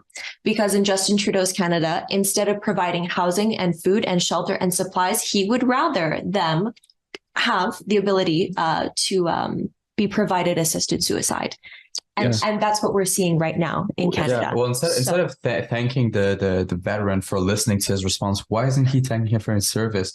No, that's the same man who says we're not able to provide you with what you need to live, but I'm gonna go get a $6,000 a night hotel in England.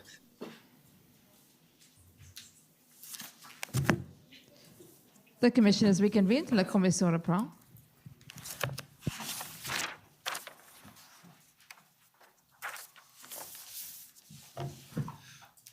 Okay, next up, I believe, is the Windsor Police Service. Thank you, Mr. Commissioner. I am Tom McRae for the Windsor Police Service. We have no questions for Mayor Dilkens and give our time, if we may, to the City of Windsor. Thank you. Okay. Former Chief Slowly.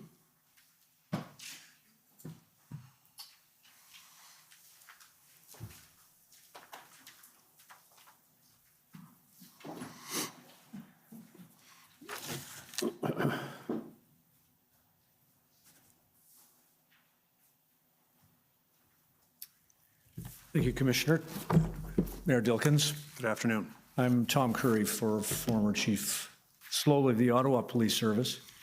And I just have a few questions for you, if I can have you assist the Commissioner. First things first, unprecedented in your experience, both in politics and as a resident of Windsor. That's correct.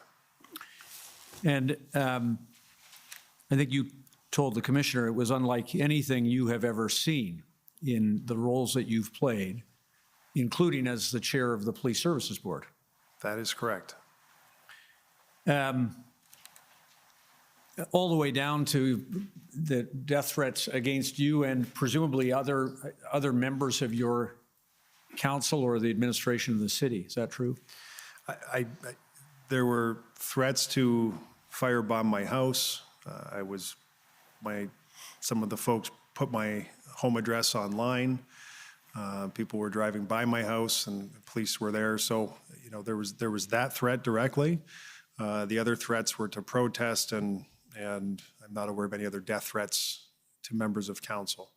Right. And that's an unpleasant first for you as well.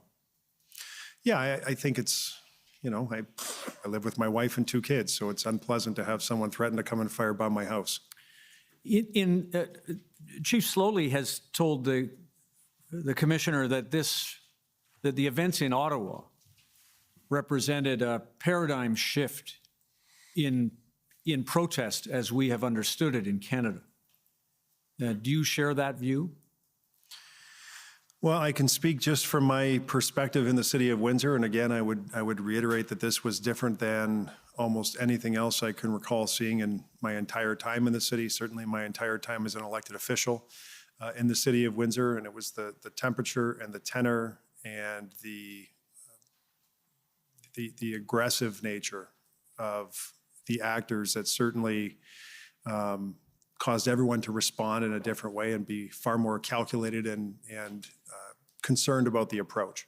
And I believe it's also true that this is the first time that the Ambassador Bridge or other critical infrastructure in Canada, I suppose, has been used by protesters. The first time it's ever been closed by protest, first of all. Is that true? That is not true. There was a protest back in the early 90s, but there was an injunction granted very, very quickly to reestablish the route to the Ambassador Bridge, so it did not last for a very long time. Okay, got it. Yeah, first time, I suppose, also as the chair of the Police Services Board, that you have seen the Windsor Police Service unable to mount a police response with their own resources. Correct. And that led you to, as you have told us, that led you to engage with your provincial and federal and municipal partners, along with Chief Mizuno, to get the resources that you needed, right? That's right. And I think you also told the commissioner that there were no impediments raised by the provincial or federal, your provincial or federal counterparts at the political level to the obtaining of those resources. You put your hand up and said, we need help, and they came to your aid. Is that fair? Yeah, that's fair. I think they were responding to the best of their ability. Chief Mizuno did tell me that someone in the mechanism of, or in the group of folks she was working with, the mechanism of the police order, that they had to figure out how to allocate resources in Ontario because we were not the only place experiencing a protest like this. At the time of the protest in Windsor, the blockage on the 7th of February, of course, Ottawa had by then been, choose the word, but I'll use the Occupy language. It had been occupied by protesters for several days by that time. You knew that. That's correct. And were you told, or do you recall being told by the minister, I'm now referring to the Solicitor General, or the federal minister, that Windsor was the provincial and federal priority for the OPP and RCMP? No. All right. You did not know that Windsor by the 7th or soon after the 7th was identified by those partners as their priority? No one said that to me, but because of the significant economic damage that was being caused, a reasonable person would say they need to fix this quick. Understood. And you told us, I think you told the commissioner, that these events in Windsor affected tens of thousands of Canadians. It would not be an exaggeration to say it affected many more than that, given the economics that you described. Is that fair? It's probably hundreds of thousands, if we're being completely honest. You, as the chair of the Police Services Board, just a couple of questions about that. You, whether as the chair of the Police Services Board or as mayor, am I right that you made public statements to provide information to the residents in Windsor and to the wider audience about the need for resources that you had requested? Not specifically. We did not go out and say we need 100 officers, but we did amplify the police request for additional officers so that the public knew that the city, that police, that we were in harmony, working together, and we needed additional support. Right. Tell me if my memory is right, but I thought I saw that in one of no doubt many interviews that you were giving at the time, I think it was to a CTV reporter, that you did identify the number that had been requested at the earliest date, I think being 100. Is it possible you mentioned that? If I made that mistake, it was corrected very quickly and it was not made twice. Okay, understood. And as well, am I right from the record that you held your police, you decided as the chair of the Police Services Board to maintain those meetings that you had with Chief Mizuno and her staff in camera? The police board meetings? Yes. That's correct. Okay. Now, can I just ask you, please, to look with us at one of those Police Services Board meetings that you showed my colleagues, and that is for the registrar, Windsor, WIN 2173. These are minutes, I think, Mayor, of the Police Services Board meeting. Just while that's coming up, can I just ask you also, it seemed, both listening to you and looking at the record, that you made a conscious effort to have your council and the Police Services Board speaking with one voice? Very early on, my Chief of Staff, Andrew Teleszewski, sent a message to City Council asking that any requests for media interviews, any public comments, any desire to post on social media, that we really speak with a unified voice so that there was clarity and no confusion. And I must give the City Council immense credit for doing that. We worked very well in harmony together. And am I right, and again, for the Commissioner's purposes as he considers recommendations, you faced enormous public pressure, didn't you? Yes. To act. And the police service experienced enormous public pressure to act. That's true. And do you agree with me that it was important, and it would be important in the future, for municipal leaders like you and police service board chairs like you to be disciplined about speaking with one voice and to have matters dealt with in camera? That was extremely helpful.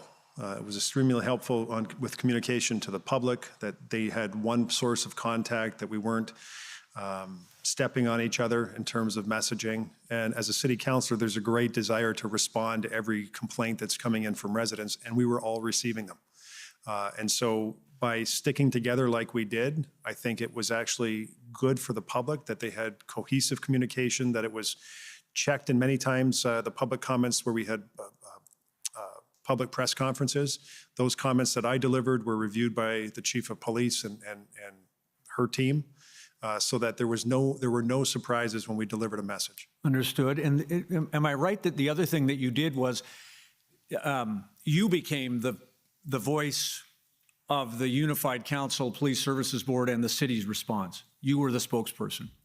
Spokesperson for the city. Yep. Right. And in that role, did you take some of the pressure away from the police service having to deal with those matters themselves, or the chief herself? Probably. I mean, the most important point was that they were focused on the police operation and the communication to the public, even as enunciated in our CCG and duties and responsibilities. It's the mayor's responsibility to communicate with members of council, members of the public, members of media. And so we just followed the rules that were spelled out, and it worked very well. Thank you. And while we're on recommendations, you mentioned to the commissioner that you had penned a letter to your federal and provincial counterparts concerning the expenses that Windsor has borne as a consequence of the blockade, and so far no reply. But would you say that in terms of recommendations from what you have gone through, that what would be worth considering is a coordinated effort by all three levels of government to deal with these kinds of events in the future were they to arise again, including down to cost sharing? Absolutely. These things should be spelled out. So especially use the Ambassador Bridge as the perfect example, where you have federal responsibility, municipal roadway, and municipal responsibility, and then connecting to a provincial highway where there's provincial responsibility. These types of things ought to be worked out. I'll slow down. These things should be worked out in advance. Most importantly, who's paying for what? Because at the end of the day, we are shouldering a big expense on the backs of the residents in the city of Windsor to deal with what I call a national economic emergency. Understood. And then may I just get your help with this? What is on the screen now, 2173, thank you, Mr. Registrar, is the in-camera meeting of the Police Services Board, February 11th. So this is just shortly before the operation began on the next day, the 12th. Is that true? That's correct. And Chief Mizuno is there, you're there. Just scroll down if you don't mind. I just wanted to have you help us with, you asked if there was anything required. Chief Mizuno said, no, resources are flowing.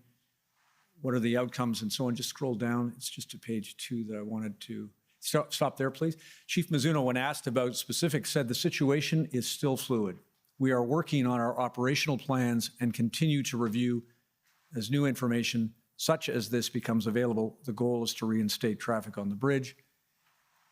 Councillor asked a question about the injunction being enforced, and she said, we are actively working on our plan. I won't take you through the rest of it, but do I have it that Chief Mizuno did not ever provide the Police Services Board with details of the operational plan, which was, as of the 11th, still being actively worked on? That's correct. And is it true also that the absence of that finalized plan to be presented to the Police Services Board or to anyone did not impair or delay the delivery of resources from your policing partners at the provincial and federal level?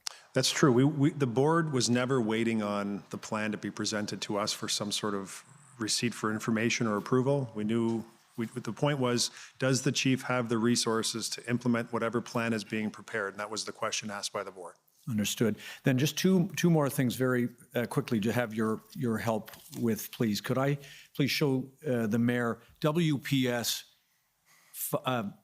lots of zeros, 522, Mr. Registrar, please. This is a situational update, Mayor Dilkens, and I just want to get your help for the commissioner in terms of the status of these, the circumstances in which you found yourself as of the 8th. This is at 14:30 hours. You knew that these situational reports were being prepared?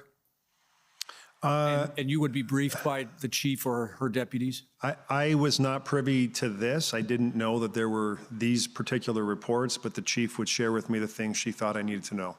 Right. I just want to tell me whether you learned this information in any of the briefings, that there were 50 to 60 vehicles at that time. So this is the afternoon on the 8th. And they're described there. And this last sentence of that first paragraph, one group is willing to work with police and open some lanes, while the other is very oppositional and refuses to give up any ground. Propensity for violence is possible. Windsor police attempted to tow a vehicle. Drivers exited their vehicles with tire irons and threatened to assault the tow truck drivers. Officers blocked off traffic points leading to the demonstration. And then just scrolling down, there was you see the concern of the police is if they start to allow traffic into the area, the one they've described, there is a potential for many additional supporters to join the demonstration.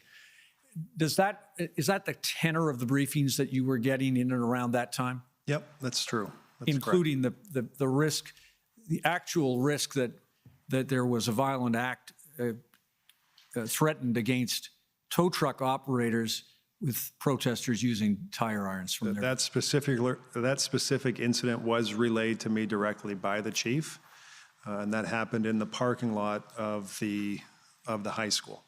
I think you told the commissioner no negotiations were successful in any material way to resolve this protest.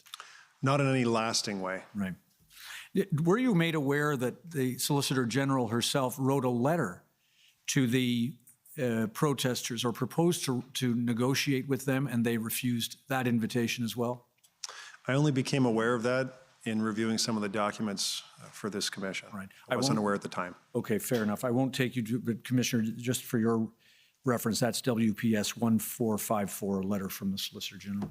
Mayor Dilkens, thank you. I don't have any additional questions. Thank you, Commissioner. Okay, thank you. Ottawa Police Service.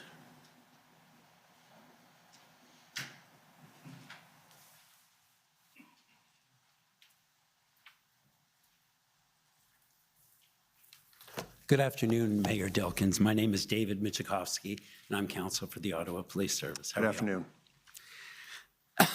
The protest in Windsor began, or the blockade, I should say, began on February 7th and was cleared on February 13th. Is that correct? That's correct. And geographically, the area where the blockade was, I understand, was a significantly smaller footprint than in Ottawa. Is that fair? From my understanding, that's true. And so the total number of trucks when at its highest was, I think you said 200? I would rely on Deputy Chief Crowley for that information. I know the number of protesters ebbed and flowed, and there were 200 at one time. But in terms of the number of trucks, I'd hate to hazard a guess because the police were tracking that with more precision. Sure. I seem to recall that it was about 100 or so, but we can verify that with the Deputy Chief. The convoy reached Ottawa on January 28th, I believe, and I understand that the city of Windsor learned some important lessons based on what had occurred in Ottawa. Is that fair? That's fair. And that was because it was an unprecedented situation for which neither the city of Windsor nor the Windsor Police could be prepared, but given what they learned in Ottawa, there were some things that they thought they could adapt. Is that right? It's true that there were lessons learned that they were trying to employ in Windsor that were happening in Ottawa.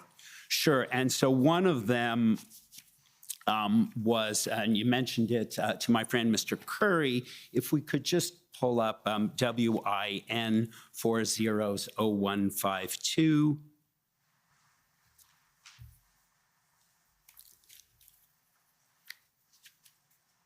At page 2, please. There's an email from Andrew at 18, further down, please. You'll see the Councillor Costante. Councillor Costante is a municipal councillor. And actually, if you scroll down a little bit further, you'll see the beginning of the chain. And so what I take, and you can scroll through this if you need to, what I take from this is the point that you made with Mr. Curry is that it was important that the city be united with the police in terms of their response, correct? Absolutely.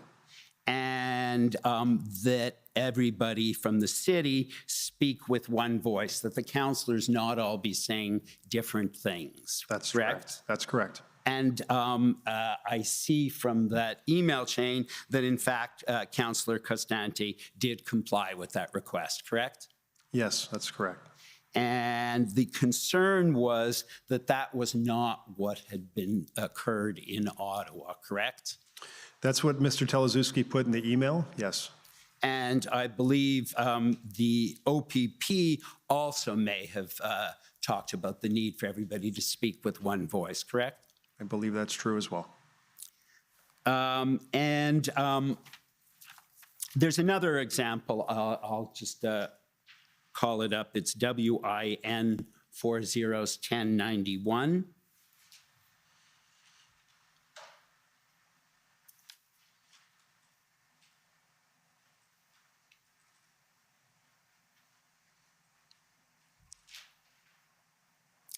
And so if you scroll down to the bottom of it, you'll see that a constituent, if you just scroll, it was a constituent writing to, and if you could scroll up, please, a constituent writing to the councillors and complaining that Windsor Police were doing the same as Ottawa and surrendering control to the protesters. And you'll see the response above that was really twofold, which was firstly, council can't direct the police. And the second point was to tell the constituents that they're misinformed when they think that the police are not doing anything, correct? Mm-hmm, that's correct. And it's important for the city to be supporting the police, and because sometimes the public doesn't see what the police is doing and why they are doing or not doing, taking certain enforcement actions. Is that your understanding? That's true.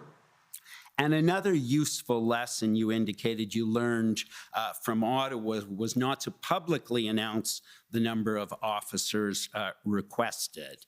And I believe, as I understand it, had Ottawa not happened first, you might not have realized that. Is that fair? Well, I think that may have come out very quickly to the extent that it was mentioned to a member of the media. The course was corrected very quickly thereafter. And so we obviously don't want to, and certainly as the chair of the police board, did not want to do anything that would jeopardize the police operation or tip our hand in terms of what additional resources might be needed specifically. Right, and that was something I think the OPP conveyed to you as a result of lessons learned from Ottawa, is that right? Yes.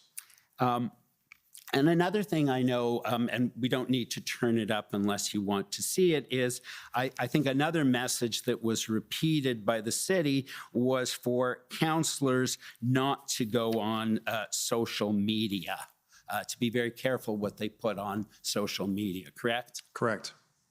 And the blockade, just finishing off my last point, the blockade, I think we said, began on February 7th. And we know from your evidence this morning that on February 4th, I believe you wrote a you sent a text message to Minister Mendocino.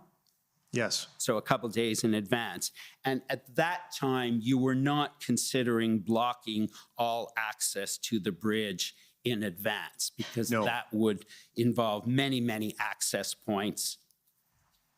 It would have been such a dramatic action to take that step in advance of a full blockade that, I mean, no one would have understood that.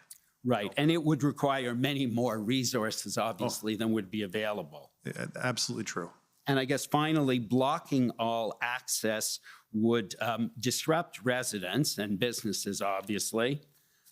But it could also mean that if you did that, the trucks would spread out over a larger part of Windsor as well. Is that fair? That was a concern, especially as it related to the Windsor-Detroit tunnel. And that would disrupt even more people. Absolutely true. Thank you very much. I have no additional questions. Okay, thank you. Ontario Provincial Police. Thank you, Commissioner. This is Janine Kabursi. I'm here for the Ontario Provincial Police, and I have no questions. Thanks. Okay, thank you. Next are the Ottawa Residents Coalition. Thank you, Commissioner. Christine Johnson for the Ottawa Residents and Businesses Coalition. We also have no questions for this witness. National Police Federation. This is Lauren Pierce coming in via Zoom. We also have no questions for this witness. Thank you. Okay, City of Windsor.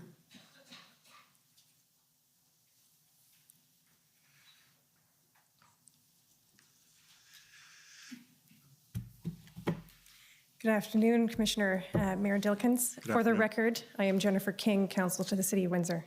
I only have a few questions remaining for you. Most of my questions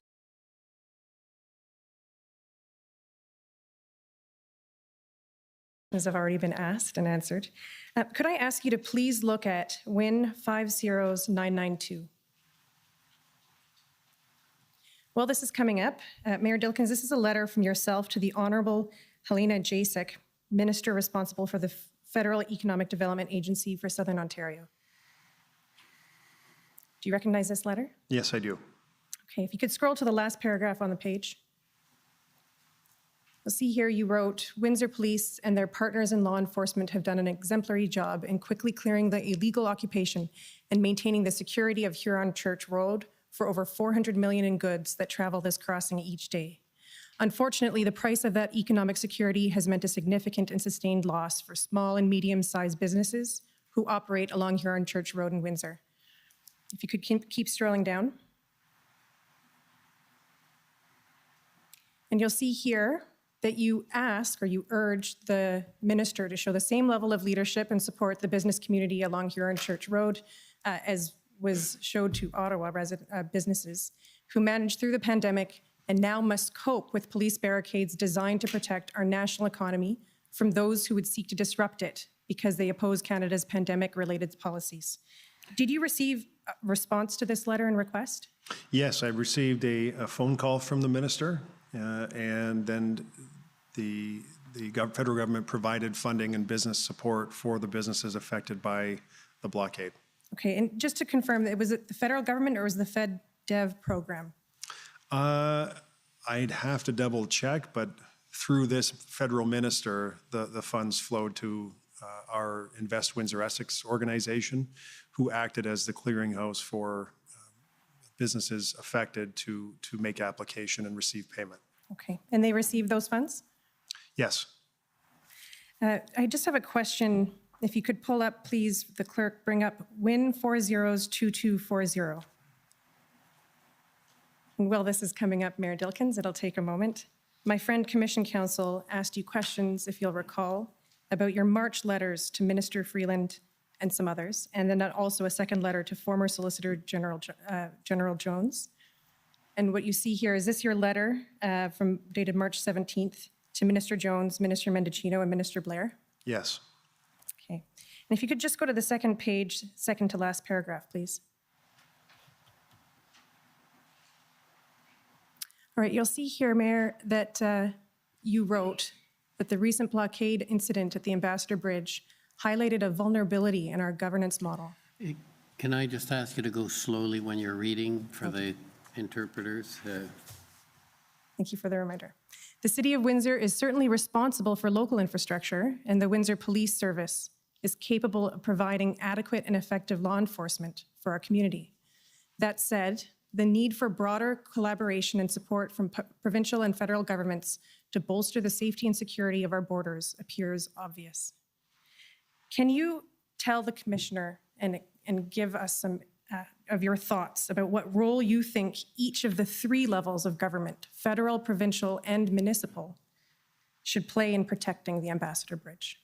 Well, because of the construct of the roadways and the infrastructure that exists going back 90 years, it really is imperative that we have a three-pronged approach here. Every level of government has a role to play. The city has to be an equal partner, and the city respectfully plays a disproportionate role in trying to resolve some of these issues, like the issue we're talking about in February, that we need to have these things coordinated in advance, have the conversation worked out in advance so we know who's doing what and who's responsible to fund some of these costs. And so after the fact, trying to get payment of over $5 million it's frustrating, to be honest, but we need to have these things worked out. And the response that we provided during the, let's say, the week of the primary week of activity, all we did is respond. We responded. If Jersey barriers, someone said they're $1.3 million, how fast can you get them here was the answer. We wanted to be as responsive as possible. But, from a city perspective, there is a disproportionate burden. And so hosting an international crossing like this presents some opportunities for the city from an economic development perspective. But it also puts a disproportionate burden on the residents in the city of Windsor, whether it's noise and air pollution, whether it's traffic congestion on municipal roads and having to fund the cost of some of these municipal roads that fund truck traffic to an international crossing. All of these things, we really need to sit down, and the point of this letter was, let's sit down in advance. This may happen again. It may not happen again, but it's probably worth a few hours of discussion to figure out how we're going to do this moving forward so that it is pull from the shelf and implement as opposed to trying to figure it out in real time. Thank you. Those are all my questions. Thank you. Any re-examination? Yes, just very briefly. Natalia Rodriguez for the Commission. Mayor Dilkens, my friend for JCCF had asked about an annual marathon, I believe, that takes place that closes the bridge in its entirety. Is that right? That's correct. And I just wanted to better understand how the closure of the bridge for that purpose affects the just-in-time delivery that you had spoken about in your earlier testimony. I would submit that it really has no impact because this event has been happening for decades. It happens on a Sunday morning, I believe, generally, and the closure is very early in the morning, say 7 o'clock, for a defined period of time. And so runners will start the race in Detroit, run across the Ambassador Bridge, run down municipal streets in the city of Windsor, run back through the Windsor-Detroit Tunnel back to the United States. And so everything is planned, coordinated, organized, and it's very time limited. And so with respect to local industry, they're able to adjust and adapt for that very time limited period. And is a time limited period more than 24 hours? Oh, no. No, we're talking the matter of maybe 2 hours. I see. Okay, thank you. That does help clarify. And I just wanted to also clarify the communications that you had with the Premier and Solicitor General Jones over this period of time. My understanding is that you had one phone call with each of them. Is that correct? No, I think I had 2 phone calls, but they were all quick. You know, it was just, everyone was busy. I was trying to give information, so they had situational awareness, pass up the information that I knew was coming, you know, through other channels like the number of officers. And both the Premier, I think I've said this, but the Premier, the Solicitor General, Minister Mendicino, the Prime Minister, all extremely receptive, understood the issue, were well briefed, and certainly, you know, it was very good communication from my perspective with the 2 orders of government. And with respect to the Premier specifically, we know you had a discussion with him on February 9. It's in the institutional report. When would the second phone call have taken place? I can't remember if it was just a text or whether it was a quick phone call in and around the time the injunction was granted. And with Solicitor General Jones, my understanding is that there was also one phone call around the 7th or 8th of February to discuss the resource request. Is that correct? That's correct. Okay, and aside from that, the discussions would have been over text message? I thought there was more than one call with both, but I just can't be sure, and it's a function of the volume of what was happening. They were very quick touch points, and it was just a matter of sharing information very quickly. These were not long phone calls. It was in an effort for me to share what I knew, and you know, the Premier was excellent in terms of understanding the impact on the business community. He relayed that to me, and both of them were great to deal with. Anything else that you can tell us about the content of those discussions other than what you've told us? Nothing else to add. And I understand you also had a discussion with the Prime Minister on February 10. Is that right? That's correct. And did he initiate that call or did you? I can't remember who initiated it. I mean, it was set up, and I know our federal member had asked, and you know, there was lots of things going on behind the scenes, but I was told the Prime Minister is going to call at a certain time on that date, so I was by the phone waiting for the phone call. And what can you tell us about the content of that discussion? We talked about what was happening on the ground in the city of Windsor. We talked about the battery factory and you know, the work that was being done, and the Prime Minister understood very clearly what the impact was. He knows the city of Windsor. He understood what the impact was with that particular closure as it related to the Ambassador Bridge and the importance of the Ambassador Bridge. And he was very supportive in conversation about trying to find a resolution that got us all past this particular point in time and got things back to normal. And was the Emergencies Act discussed in that call, either by you or by him? No, not at all. The Prime Minister mentioned in that call that, you know, there may be something coming with respect to the United States that would make folks who participated in these types of activities perhaps make them inadmissible to enter the United States. And I think that was enunciated in the readout of the call, but no discussion, nor was the Emergencies Act ever mentioned in that call. Okay, thank you. Now, with respect to my friend from the City of Ottawa, you told her that at some point somebody did indicate to you that the normal order of operations would be to go to the OPP or the province for resources first and then to the RCMP or the federal government. Can you tell us who indicated that to you and at what point in time in terms of the resource request?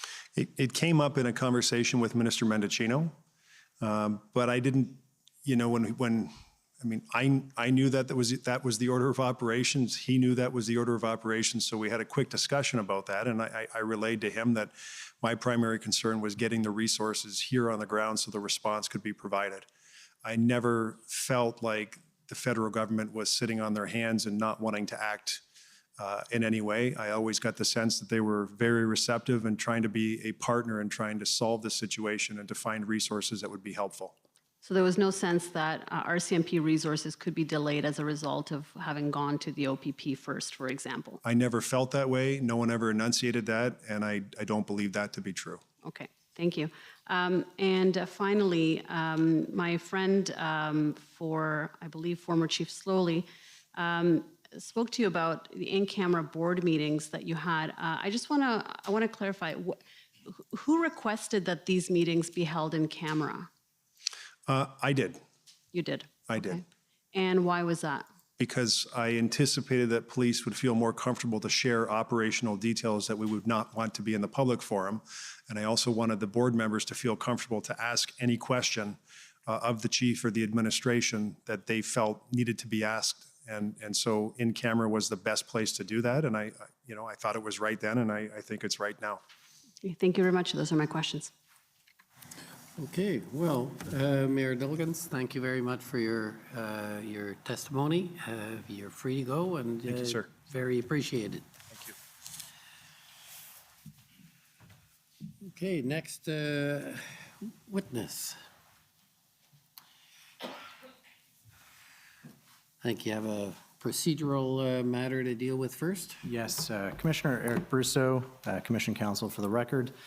Before we call the next witness, I just want to formally table the bulk entry list from last week, which some may have noticed was not tabled.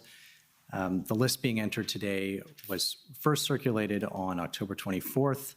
We asked parties for their objections by 5 p.m. on November 1st.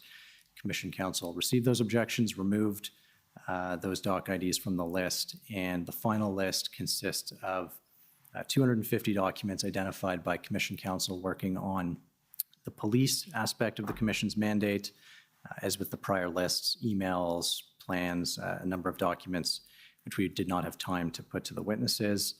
And as well, there were 92 documents identified by Commission Counsel working on the protester aspect of the Commission's mandate, largely documents produced by the Convoy organizers group, but other Commission documents, OPS, JCF, and a few other parties. So those now will be sort of formally tagged and marked as exhibits. And I also just want to speak very briefly about the process for resolving the objections, which the parties were advised of this morning. Going forward, Commission Counsel will be using a revised template to send out the doc IDs each week. We will continue to give a week's sort of notice and opportunity to review the documents.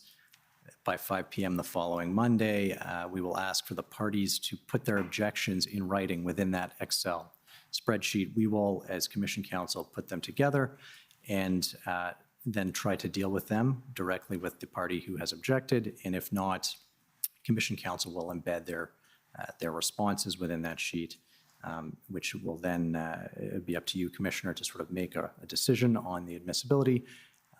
The default will be that it will be done in writing, so parties are being encouraged to put their submissions as fulsomely as they'd like in that Excel.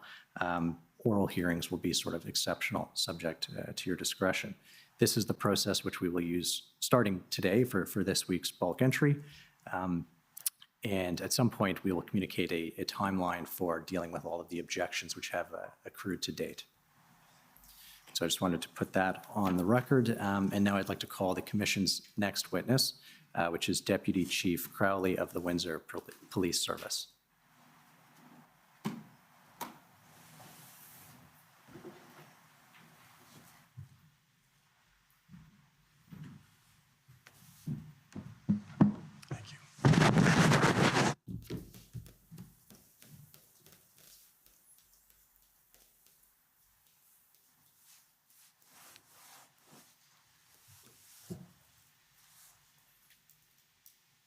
Deputy Chief Crowley, will you swear on a religious document or do you wish to affirm?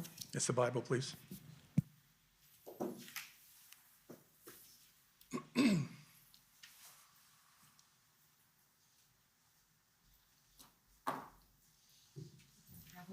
Thank you.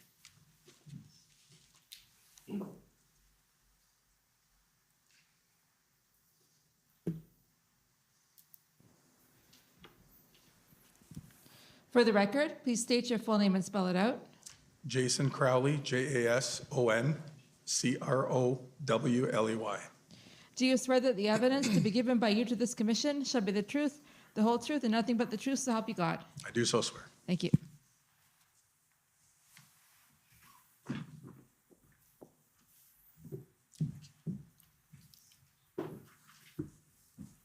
Good afternoon, Deputy Chief Crowley. Good afternoon. What is your current rank with the Windsor Police Service? I am the interim Deputy Chief of Operations. Okay. And that's not the same rank that you held in January and February, correct? That's correct, sir. I was Superintendent of Investigation Services at the time. Okay. And I'd ask the clerk to pull up your witness statement, which is WTS 6017. You'll recall sitting for an interview with Commission Counsel this summer? That's correct. Okay, and you reviewed this witness statement before it was finalized? Yes. Okay. And do you have any corrections that you'd like to make to it? There is one small correction on page 3. Okay. If we could go to that, please.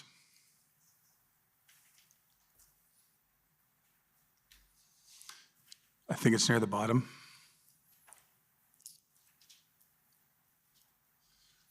The very last paragraph, it says protesters blocked the lanes that lead to the Ambassador Bridge. They actually blocked the southbound lanes away from the bridge originally. That's the only correction. Okay. Thank you. Everything else remains accurate to your knowledge? Yes. Okay. And I'm also going to ask that the Windsor Police Service institutional report be pulled up. That is WPS.IR.701. And you've reviewed this in preparing to attend today? Yes, sir. Okay. And does that remain accurate? There are a couple clarifications, if I could. Absolutely. You just let Mr. Clerk know which page. Paragraph 23, sir, please.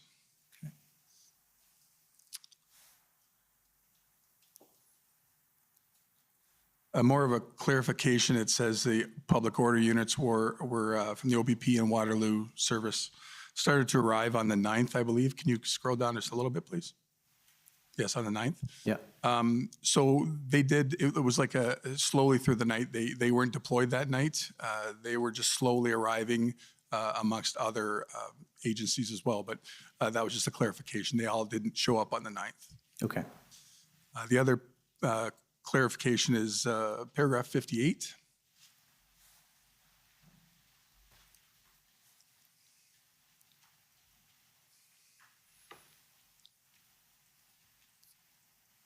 So essentially, the public order unit was moving southbound down here in Church. This paragraph refers to that. And it talks about the other secondary group of officers traveling northbound. If you could scroll down, please. To the southbound, in the southbound lanes of Huron Church to move the crowd eastbound onto Tecumseh Road. So that was the eventual movement. Once they hit Tecumseh Road, that was the movement towards on Tecumseh Road towards the east. Those two roads intersect, as we know. So I just wanted to clarify that. That's all. Okay, thank you. And that is it. And the rest remains accurate? That's correct. Okay. Now, so in your role at the time as Superintendent of Investigation Services, what did that entail? I oversaw the entire division in investigations, so everything from the investigative side of the house, which includes major crime and property crime, right over to the support side of the investigations, so the drug unit and ident, things like that. So that was my designation at the time. I also was the in charge of our critical incident command program, and I oversaw that as well. Okay. And so you're trained as a critical incident commander? Yes, I am. And, I understand you were appointed as one of the 2 critical incident commanders from WPS for this incident. That's correct. Okay. And at the time of the convoys, did WPS have any public order unit trained officers? No, we did not. How about police liaison team? No, we did not. Okay. We had critical incident, we had critical negotiators, critical incident negotiators, but not PLT per se. Okay. And we heard Mayor Dilkens this morning explaining to us a little bit about jurisdiction, but perhaps you can just sort of refresh us and help us in terms of what WPS is responsible to police versus the RCMP versus the OPP in this sort of Windsor area. Mm-hmm. So the Windsor Police would be responsible for municipal policing within the boundaries of Windsor. There is an OPP presence on the provincial highways that lead into Windsor, which I believe now includes the Herb Gray Parkway, which is the extension of 401 to the new bridge. And the RCMP, they do have a presence that is more, I believe, customs and excise, things like that when it comes to international responsibilities, but nothing as far as municipal policing goes at all. Okay. And so when an incident occurs on the bridge, who responds? The Windsor Police do. Okay. I want to ask you a little bit about the intelligence leading up to the blockade. Now, I understand there were a number of slow roll protests that had come through Windsor previously. Is that correct? That's correct. When did those start? They started months before the bridge blockade, months. We were dealing with them on a weekly basis all over the city, but the ones pertain to the bridge, really we were made aware of them that weekend. They were going to be ramped up, which would have been the 4th, 5th, and 6th. Okay, so before that, there had been slow rolls in the Windsor area, but nothing that targeted the bridge specifically? That's correct. Okay. And how long had these slow rolls lasted typically? Typically, they would be, last 2 or 3 hours. We would assign a certain group of officers to basically monitor it, manage it. There were never any issues typically. The slow rollers were typically they were cooperative, and we would work with them prior to the slow roll. We would reach out to them to ensure that they, if we could do something for them, essentially, as in facilitate their route or things like that. But we would try and reach out to the organizers to maintain that communication piece. Okay. Now you're familiar with the terms Project Hendon and the Hendon reports? Yes, I am. You were receiving those directly from the OPP? Yes, but I was not responsible for monitoring Hendon. I had an inspector that was responsible, Inspector Carl DeGraff, who was on those calls daily, or as much as they were happening anyways. And he was responsible for intaking those Hendon reports and updating me on any pertinent information. Okay. Did you read them when you received them? No, I read them on Inspector DeGraff's recommendation. Okay. Would you have discussed most of the Hendon reports with Inspector DeGraff on a daily basis? Yes, and particularly when Windsor was mentioned, but that wasn't very often at the very beginning of Hendon. Okay. And did you brief Deputy Chief Belair or Chief Mizuno on the reports? Yes, anything I thought they needed to be aware of, I would certainly bring that to their attention. Okay. So I'd like to bring up the Hendon report for January 31st, which is OPP 50819. And this, if we can go to page 3, looking for point 13.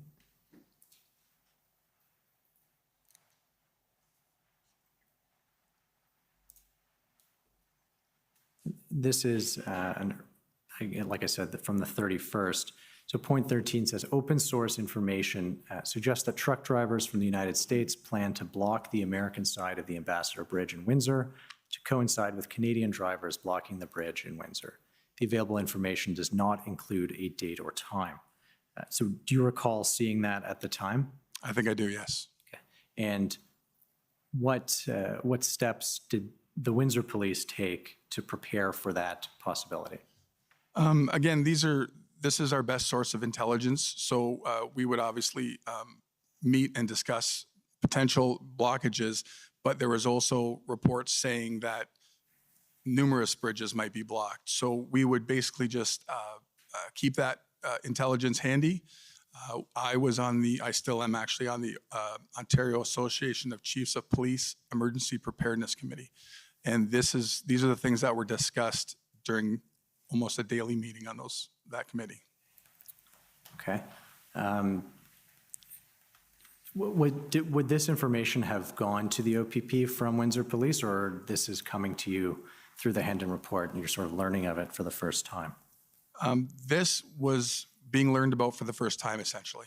Okay. So there was, if I can take you back to that time, you can imagine Ottawa was, just starting to gain some traction, and the protesters had just rolled in here. We were dealing with protests in Toronto as a committee on the weekends at Queen's Park. So a lot of the discussion went there, and this intelligence and this information wasn't really at the forefront at this time in that case. A few days later, sort of skipping ahead to February 3rd, I believe you told us this summer that the Windsor police learned through monitoring social media that there was a slow roll planned for the coming weekend. Is that correct? That's correct. Okay. And at that point in time, was there an indication of a blockade on February 3rd? Just what I had previously mentioned about, potential bridge or border crossing blockades, but nothing that I recall that was specific to February 3rd. Okay.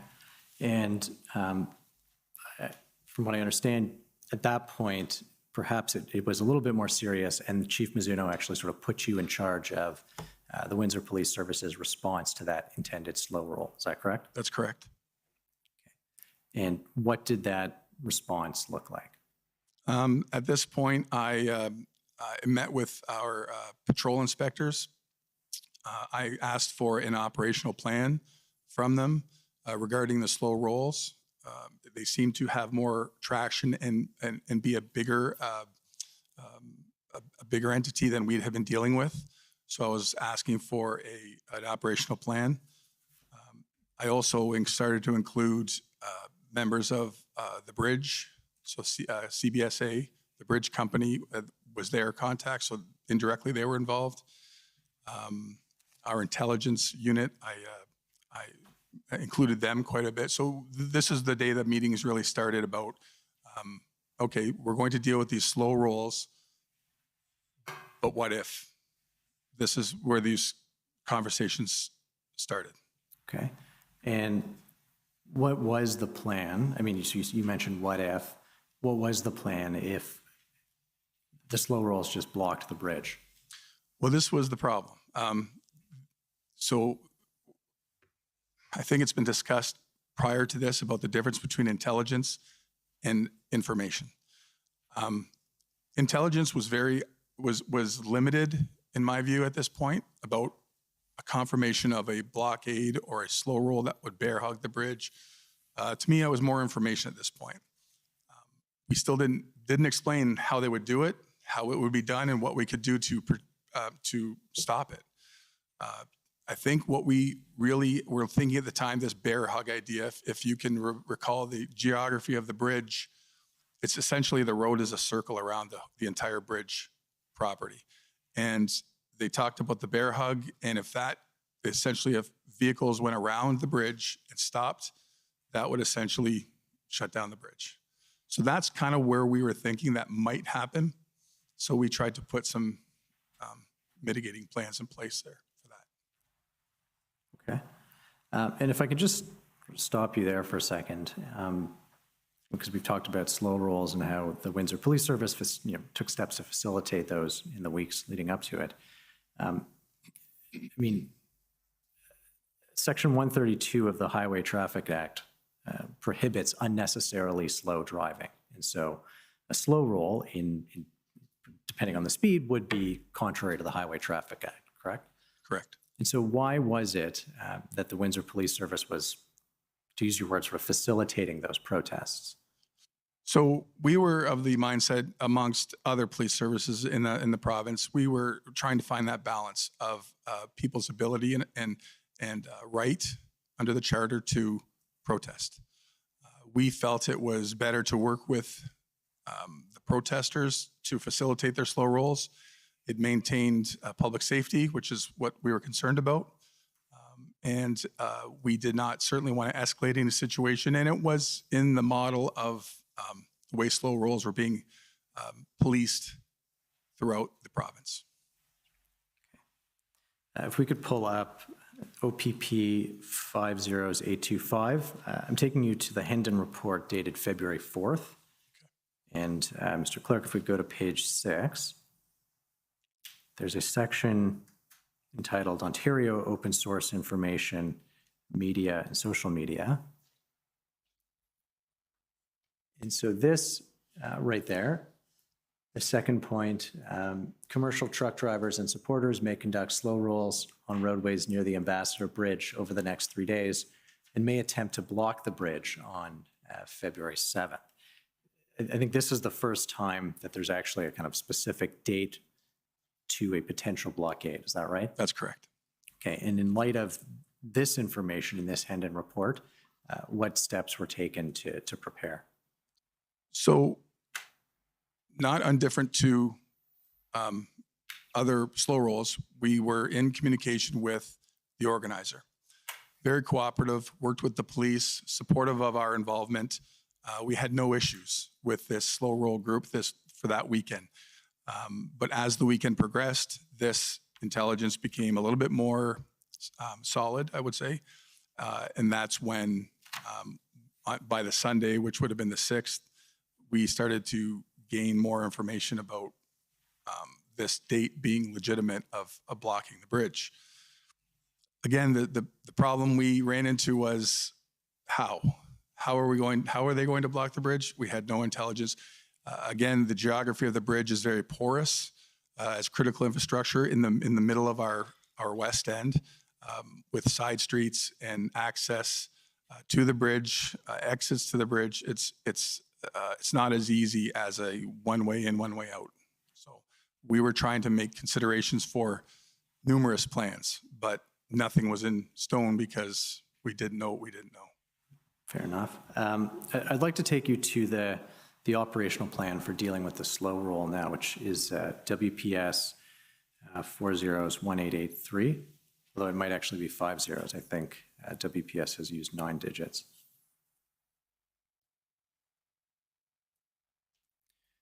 So I think this is the operational plan that you had asked be put together on February 4th for the slow rolls. You'll be able to tell me if that's correct. Yes, that's correct. That's it. Okay. And if we go down to page 2 on the situation, in the middle of the paragraph, there's further mention of the ongoing protests / blockade situation at Coutts, Alberta, port of entry, with intention to mirror this type of activity in Windsor at the Ambassador Bridge, port of entry.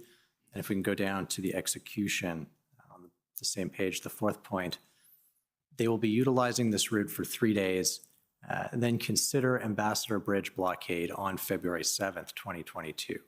And so, I mean, I think there was pretty clear evidence as of the 4th that the 7th was going to be the day of a blockade if one was going to occur. Is that right? That's correct. Okay. And so what kind of assistance did Windsor Police Service seek at that point? So that weekend was very busy reaching out to numerous partners. So locally, it was the Chief of Fire, Windsor Fire and Rescue, Steve Lafayette. There's also Bruce Crowder from our emergency medical EMS. Again, I already said we spoke with CBSA. Those kind of plans started logistically. Again, what if this happens? What do we need to do to help our partners? We believed right from this point it was a police response. So we certainly were trying to help out our partners as best we can to plan for them as well as us. And I understand that Chief Mizuno spoke with Commissioner Carrique of the OPP on February 4th as well. Yes, that's correct. Do you know, I don't think you were on that call, but did Chief Mizuno relay to you what was discussed? I think in the email there was some discussion about, I was not on that call, sorry to clarify that. There was some discussion about getting some local assistance from the OPP from the 2 detachments within our area, for some help. Also sending some public liaison officers, PLT, down to Windsor to assist us on Monday. Those were the discussions of potentially maybe having 35 officers or so come and help us. And at that point, it was strictly to for traffic control, intersection control, that kind of thing, to set up a perimeter that we felt was manageable. Okay, so on the 4th, the intention was to be setting up a perimeter to try to prevent the blockade? Yes, essentially, to prevent the blockade, to manage a slow roll, all these things that, again, we didn't have specifics where we could plan a specific response to a specific action by protesters. But certainly we were trying to do a very general response to be able to react to something that would possibly happen. Okay, I take it you didn't have a time on the 7th. You didn't know anything more than if something might materialize on the 7th. Yes, the information I had was that the bridge would be blocked if they didn't get what they want, meaning relief of vaccine mandates, things like that. That was the only information I had about Monday. I'd like to take you to, I think, probably one of the emails you just mentioned, which is WPS 501880. This is an email exchange between yourself and someone named Dwight Tibb of the OPP. Who is Dwight Tibb? Dwight Tibb is the chief superintendent of the region. So as a result of Chief Mizuno's conversation with the commissioner, I spoke to Dwight, who you can see here that he put me in touch with Dana Early, who is a superintendent of the region, one of the superintendents for the OPP, basically saying, if you need something, please don't hesitate. He CC'd Superintendent Dana Early, who oversees their emergency response team. And he says in this email, as discussed, you can continue to liaise with our Essex Detachment Command team. Yes.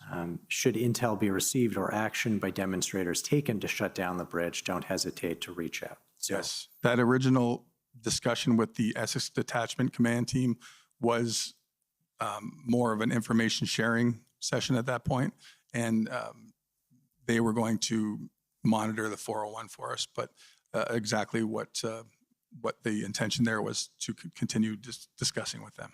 Okay, and at this point, I guess what I'm trying to understand, even on the 4th, there is a threat of a blockade on the 7th, and the response is at the local OPP detachment level, nothing that kind of was escalated above that from a resource perspective. That's correct. Right.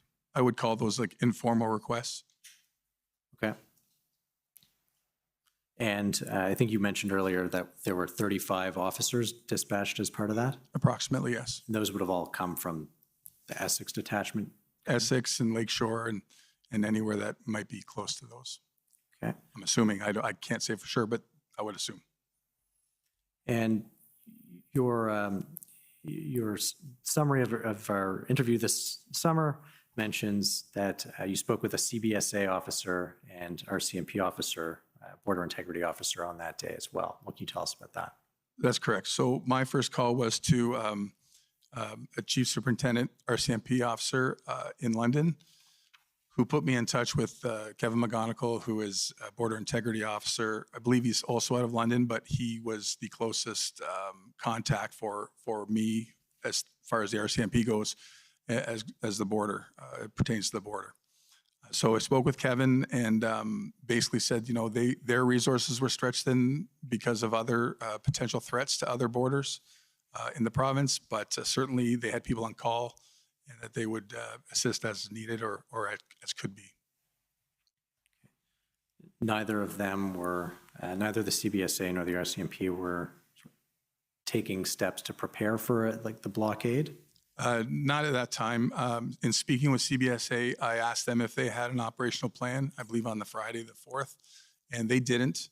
They were referencing Coots as well because the Coots blockade was not on the border property. It was down the road, similar to ours. So they were just trying to work with us in a response and help us in any way they can. Okay. I'd like to take you to another Hendon report dated February 6th. It's OPP 401622. And on page 6, there's again, a reference to the possible attempt to block the Ambassador Bridge. So we're now, February 6th is the Sunday. What steps were being taken that weekend to prepare, the 5th, the 6th, as the information still says, yep, Monday, there's likely to be a blockade. Mm-hmm. So, and again, we didn't know with the geography that presents itself to us, the bridge, it is very difficult to plan something solid that we don't know what's going to happen, or how it's going to happen, I should say. We did discuss, as was suggested earlier, about, potentially rerouting traffic off 401, closing the 401, which just was not an option coming into the city. So there was all kinds of discussions on how we might be able to do it. But essentially, we thought if we could control that intersection around the bridge, that, again, we were in the mindset of this bear hug. If we control the intersection, limited vehicle traffic through it, we would be able to essentially control access to the bridge. Okay.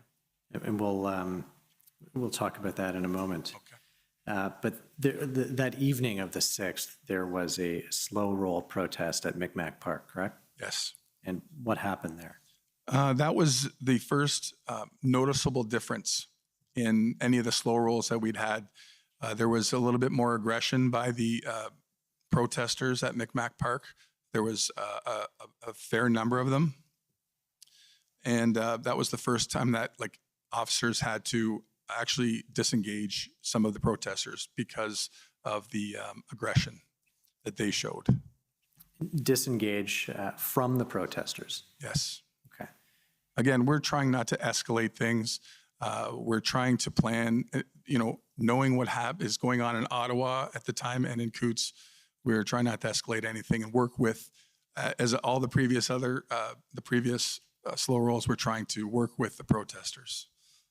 And also at this time, we are also planning for information we had received was for the next morning, a potential gathering at a Comber rest stop, which is about 25 minutes outside of Windsor off the 401. There's a truck stop. And we were potentially planning for this gathering. So we had planned for our surveillance team to go out, as well as the OPP. They were going to be there and try and engage the truckers to see what their plan was and their intentions were that morning. Okay. You mentioned by this point you had seen what was going on in Ottawa. So if you can just pause there briefly and tell us what, up to the 6th, what lessons the Windsor Police Service had taken away from what had been going on in Ottawa for 10 days by then. Mm-hmm. So I think, to be honest, at this point, we were so involved in our planning and what we've been doing. I can't say that there was a lot of takeaways at this point from Ottawa, but certainly we knew about private property, engaging our partners and our business owners at this point about who is willing to have protesters on their property near their bridge, so we didn't have to waste any kind of valuable time in the moment. Again, dealing with protest leadership was a big one, and also we knew a strong command team had to be set up. Okay, and those are all, you're saying those are all lessons that you had taken away from what had been going on for 10 days. Yes, so and part of it was because of this emergency planning committee that I sit on. A lot of the other police leaders were in Ottawa, could see some of the issues they were going through as it went to planning and things like that. So I realized that this was a large piece of what we needed to accomplish. I'd like to pull up WPS, I think it's 560-221. These are some emails early in the morning between Deputy Chief Belair and Chief Mizuno. I'll ask you about them. Okay. We're still on the 7th.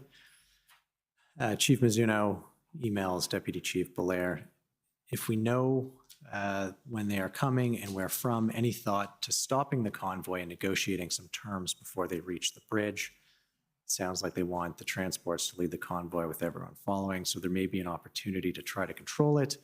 And then Deputy Chief Belair says, yes, talking to JC about that exact thing. I assume JC is It's me, yes. So what can you tell us about these attempts at negotiation the morning that the convoy is descending upon Windsor?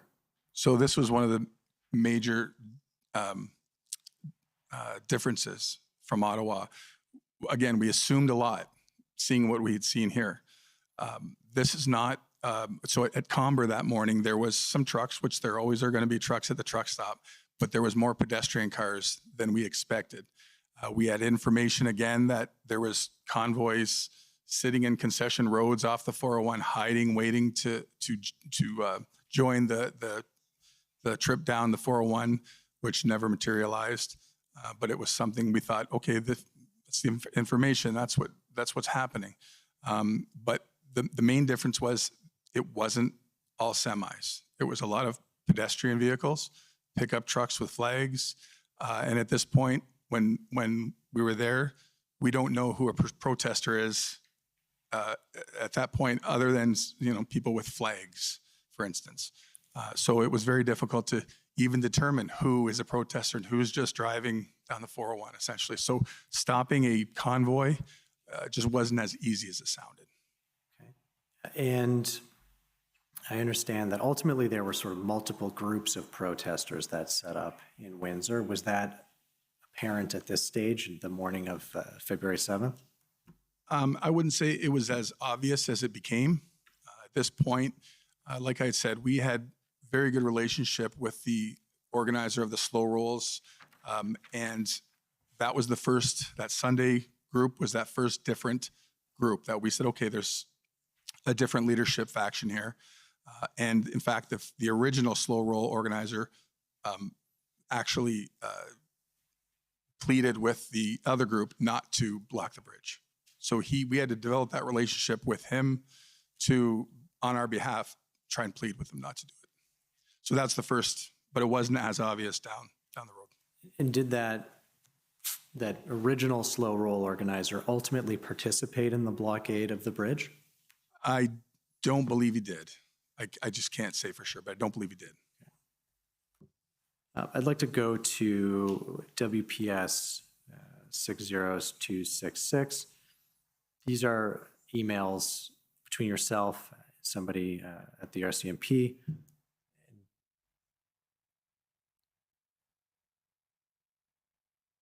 We go down. Kevin McGonigal, I think, is the name that you gave us before. So he is writing to you again the morning of the 7th. Wanted to check in to see how things are going in Windsor this morning. As you are aware, we are being requested to support Ottawa with the situation there.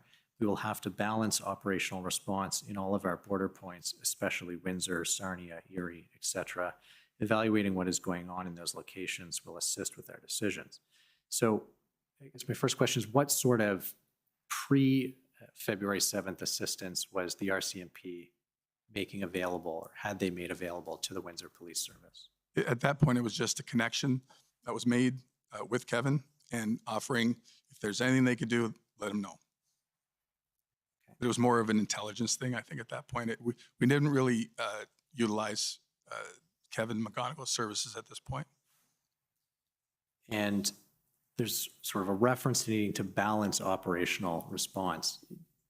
Now I'm just talking about the convoy protests in general. Did that play out in the sense of, did you see an inability or a reticence, or were you told we can only send you X number of officers because we've got to police a whole bunch of different protests? Mm-hmm. The police resources were spread very thin throughout the province.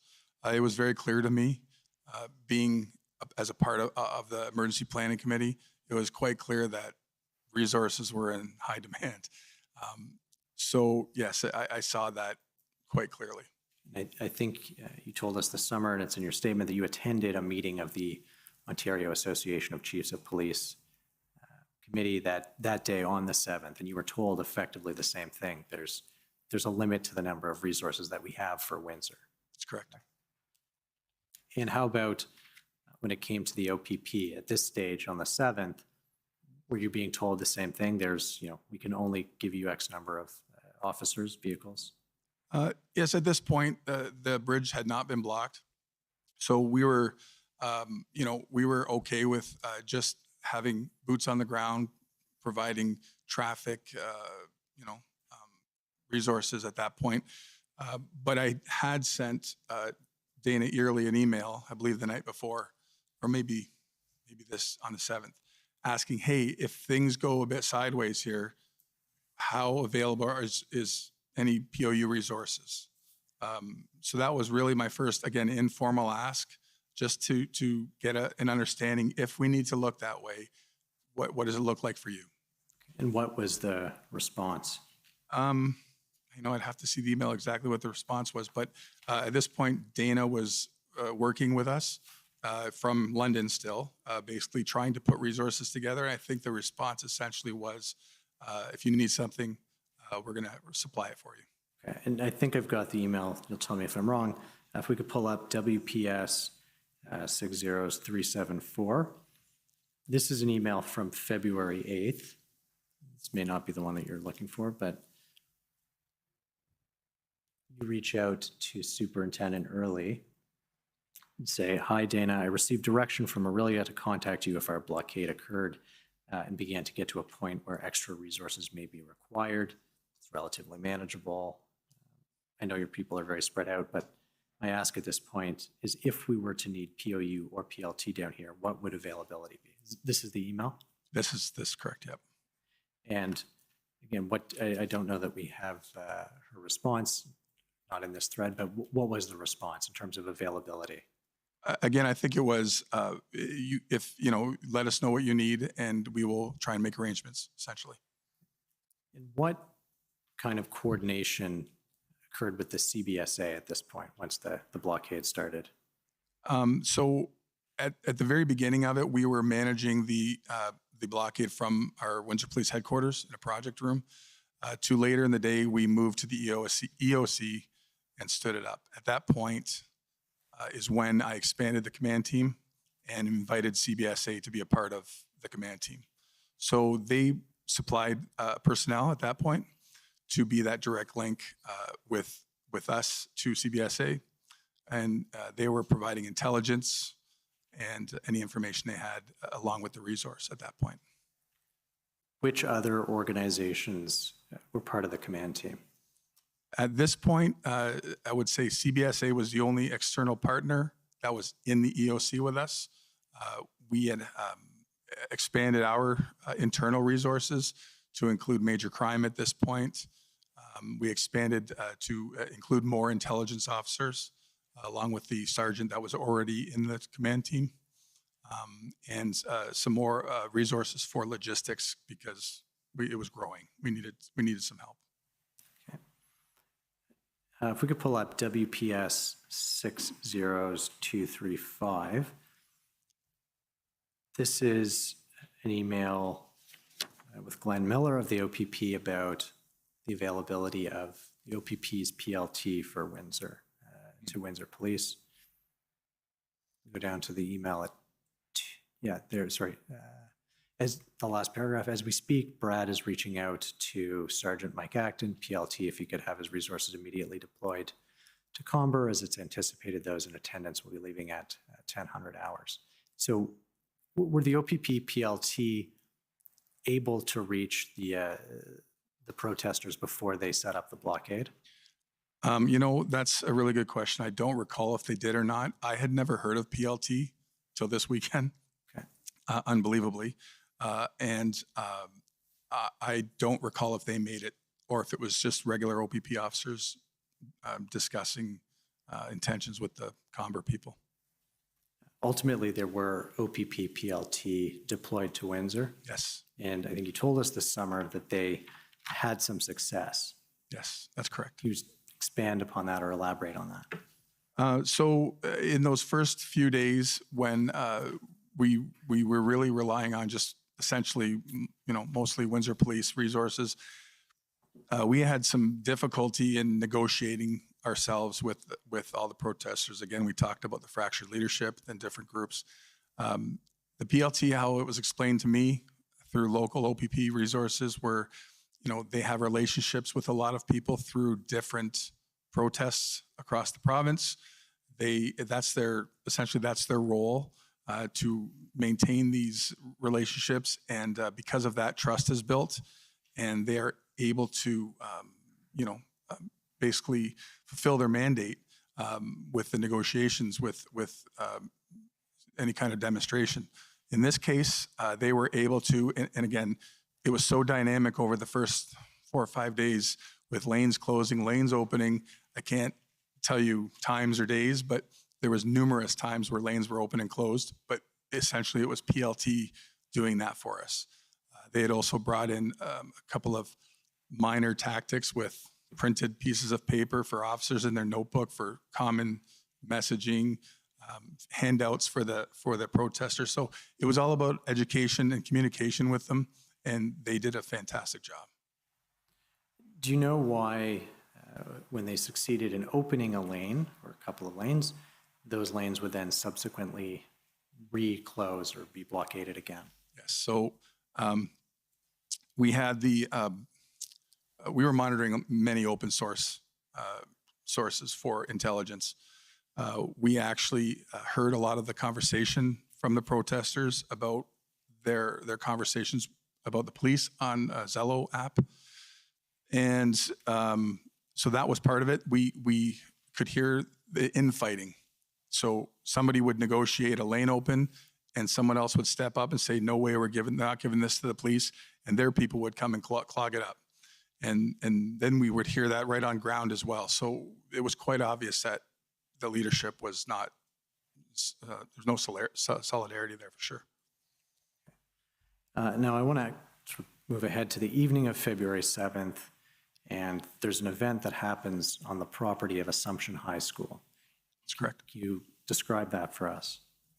So if I could just back up to the Monday, one of my first questions was, again, when it comes down to lessons from Ottawa, knowing that the tow truck companies did not want to participate with the Ottawa police or help them, that was one of my first questions.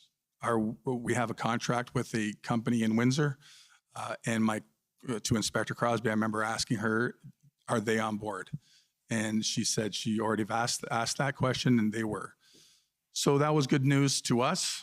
And that first night, again, we were trying to keep protesters off of private property, and Assumption High School is, as the mayor said, right in the protest area on Huron Church between Tecumseh and College. We started seeing protest vehicles go into the school property parking lot, and we went over there to discuss with them you're not welcome here. We've already talked to the board. You're not welcome. It's time to go. And we kind of gave them an ultimatum saying, listen, you have 10, 15 minutes to move. We're going to tow you. So we held the tow trucks back out of sight as best we could. Again, not wanting to escalate things, and somebody spotted one of the tow trucks, and we had some altercations, or sorry, not altercations.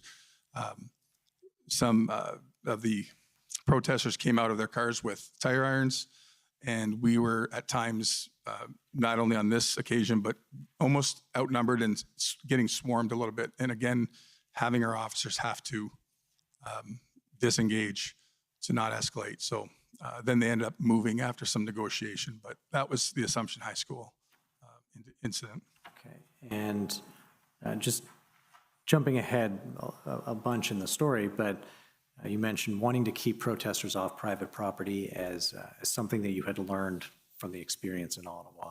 Yes. And once the blockade was cleared, my understanding is there was a decision made within the Windsor Police Service not to set up an alternative protest site on private property or sort of away from Huron Church Road, and that was also a sort of lesson drawn from Ottawa. That's correct. So can you tell us what that lesson is and why that decision was made?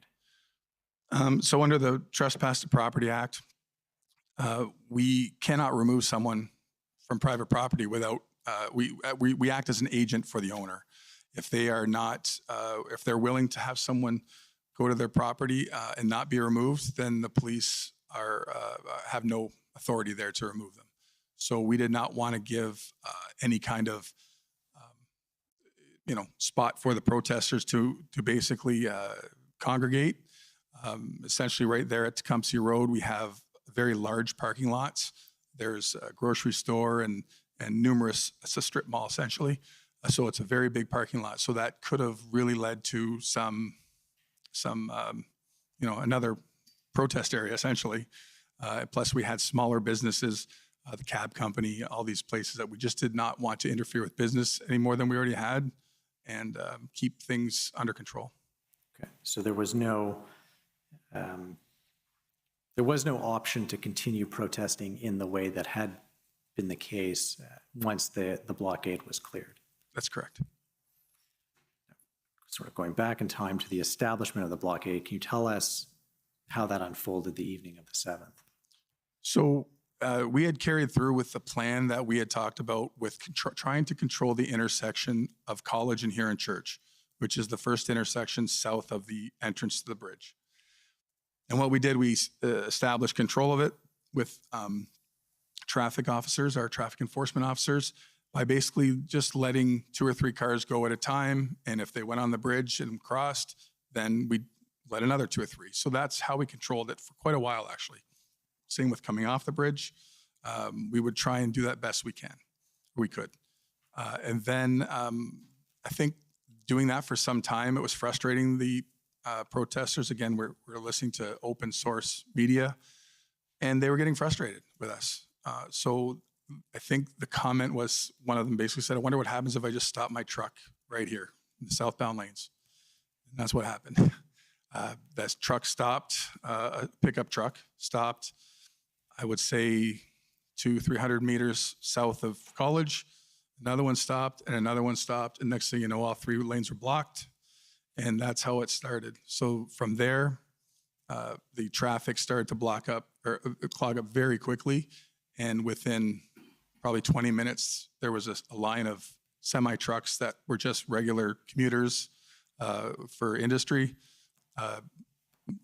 creating a line of trucks miles into Detroit and Michigan. So that's how it started. And I understand early in the blockade, a number of trucks sort of stranded on the bridge. Is that right?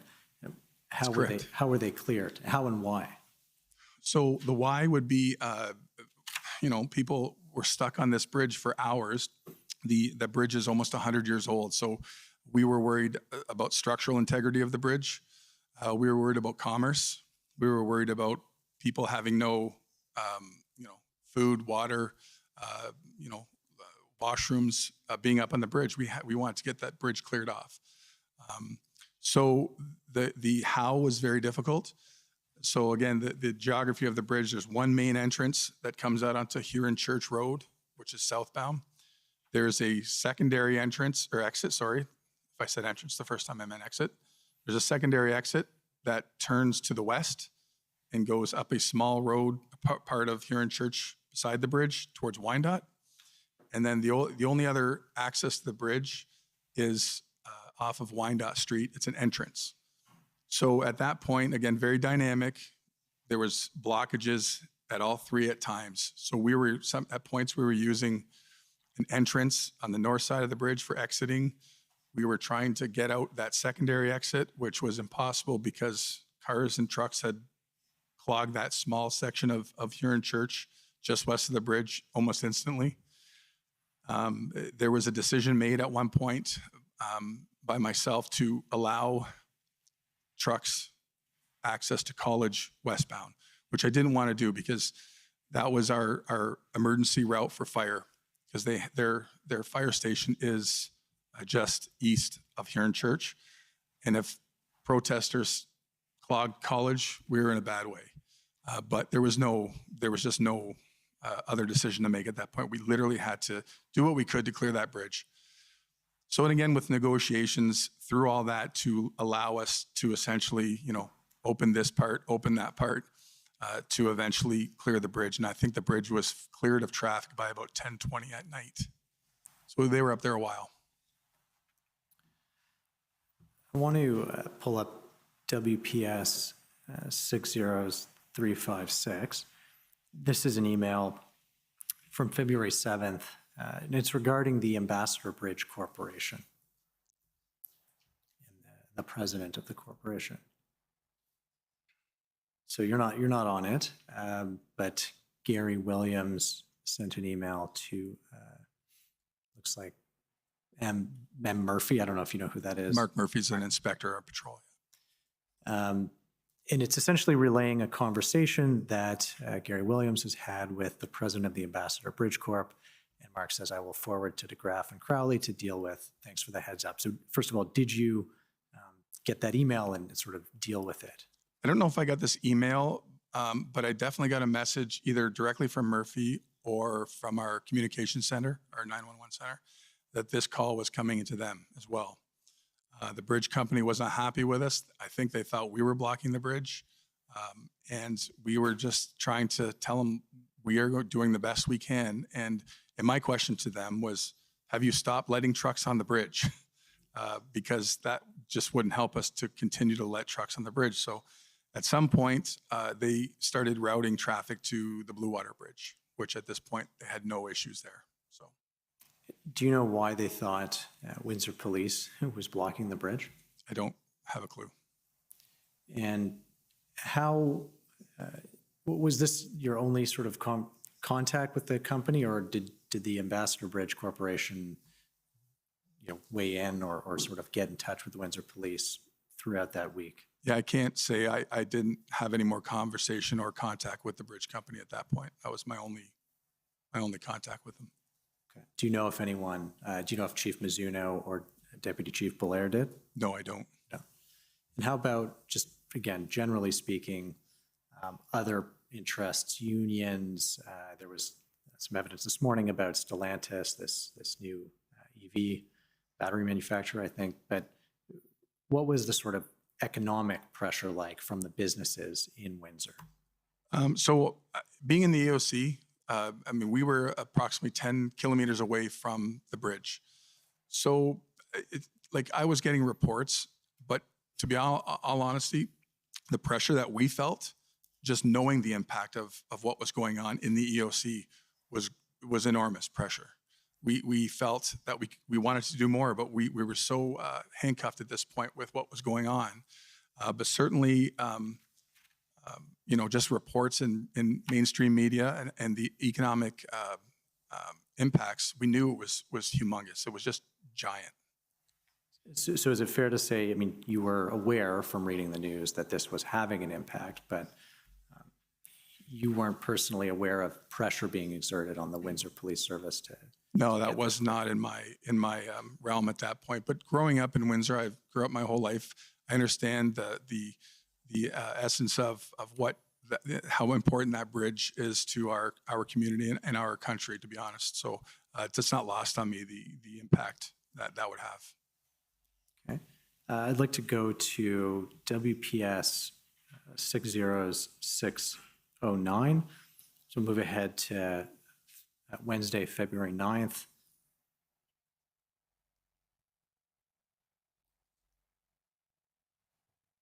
This is an email from you to Jen Crosby and Inspector DeGraff saying, I was asked by Jay to put something together to present to the OPP for a request for 100 officers to assist and include how, why, what, etc. Further down that paragraph, the 100 officer request does not include POU. And so the attachment, which is the next number, 610, and I assume when you say I was asked by Jay, that's Deputy Chief Belair? No, I think that was me. Sorry, I think you were writing that. If we can just pull that back up. Oh, sorry, was I? You were writing that email. You sent that email. Okay, sorry, then that would be Deputy Chief Belair at the time, yes. And so you're the one who spearheaded kind of putting together, okay, here's the numbers we're going to request and here's how they're going to be used. Is that right? Yes. The background of that actually was before that was on the 9th. Before that, I had received a call on the 8th at about 6:30 in the morning from Superintendent Mike McDonnell from the OPP, who I was a colleague with on the Emergency Preparedness Committee. And he obviously had seen on the news what was going on, and he asked me what we needed. And I just told him we need some bodies. So his ask to me was, and this was over time, this was not on that first conversation. He said he would talk to the commissioner. But again, informal request here, right? This is a superintendent asking another superintendent. It's an informal request. So within time, he gets back to me and says, I need a plan of what you're going to do with 100 officers. And I understood that, just to ask for 100 officers. So I put together a very generic plan, considering there was two 24-hour coverage, two 12-hour shifts essentially. And we are also policing a very busy city with our own resources and resources for the bridge. So that was really my ask, and I put together this very generic plan for them. Okay, and just so I want to make sure I understood correctly, it was McDonnell who suggested the 100 officer figure to you? No, he asked me what we needed, and just literally doing the quick math kind of right there, I said I could probably use 100 officers. And he asked me for a plan. Well, I need to know what you need 100 officers for. I said, no problem. Okay, and so this document that we're looking at on the screen was the plan for how you're going to use the 100 officers? Yeah, I think so, yep. If we could just scroll down, just so you see all of it. Yeah, I would say it is, yep. And this is being put together with not knowing anything about the OPP's collective agreement, what shifts they work, what, I came to find out over time how this is very normal for them, and they all expect deployments like this. And, this is very normal. So, but this is at a time where I'm trying not to step on another organization's collective bargaining agreement, and to try and, satisfy our needs as well, so. We saw in the covering email that this doesn't include POU units. Why would you have left those out of this request? I think this was still fairly early in sense of this conversation happened essentially less than 24 hours after the bridge was blocked. So again, our plan at the time was to negotiate. We had set up a perimeter and to negotiate with them. And at the time, we thought hopefully we could get there at the end of it through negotiation. Again, not trying to escalate anything, but that's why, my background told me 3 days before to ask Dana, hey, if it goes this way, what are we looking at? But that was not in the plan yet. And again, knowing what was going on here and in Toronto. And so this exchange is between, this arises as a result of your discussion with Superintendent McDonnell, but you're aware on the same day, Chief Mizuno sent letters to Minister Jones, the Solicitor General in Ontario, and to Bill Blair, Minister Blair, correct? I was not aware of that at that time. Okay. I in preparing for this, I found that out, and I'm assuming that ask was the formal ask because of this. But I can't confirm that, I don't know. So, and again, just so we understand, on February 9th, Chief Mizuno did not consult you or make you aware that she was writing to those two politicians asking for 100 officers? I don't recall that she did, no. Okay.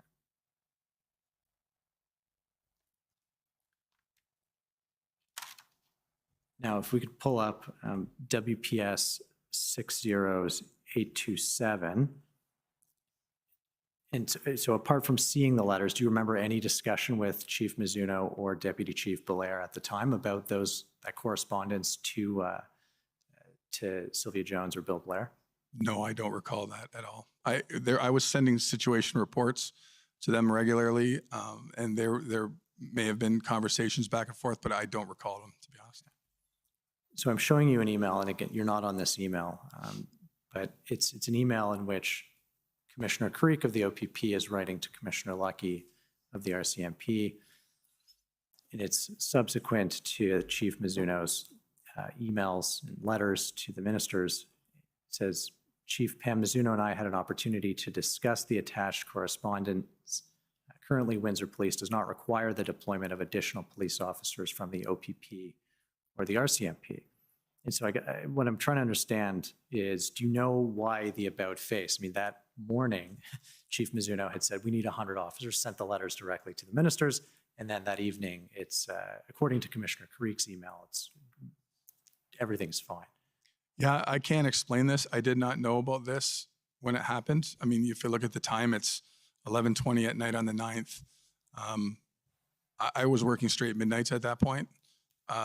And if I would have known this at the time, I understand there was mass confusion to a situation that we've never dealt with. So I can't explain this email. I did not know about it at the time.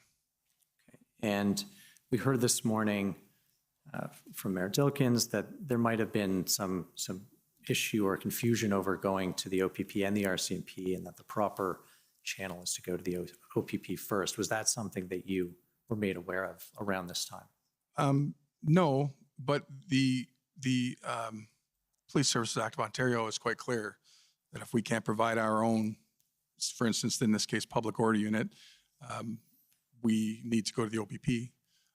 And our directive, our policy says that as well. So, thank you, Deputy Chief. Commissioner, as I believe you know, the balance of the examination will be completed by my colleague Guillaume. We're sort of 15 minutes prior to the break. I don't know if you'd like Guillaume to start now or take the break early. This might be a good time to take the break then, if you're going to change council then. So we'll take the afternoon break for 15 minutes. Thank you, Deputy Chief. The commission is in recess for 15 minutes. La commission est levée pour 15 minutes.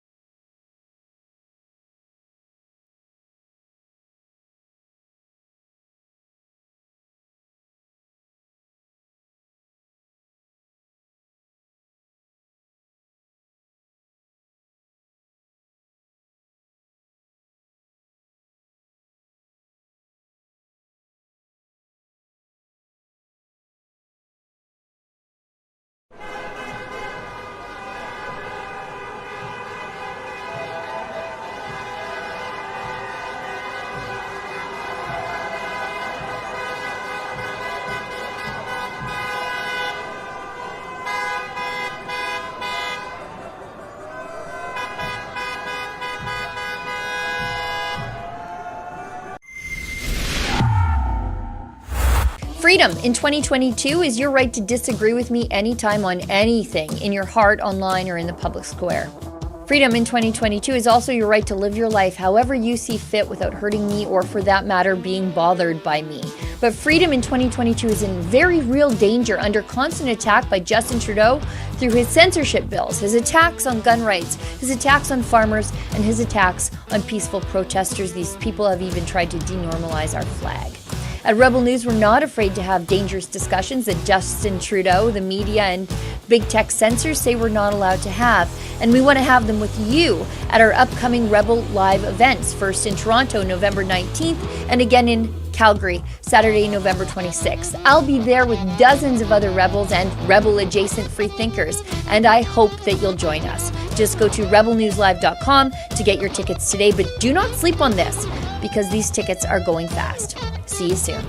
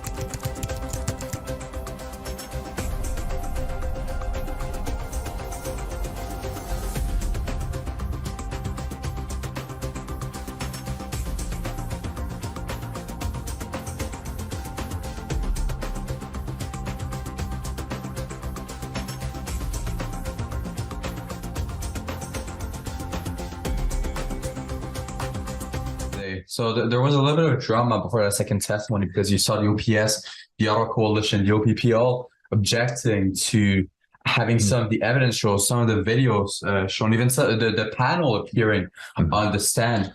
What did you make of the testimony of Chris Deering and Maggie Bauer? Hope. Maggie Hope. Yeah.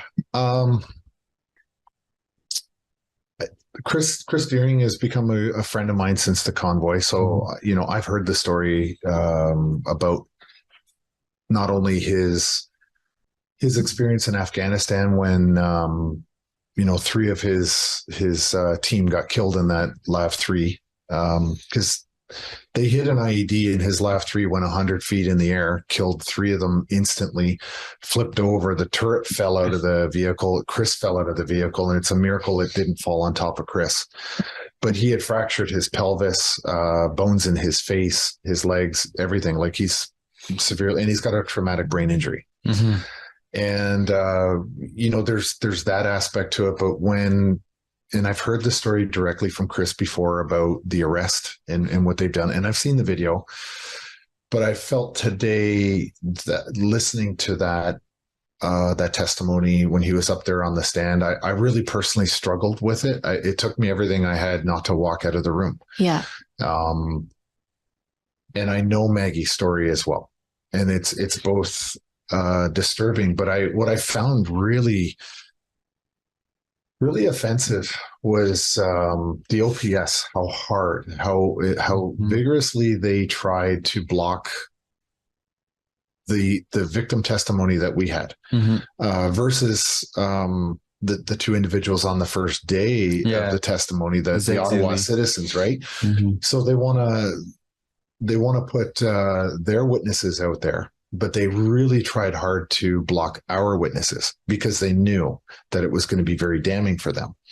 And so that lawyer tried very, very hard. And I knew it was going to roll our way when the commission lawyers actually supported our motion to have it done. That's when I knew that the judge was going to allow it to go forward, because their job is to find the truth. And Chris and Maggie were a very important eyewitness testimony to the truth of what happened on those last 2 days. Yeah. So I think the judge realized you have to show the full scope not just people that are claiming PTSD from phantom honking in microaggressions. I was just going to say microaggressions. Versus people that were literally beaten, injured veterans that were wearing their medals, beaten, thrown to the ground, denied pain medication for their chronic illness, dropped off out in the country. And a mother who was there protesting, giving copies of the Charter of Rights and Freedoms to people that put a gun to her head. Right. This is the impact statements that were the city, Paul Champ and his lawyer plus the OPS really wanted to conceal from the public. They wanted to conceal that truth. And it was grotesque.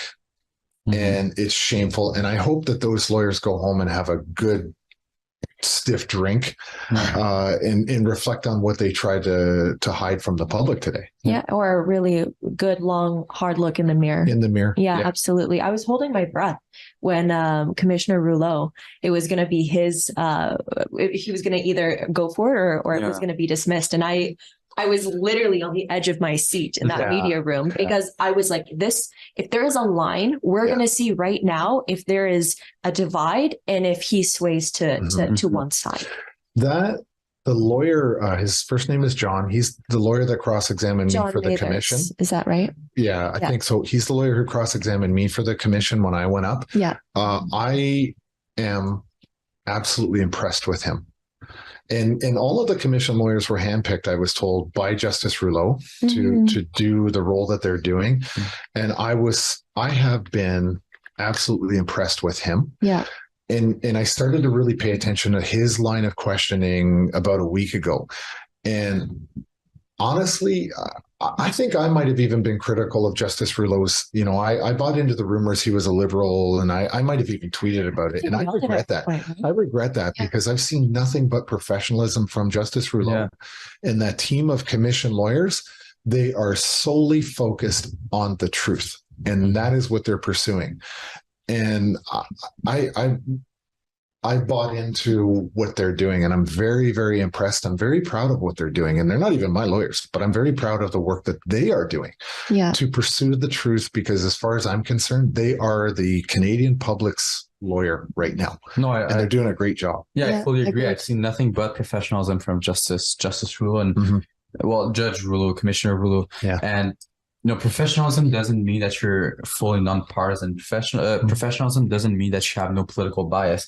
Professionalism means that you're able to put your bias aside and actually do the job that you're there to do. That's what professionalism is. And I understand the people that have doubt, because it's true in the past years, we've seen liberals, people that tend to be more on the liberal party side, show no professionalism. So I guess that's why people were expecting Justice Rouleau to be the exact same way. But I don't think that's what he's shown us since the beginning of the commission. Since we're talking about Chris Deering's testimony, let's take a look at some of what he had to say today.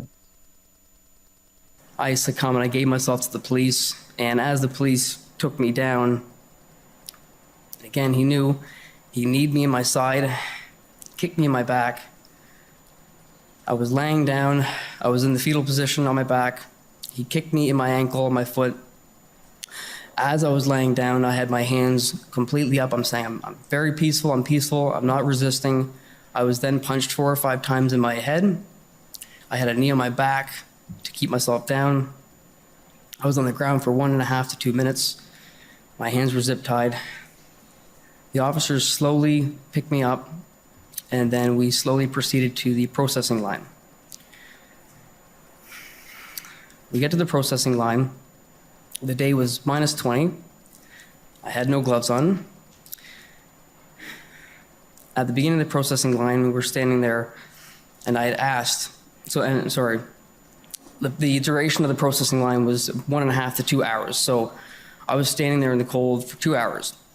I asked the policeman who was on both sides of me, I said, do you mind, you know my conditions, is it okay if I sit or kneel because I'm in chronic pain? It was obvious, my face was flush, and I cried multiple times, and I don't cry ever. It was the worst pain I had felt since I'd been blown up. The fact that I couldn't sit or stand was to me cruel and unusual punishment. We would go 15, 20 minutes without even moving. I also asked if I could have my medication, in which I had my prescription and my medication on my person so that if I needed it, I could ask. I asked, and I was denied my medication to comfort my duress. No, this is testimony of a man who is willing to die for our country. This is a testimony of a man who is willing to sacrifice himself for the greater good of the people of Canada. Mm-hmm. And this is how those veterans are treated. Mm-hmm.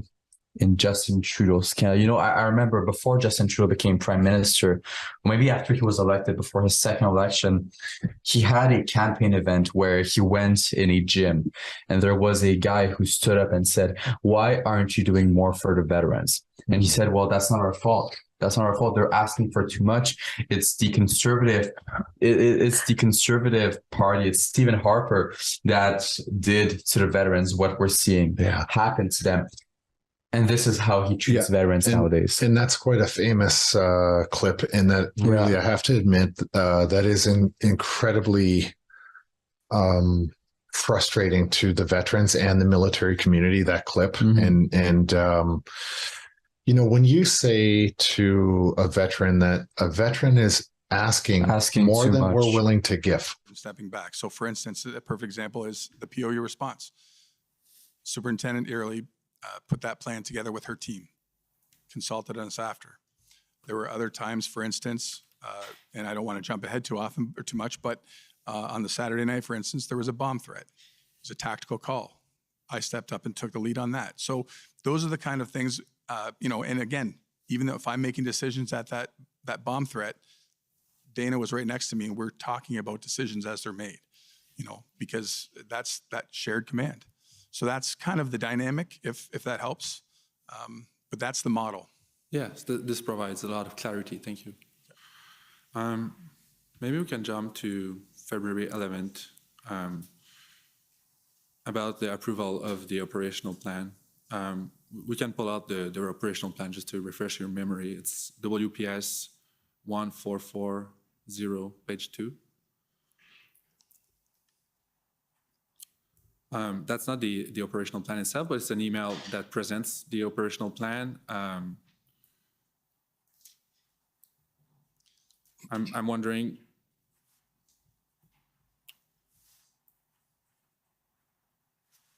it says that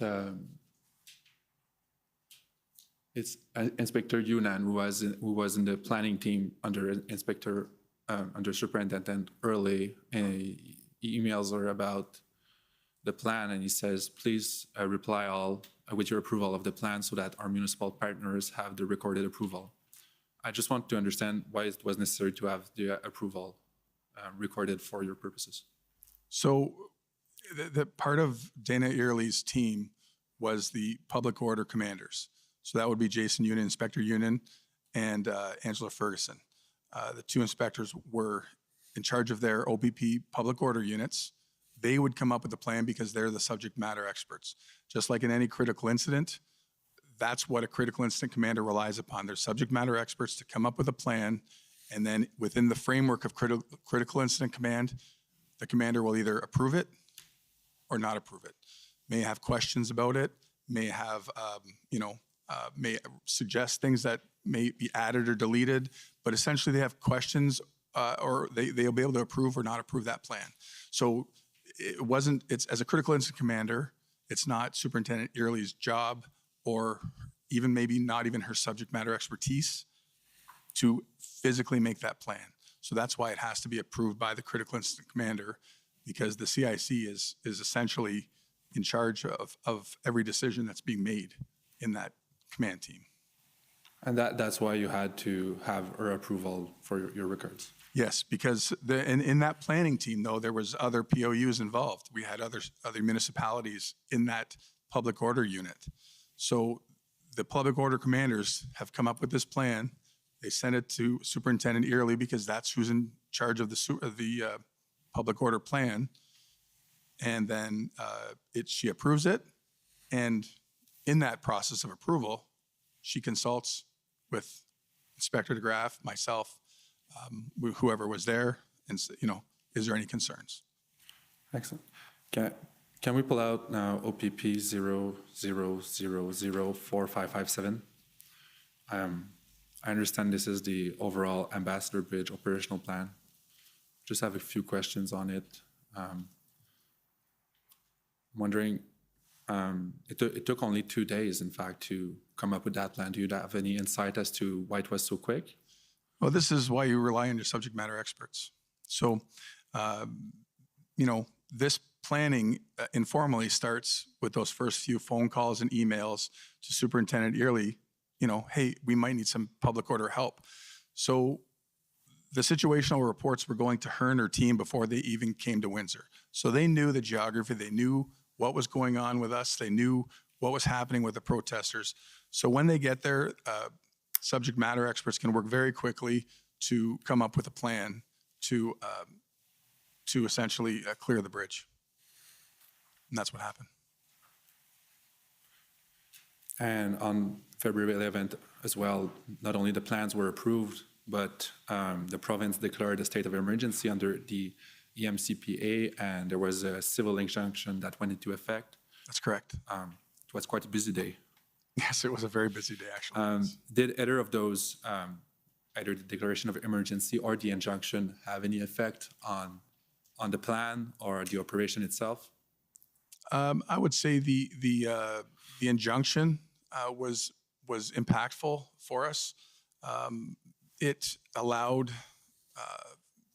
obviously, just another tool for us during the whole planning of everything, but it allowed us to really focus on exterior or perimeter roads as opposed to just here in church. So if there was parking and that came into play later, but towing cars off of side streets, the injunction was very helpful for things like that.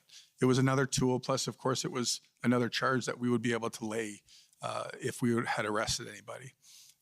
The emergency for under the EMPCA really, I don't think was much of a consideration for us for this plan.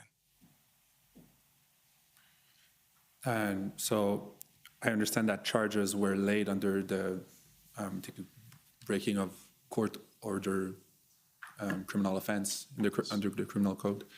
Do you know if these charges were laid during the operations or afterwards? Well, the arrests were made during public order action on the 12th and 13th, and the subsequent charges were laid after that. Like, the investigators then take the files and lay the information subsequent to the arrests. But prior to the injunction, we already had reasonable grounds for criminal mischief. Like I said, the injunction was simply another charge that we would be able to lay on the protesters upon arrest.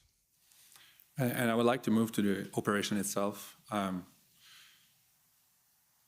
think we can remove that the plan. You explained in your witness summary that there was perhaps around 730 officers that participated in the operation and approximately 500 OPP officers that were present. Those were estimations. I think at my point, I was never involved in the scheduling. I was involved in some discussions with the officers we had scheduling out of our training branch. It was hectic. We had people reporting that we didn't know were reporting. And I mean, you can imagine the logistical, it was very difficult for our schedulers. So those were estimations, judging by what we knew the OPP had sent and other municipalities had sent us. And do you have any understanding or insight about why so many officers were sent in the end, despite the fact that only 100 officers were asked at the beginning? I really don't have that information. I think that's probably better directed at the OPP. But I would say, like, from my point of view, the original ask of 100 officers was simply an initial response to the beginnings of the blockade. The blockade grew enormously throughout the week, and it really peaked on the Saturday night to really, and I call it the highest point of incivility that I've seen in a long time. So I would say that's probably why. The number of officers, the conditions we were working in, it was cold, the snow, public order had done their thing that morning on the Saturday. They started their action. So I would say just, and then they were I wouldn't say that there were 700 officers at one point. I would say there was probably in and out, because there was officers going from Windsor to Ottawa and to Toronto and all these other things. They were in and out and almost interchangeable at times, from my understanding anyways. And what was WPS' role during the operation itself? You mentioned a bomb threat. Was there any other things? Well, we were side by side with OPP and RCMP and other municipal officers. So we would have, say, like for instance, it came up earlier about swearing RCMP officers in. So before we could swear the RCMP officers in for provincial legislation, we would have to pair them with a municipal officer or an OPP officer to ensure that they would have those abilities to enact provincial offenses. So we had, at times we had an OPP cruiser with 2 Windsor police officers in it. Like it was shared resources for perimeter control, for any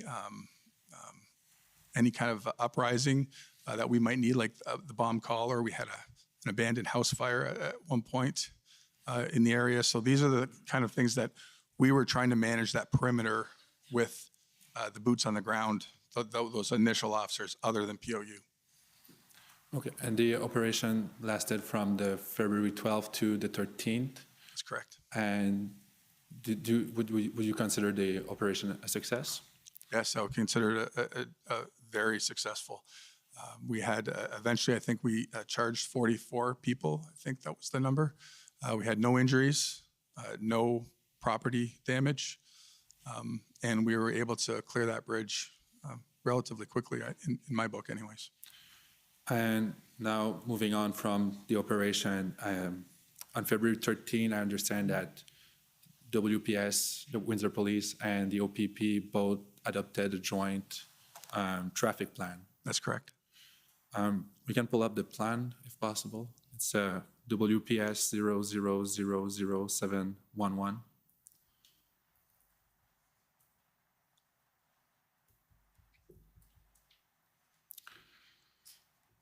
At page 2.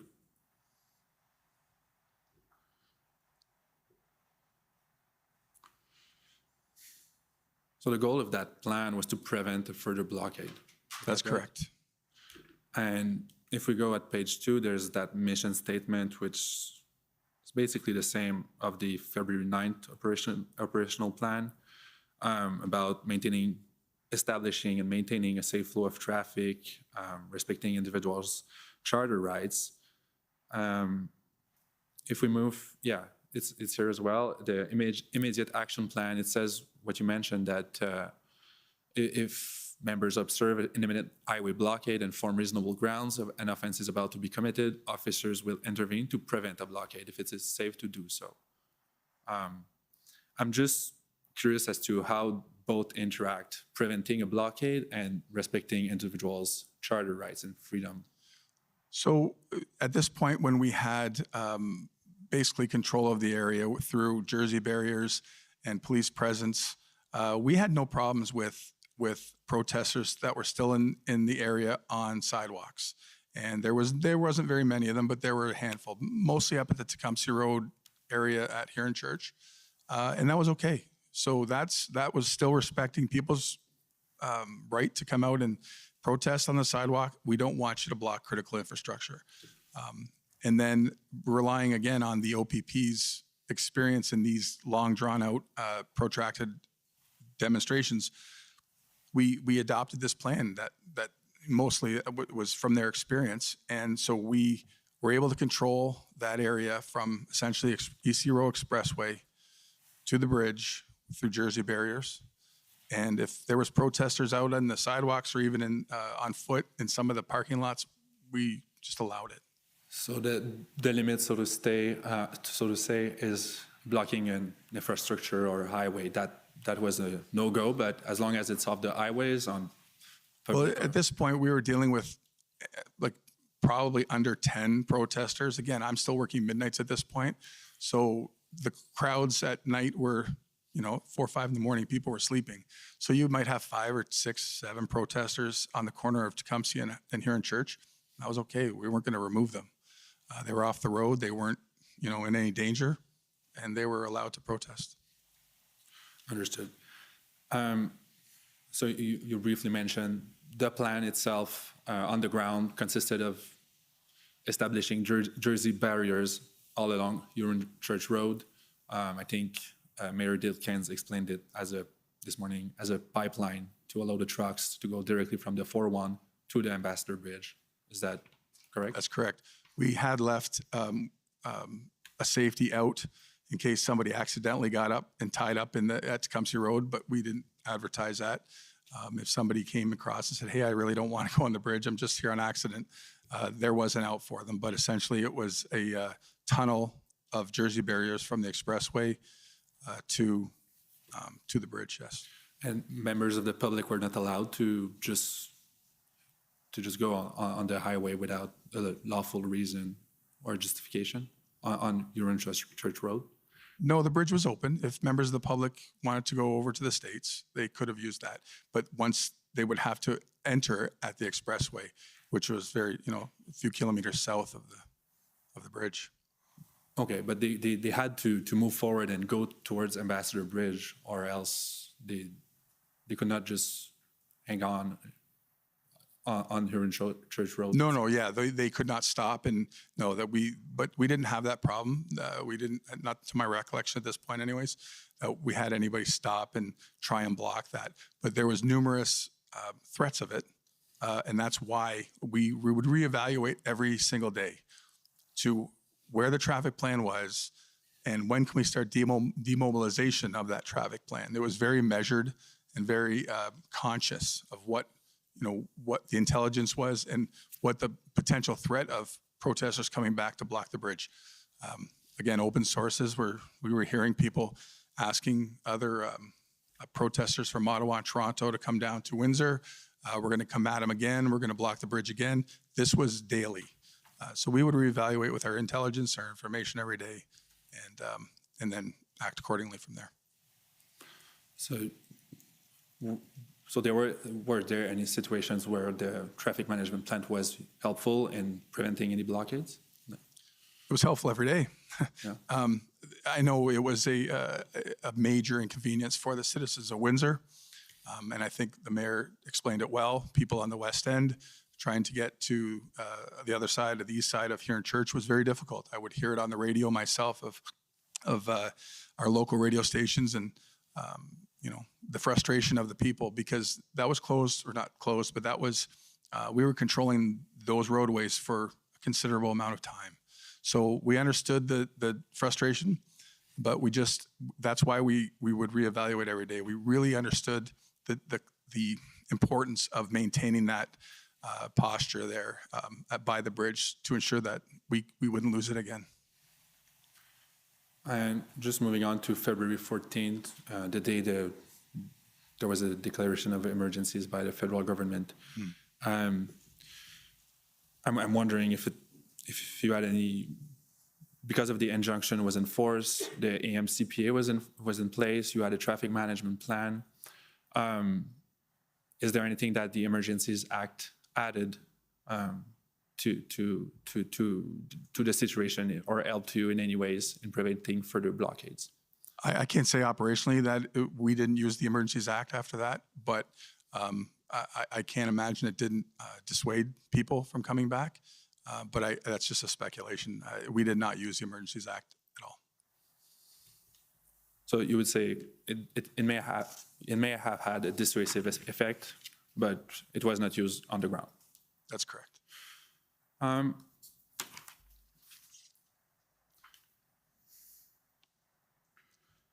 And moving further down the timeline, just to wrap up the Windsor story, the WPS and OPP adopted a demobilization plan as well, which it lasted until March 13 to fully demobilize. I think OPP, it seems a bit long. Would you agree? Well, yeah, if I'm a citizen of Windsor trying to cross, yeah, it seemed long, but we really felt it was necessary. And again, we're relying on the experience of the Ontario Provincial Police in these matters. So we would take their advice. We did, in the demobilization, we did modify the plan more than once. because of those reevaluations daily of, hey, are we at a spot where we can open up a little more than the plan says? And we did that probably 3 or 4 times throughout those weeks. And but it was very important to us, especially when we got up to Tecumseh Road, to take a very measured approach on reopening. We were very paranoid about it happening again.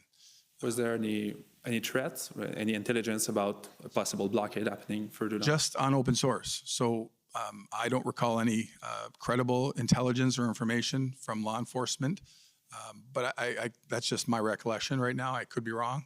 Stand to be corrected on that. But certainly on open source, on all the social media, we had heard numerous pleas and numerous threats that it was going to happen again.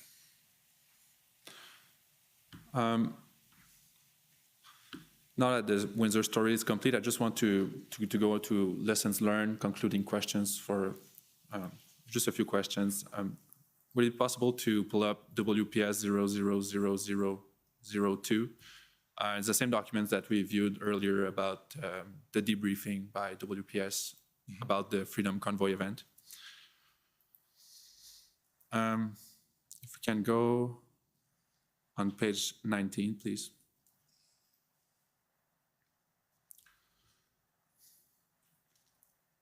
There's a mention about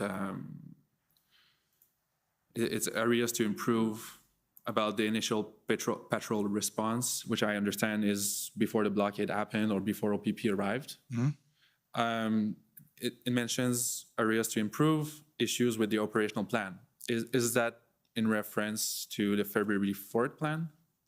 I can't answer that at that point. That's not my document. I don't know what that's referencing.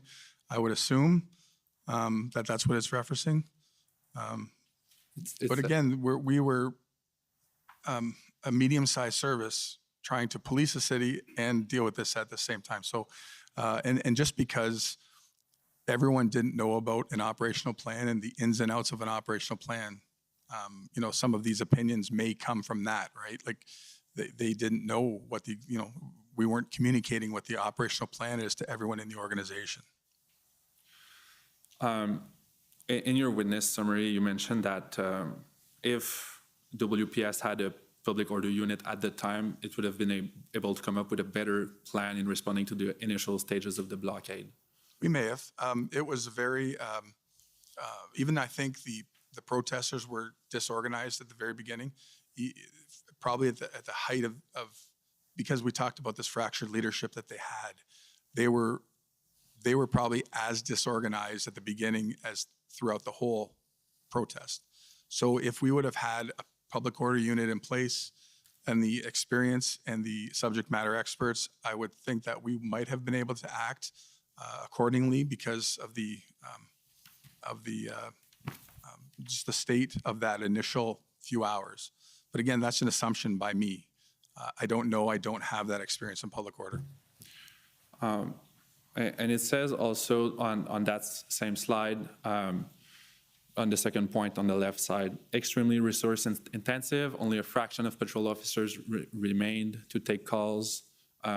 Patrol personnel were totally burned out. So it was not just a POU issue, it was a resource issue as well. It was an enormous resource issue. Again, this is an opinion that someone had, but certainly we had nowhere else to draw from other than our regular patrol and investigative personnel to police the bridge. So were our patrol personnel very tired and getting very burned out? I imagine they were, as were the OPP and all the other municipal officers that came into town for sure. I would like to pull up COM 0000822. It's the adequacy and effectiveness of police services regulation, which I assume you're familiar with. I didn't quite hear. Which regulation is it? Sorry, it's the adequacy and effectiveness of police services regulation. It's under the Police Services Act. Yes. Okay, and under Section 18, it mentions that police forces shall have a public order unit, despite subsection 2 says, despite subsection 1, a board may enter into an agreement to provide the services through another police force. Are you aware of any agreement with another police force to have a public order unit dispatched in case of a public order event? We do not have a formal agreement with another police force. I think what in our policy is mirrors this adequacy standard and this legislation. Essentially, what our policy says that we shall enter into an agreement in the event we need one. Like for instance, the London Police had one right away when we asked for help, and we signed it. Well, the mayor signed it, I think. So certainly, no one asked us to do that, but certainly we are ready to, upon requirement, we would enter into an agreement for sure. I think I have the policy you're mentioning. Can we pull up WPS 00001877? I think that's the policy about public order units deployment and the possibility of entering into an agreement. That's correct. Do you recognize? Yep, that's correct. Is that the one you were mentioning? Exactly. Okay. Is this the version that was enforced during the Freedom Convoy events? Yes, I'm assuming it is, yes. Okay. Can we go at point D on page 2, please? As you mentioned, it says that the service shall provide a service of a public order unit through the provisions of an agreement with the OPP. That's correct. I'm just not sure I understand why such an agreement was not entered upon prior to the Freedom Convoy events. And so that is very explainable. So the OPP provides many services to many municipal services throughout the province. For instance, we don't have a dive team. We don't have an agreement to use the dive team. When we need to use the divers, we have a formal request, chief, to the commissioner. We would like to use your dive team for this investigation. No problem. They get sent down. There's no agreement. We need a technical expert in, say, in vehicles with extracting information from the computers. The OPP have those. Informal request goes to our chief, to the commissioner, comes back, no problem. Here you go. So there's no agreement for any of that. It's a chief-to-chief request, and certainly this is no different. If the commissioner would have come and said, hey, we have an agreement, would you please sign it? I'm pretty sure our board would have signed it immediately. But this offer from the commissioner never came to? No, we never, as far as I know, we never received any agreement except from the London Police Service.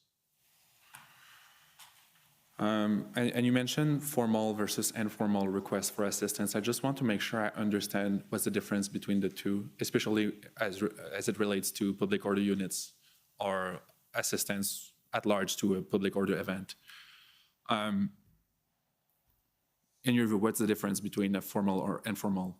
Okay, request? So perfect example of informal request was this emergency preparedness committee that I sit on for the OACP. Again, we were meeting at least 2-3 times a week on Zoom or Teams or whatever it was. And the discussion at this time before our blockade was focusing on Ottawa and the Toronto weekend protests that were happening every weekend. So amongst police leaders at our ranks and superintendent, inspector, those were the requests saying, okay, who can send people to Ottawa? It necessarily wasn't POU specific, but it was who can spare some bodies for Ottawa or who can send people to Toronto. So after our blockade was concluded, months went by, Ottawa had 2 other pretty robust protests, Rolling Thunder, and there was another one, I don't remember the name of it. But we sent people from Windsor because they needed people on ground. We don't have public order, but we sent resources because, that was the right thing to do, and we felt that we really had a debt to actually pay for a lot of the other services. So that's just an example of an informal request. They would eventually be formalized through the chiefs, which again is covered in the Police Act. Chief makes a request to the commissioner, and that's one of the ways that those formal requests are made. I can't see that a superintendent is going to authorize these requests without the chief knowing. So, and on February 4th, we know that Chief Mizuno had a call with Commissioner Carrick asking for assistance with that.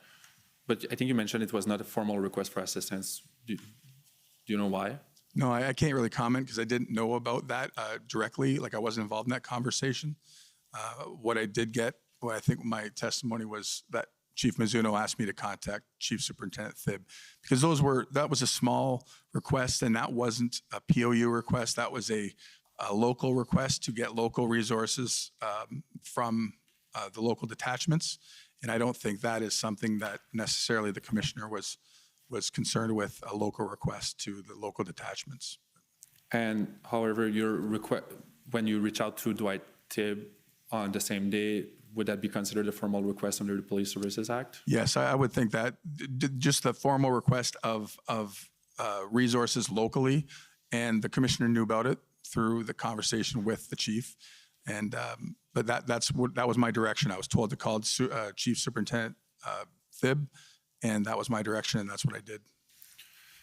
And under the Police Services Act, I'm sure you're familiar, it's not necessary to pull it up, but the commissioner of OPP has to provide the resources he deems or she deems necessary in response to a formal request for assistance. I'm wondering, there was no request provided on February 4th.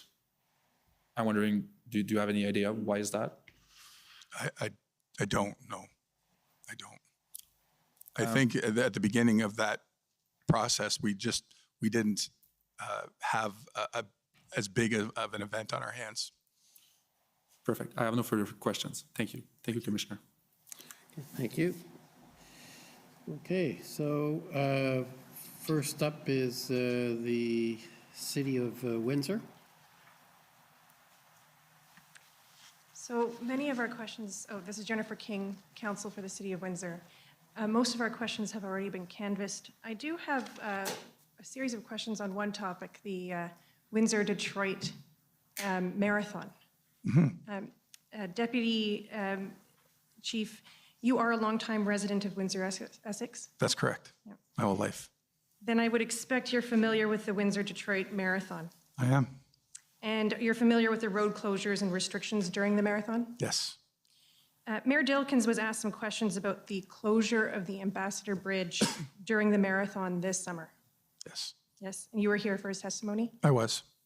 You'll agree with me that generally during the marathon, traffic is only restricted on the bridge, not entirely closed.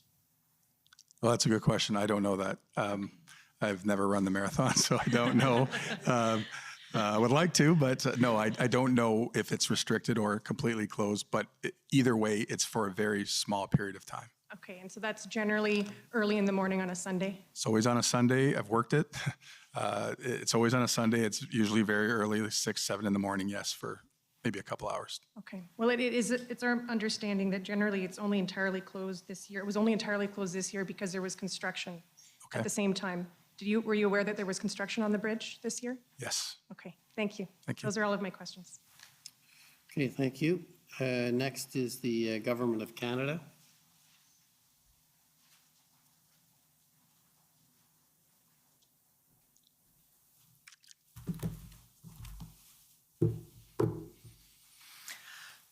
Good afternoon, Deputy Chief. Good afternoon. Commissioner, my name is Andrew Gibbs, and I'm one of the counsel with the Government of Canada.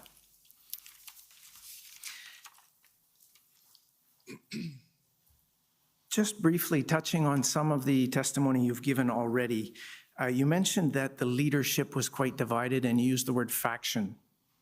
Fractured. Fractured. Yes, that's how I would describe it. Yes, that was my opinion. Okay, and so there were in fact multiple leaders and it made it very difficult to determine who was in charge. That's correct. That's what it seemed like. You also described the situation as dynamic. Would you say it was fluid? Yes. Unpredictable? Yes. Volatile? Yes. And aggressive? Yes, at times. At times. On February 10th, were there threats made to block or blockade the Windsor Police Services headquarters? Yes. And why would that have been a concern to you? Well, I mean, it impacts our daily operations greatly. Our fleet vehicles are parked in the basement. I would imagine exiting and entering the building, if it's blocked, would be very difficult. It would impact our employees coming in and out of work, I would imagine. It would just impact every piece of our operating, our operations every day. And for those of us who are not police officers, that would mean you couldn't come and help people if they called 911. That's exactly right. Were there also threats to block the Windsor-Detroit tunnel? Yes, there were. And the Windsor airport? Yes, there were. And those threats did not materialize? No. But you couldn't ignore them? No, we had to deploy resources to all three of those places that you mentioned, as well as very concerning, that whole corridor where our headquarters is, it has hospitals and essential services that if that area got blocked, it would have caused enormous problems for us, and not mentioning the tunnel with what the mayor said was thousands of people going over there to work. You also mentioned, just in terms of a general public safety and officer safety concerns, there was a bomb threat at the mayor's house. Yes. That also took resources. I believe he mentioned 2 to 3 police cars were there for a week or two. Yes, that's correct. There was a bomb threat behind the police lines on February 12th. Is that correct? That's correct. And it turned out to be not credible. That's correct. But the threat was made? That we had to deal with, yes. It was And it was made, and we had investigated. to put resources to it, investigate it, and yes. Was there also a drone flying over, a protester drone flying over the police enforcement operation on February 12th? I imagine there was. I don't know for sure, but I imagine there was all kinds of live footage that we were watching in the EOC that was open source, and that was part of it. Okay, thank you. And you mentioned that it was cold and there was snow. The officers were putting in a lot of overtime. Yes, I canceled the days off from, I think it's, I'd have to check the dates, but I canceled a week of rest days of our own officers, let alone the ask from the OPP and the municipal forces to be away from home and cancel their days off as well. So yes, it was long days. So there was a lot of tension? Absolutely. And I think you said people were burnt out. Yes. There are also mention of children being involved. I believe the mayor mentioned that children were involved at the protest, and particularly when the police enforcement action was scheduled to take place on February 12th. Yes. What impact does the presence of children in a mass protest have on police operations? Well, the unpredictability of any crowd gathering is a enormous consideration for us. But in something like that, we had to make plans with Children's Aid Society on arrest plans. We had resources dedicated to just Children's Aid. Obviously, there's a huge safety concern. There was talk on open source communications that they were going to use children as human shields at one point. So there was all kinds of considerations for us to keep the welfare of children, very, safe. Mr. Clerk, can we please turn up OPP 404539 and go to page 41 on this point?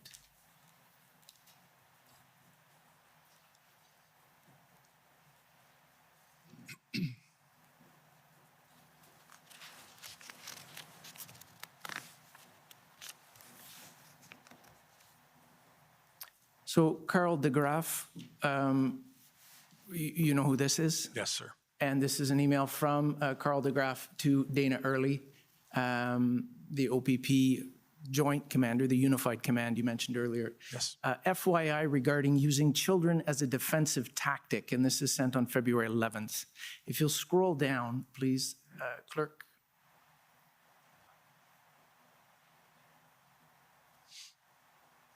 This appears to be an exchange of tweets Thank you. As more children are with us, as less option to power for police, children is our best weapon against them.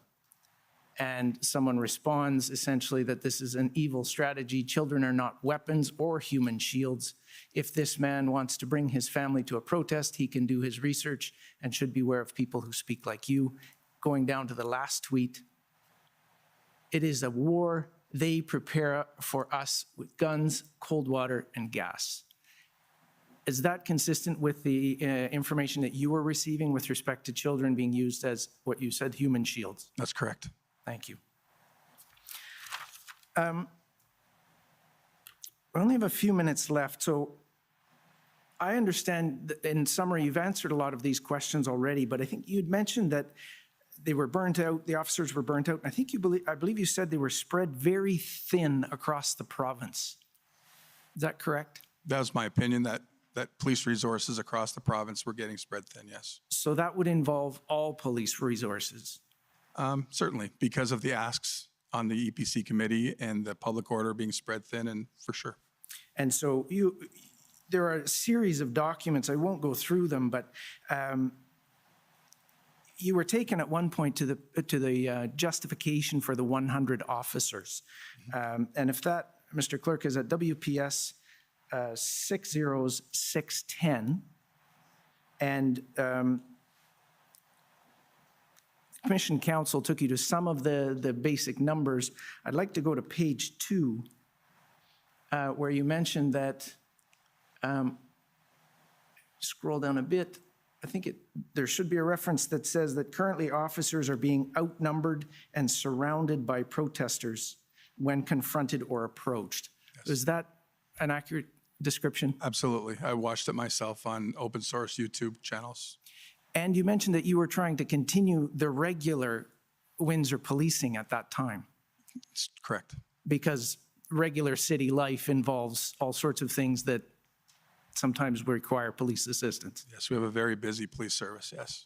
And would you think it would be fair to say that every city in the province of Ontario would involve that type of requirements for their police services? Absolutely. And they were also being stretched thin? Yes. And you mentioned that this would happen essentially across the country, would it not? It's my opinion, yes, for sure. And so, turning lastly to the resurgence, you've mentioned that you were quite concerned, or the Windsor Police Force were quite concerned, as was the mayor, that they could return, the protesters could return. That's correct.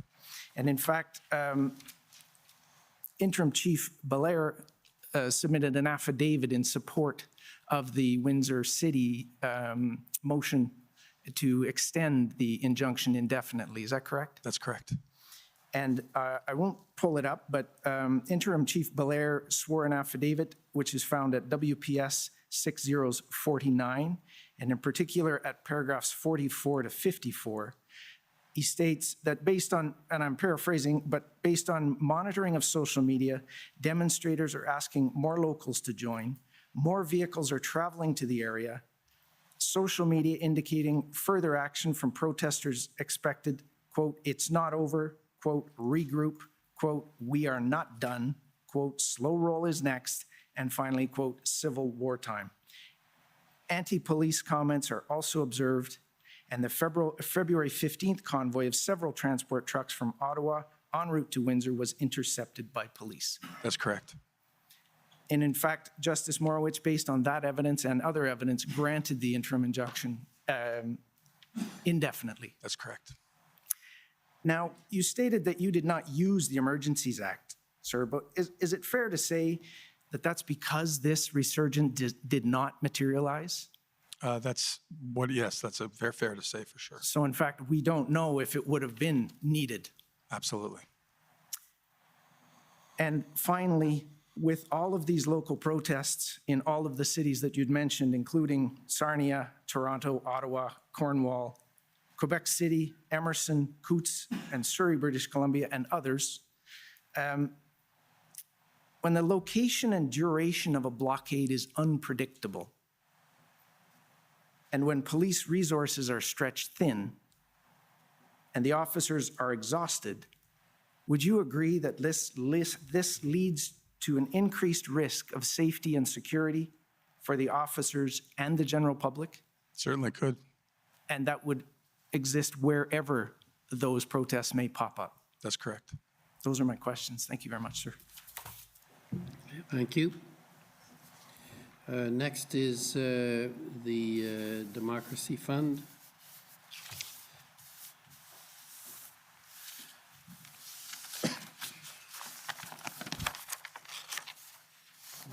And Citizens for Freedom. Mr. Commissioner and Deputy Chief, I'm aware of the 10 minutes allotted here and brief as possible.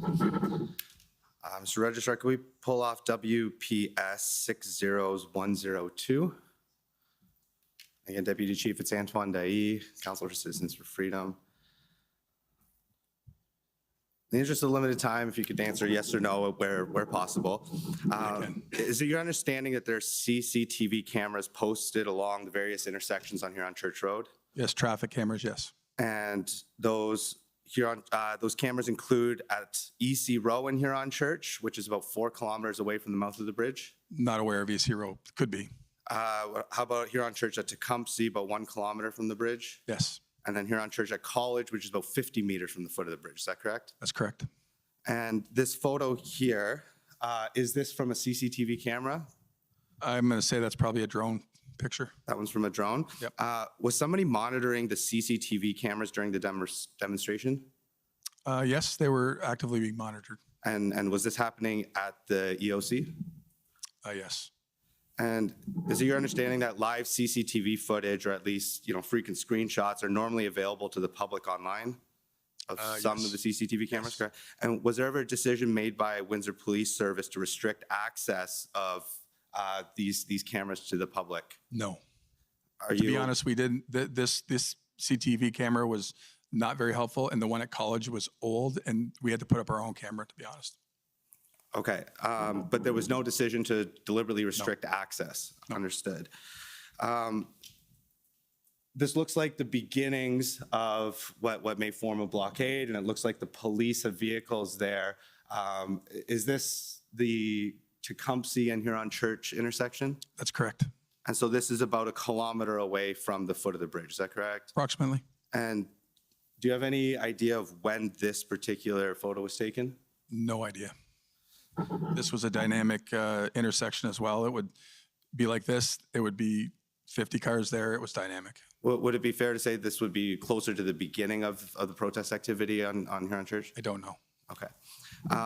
You spoke earlier about this bear hug strategy and indicating that there's almost like this plaza around the mouth of the bridge. Is it fair to say that there's 2 ingress points and 2 egress points from the border itself? I'm only aware of 1 egress, or sorry, 2 egress and 2 in. Yes, sorry, you're correct. Right, and so you've got the northbound and southbound lanes coming out with that main entrance, and then 2 ancillary roads coming out to Wyandotte Street. Is that correct? Yes. And we heard earlier in terms of the police establishing a circle of control or a perimeter. Would it be fair to say that perimeter would be then set out around those points of ingress and egress? That was part of it, but it was expanded to, the intersections on Huron Church, and expanded that way. But for sure, those would be part of it. And do you have any indication when that initial circle of control was established? No, I don't. Is it your understanding that on February 10th, a plan had already been put in place for Windsor Police Service to remove the protesters on Saturday, February 12th? There was discussions amongst the POU plan of what day it would be actioned, but I don't know exactly when it was. But that was one of the initial plans, one of the initial days. Mr. Registrar, can we pull up WPS 7042 and page 2 of that document, please? I understand these are notes by Superintendent Carl DeGraff. We're unable to see who this email was sent to or from. Did you ever have a chance to see this email or the contents of Mr. Inspector DeGraff's update? I probably saw this at some point, but I don't recall it. And so is it fair to assume that this was indeed produced February 10th, that Inspector DeGraff reports there's no significant issues with managing the protesting and the numbers have remained consistent compared to the last 3 days. It could be. So Inspector DeGraff worked mainly days, and at night, I put myself on nights because of this. My experience in these kind of situations, that's when it ramps up. Understood. And can we scroll down a little bit further here to the 6th point? Right, and so on February 10th, so this is before the city or the AMPA apply for their injunction, there's already an arrest plan in place. There's already an idea that removal is going to begin on Saturday, and there's already indications that Children's Aid will be involved. Is that correct? It was probably in the development of the plan. That's correct. And you had indicated that at some point right around February 10th, there was a shift to this joint command with OPP. Are you aware whether or not this plan was produced before or after joint command was established? Well, this would have been after because OPP was in charge of the POU plan, of developing it. Understood. Mr. Registrar, can we pull up CFF 50106?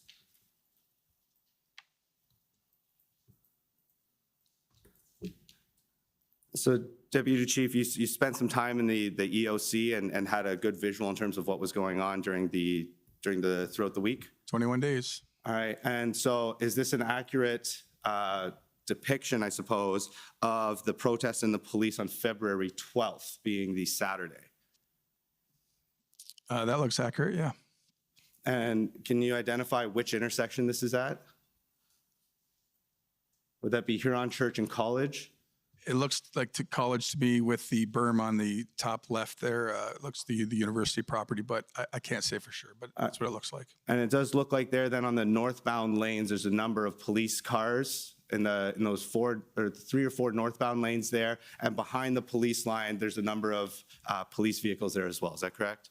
That's correct. And it appears there may be a small number of protester vehicles in the southbound lanes, both in front and behind that police line. Is that correct? That's correct. And would you agree with me that the police reports that were produced indicated that a towing plan was successfully executed on February 12th and 13th? Yes, that's correct. And earlier you mentioned multiple threats that were made or received. Do you agree with me that although resources are required to investigate and respond, not all threats and social media posts are credible? Yes, for sure. And would you also agree with me that the threats, whether it's to the airport or the police station or these bomb threats, by and large, did not materialize? No, but credible or not, we still have to understand. The resources have to be dedicated. Yes, for sure. If I could pull up 2 multimedia database videos. You had indicated earlier that police were in general respectful of protesting on the sidewalk and that you understood that this was part of the injunction, that lawful protest was still allowed as long as you're not impeding traffic. Is that correct? Yes, that's correct. And so if we could put this first video up again, that's CFF 6015. It's a 30-second video here. Meanwhile, To inform you guys all, you are currently within the exclusion zone that was previously had this morning. POU is going to come arrest everybody for mischief if you do not leave. You need to get past the traffic point down to Tecumseh Road. Public sidewalk. It's part of the exclusion zone. You guys told us to come here. We're telling you now. We're telling you right now. You're contradicting yourself now. We're telling you right now. We're giving you the chance to move. You're putting your foot in your mouth now because you told us. That's fine. You can stay here and get arrested. That is fine. That's up to you. You have room for all of that? okay, and then if we could pull up one more video as well, CFF 704. And while that video is coming up, Deputy Chief, would you agree with me that the records indicate that there was at least 44 arrests and that the majority of people that were arrested were charged with both mischief and for disobeying a court order? That's correct. Let's watch this video here. Get back or you'll be arrested.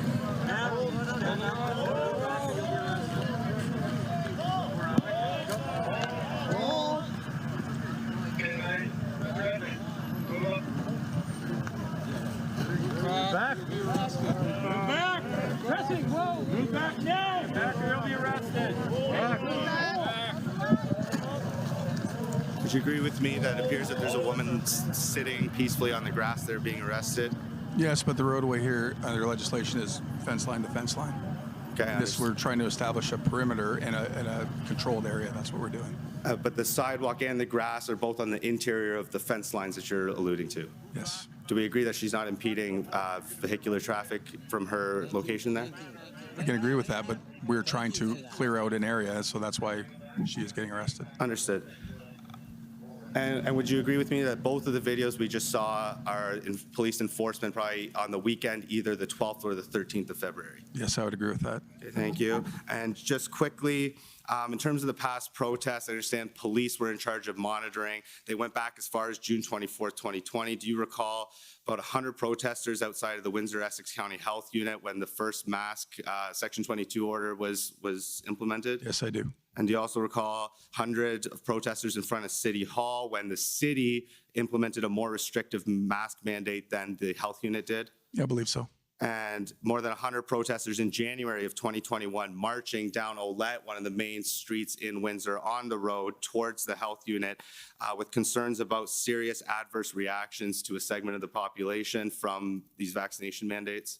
I don't recall that that's why, but I recall the walking on Olette, yes. And do you recall thousands of people, or at least 1,000 people at the flag, August 28th, 2021, with concerns about risks of serious bodily injury, talking about myocarditis and pericarditis, issues with vaccination? I don't recall ever being a protest of 1,000 people, but weekly there was protests at the flag, yes. Okay, what about September 29th? Do you agree that there was reports that there was hundreds of people protesting across the street from Windsor Regional Hospital because of the termination of nurses, doctors, and other frontline hospital staff? Yes, I recall that. And do you also recall a silent protest with at least 1,000 people at the flag on September 18th, 2021 in response to the termination of first responders and city employees by the city of Windsor? Again, the reason I don't know, but yes, protests were happening weekly. And do you also recall that instead of placing employees on a leave of absence until the end of the COVID-19 period as provided for in the Employment Standards Act and the Infectious Disease Emergency Leave, that the city of Windsor made a choice, an intimidating choice, threatening the economic security of many of its employees, that they would be terminated rather than on a leave of absence if they refused to accept the government's medicine into their body? I remember a vaccine policy, but I don't know anything about that. I had nothing to do with that. Are you aware of any Windsor police officers that no longer have a job because of their medical decisions? No, I don't think so. No further questions. Thank you. Okay, next is the OPP.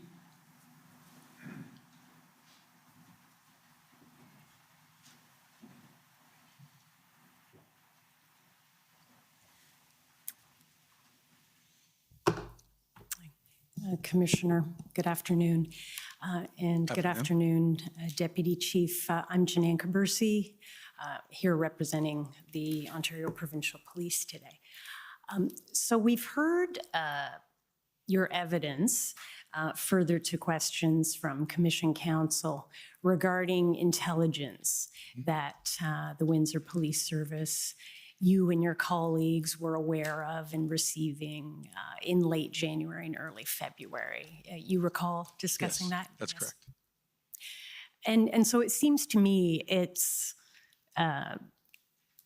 accepted or well established at least that as far as you're concerned at the Windsor Police Service, that the communication flow, the receipt of the intelligence information prepared by the Intelligence Bureau at the OPP was an effective communication system, the distribution for the Hendon reports. Yes, I would say it's very effective. Yes. And so in addition to that intelligence that you were receiving from the Ontario Provincial Police, I understand that Windsor Police Service also had some of its own intelligence and information that was being locally gathered. That's correct. Right. And would it be also fair to say that with all of that intelligence and the benefit of that information, it was still not entirely clear or certain what was going to happen as these slow rolls proceeded in the area of Windsor? Yes, I agree with that completely. Right. And so Windsor Police Service planned based on the information that you had. Correct. Is that fair?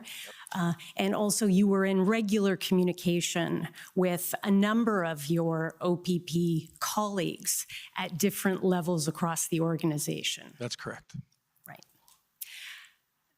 And so can we say that there was effective communication, information sharing, and cooperation that was taking place between the OPP and the Windsor Police Service throughout this time period? Yes, I could say that. Okay. I'd like to ask you a bit about the discussions that we've heard took place at the emergency committee. I'm not sure if that's the the Preparedness Committee, yes. Emergency Preparedness Committee at the OACP, I understand. Yes. And you're a participant in that committee. Yes. And we heard that there was some discussion about what was happening in the region. And in particular, were you familiar with what was happening in the area of the Blue Water Bridge? A little bit. Are you talking, you're referring to right before ours started or right in that same time period? Right around that same time period. Yes, I believe a document was pulled up earlier today indicating that on around February 6th, there was some activity around the Blue Water Bridge and that the OPP had restricted or blocked parts of Highway 402. Yes, I recall. You're familiar with that? Yep. I expect we may hear a bit more evidence about that from Superintendent Dana Early from the OPP, who will be appearing here tomorrow. But from your awareness of the situation, I'd just like to ask you, is it possible, or was it considered as an option in Windsor to try to execute something similar to what was done in the area of the Blue Water Bridge? Or are there simply differences in the situation that, lead to different decisions about planning? Certainly, yes. We had those conversations. So to my understanding of the Blue Water Bridge, I'm well aware of the 402 coming off the 401. It's a one exit when you're going westbound. And there was farm equipment, from my recollection, trying to block that area. Police took a proactive stance there, the OPP, and stopped that one road coming off the 401. And like any highway, there's exits and entrances along the way, but limited. So a little bit more manageable from an emergency preparedness and emergency management, lens, where our infrastructure is kilometers long, side streets everywhere. So we did discuss blocking access to Huron Church. That leads to blocking access to the other, where the 401 splits at the Huron Church goes to Dougal. Well, Dougal goes right to our tunnel and the hospital and all these other things that we wanted to keep the traffic away from. We did not want to put any focus on the tunnel because that was our main access for our citizens that work in Detroit and in Michigan. Plus the hospital was a very big concern for us as well. So in those initial discussions, we did not have the resources. We couldn't, it was just logistically, there was no way we could block all those intersections and shut down Windsor essentially from incoming traffic like they did at the 402. Mm-hmm. So from what you're describing, even those of us who don't know the geography of Windsor as well as you do, it seems clear that just the geography and the nature of the approach to the Ambassador Bridge just gives rise to a lot more complications with any effort to stop the flow of traffic in that direction. Absolutely. So I understand that a plan was developed on around February 7th, I understand, to focus on the intersection right at the entrance to the bridge. That's correct. And would it be fair to say that based on the information that you knew at that point, that seemed to be a reasonable approach? It was reasonable, and really we, other than the fact that we didn't know what the tactic might be, that was the most reasonable tactic that we could use. Right. And so ultimately that that plan didn't prove to be successful in dealing with the blockade entirely. And then, as we've heard in the evidence, things started to develop very quickly, and conversations were happening at different levels within the OPP regarding the provision of resources to assist Windsor in dealing with this developing blockade. Yes, that's correct. Right. And we heard that a team of PLT officers was among the first of the officers that were deployed to Windsor to assist and lend their expertise. That's correct.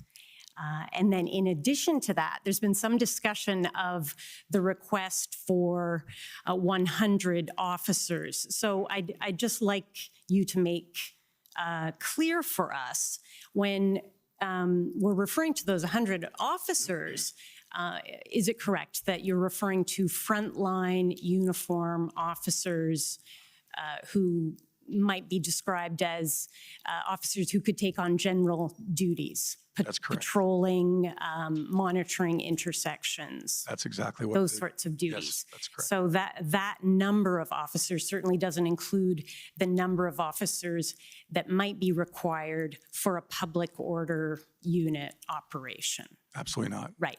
And those determinations came later after the shared command or unified command, as it's also been referred to, was established starting on around February 10th when Superintendent Early arrived. Correct. Okay.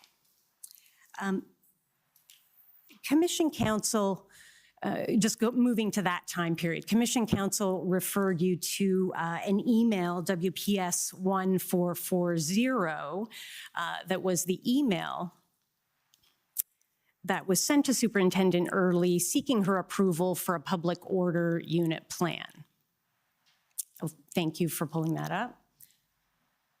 And you just reviewed this document with Commission Council, but I'd like to just pull up what I believe to be the attachment to this email, which is WPS 1441. Clerk, if you could please pull that up as well, just so that we can see that attachment. And Deputy Chief, I'd like to just take a quick look at it to confirm that this is the public order deployment plan. It's dated February 12th. Yes, that's it. So this was developed by the planners that arrived with Superintendent Dana Early, and we're working with you. That's correct. Yeah, they developed the plan. For sure. Right. So there was, when you speak of the shared command or the unified command, it appears that an effective way of putting that into operation was to play to the strengths of the different organizations. Exactly right. Right. And since the OPP had POU experience and then some other planning experience, that was taken care of by the OPP team. Absolutely, 100%. That was the again, especially with my background, that was the ask. Mm-hmm. That was the ask for them to come in and provide us their experience, and that's what they did admirably. Mm-hmm. And given your local expertise in the city of Windsor and policing in the city of Windsor, obviously your focus might have been on issues that require that kind of expertise. That's right. Is that also fair? Okay. But that being said, a lot of consultation went, afterwards of both ways. So, of course. Yeah. I'd also just like to refer as well to OPP 4560 and ask you, Deputy Chief, were you also, or I expect you also had the opportunity to review the full set of plans that was prepared by the team? That's correct. So this is a package of documents that were prepared by the OPP, but if you scroll down, Clerk, I just want to bring this document to attention. If you could scroll down further, please, several pages It also will include a copy of that public order plan, as well as some other supporting documents that supported the planning process. Okay, we can leave that for now. I expect we'll look at that in more detail with Superintendent Early. I'm mindful of the time, Commissioner.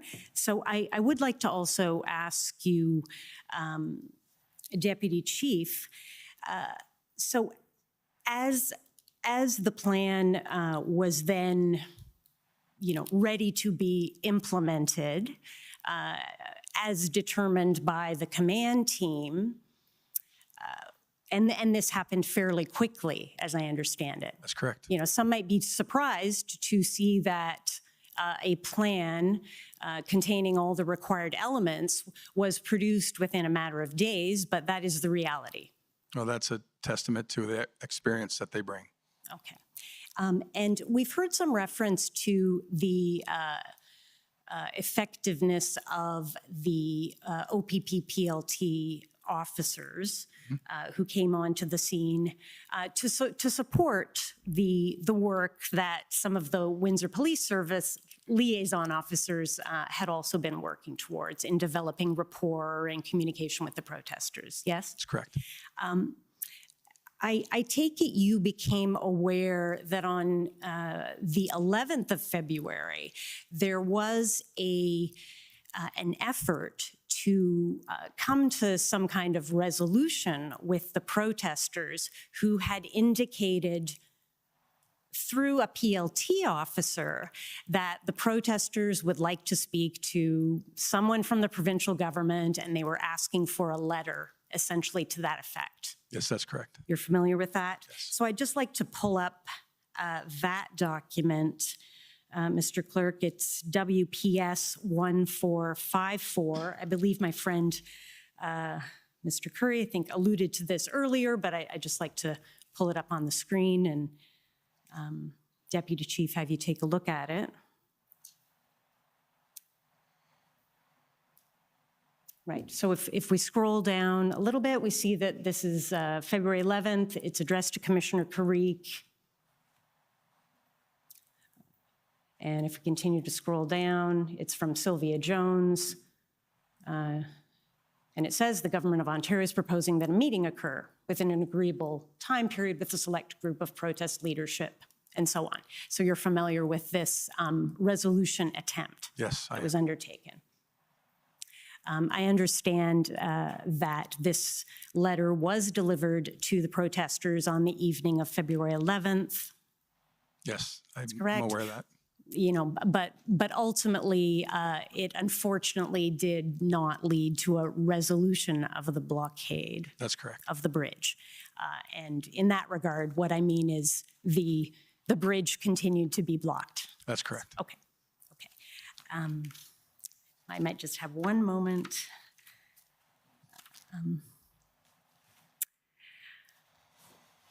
Deputy Chief, you were taken to a debrief document by Commission Counsel that had a number of comments about the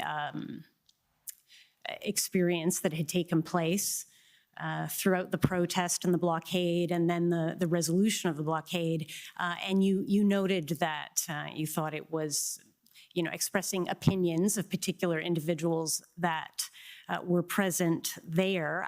I'd just like to ask you what, in your view, if you were asked to debrief, what would you say were the lessons learned, the things that worked or things that didn't work?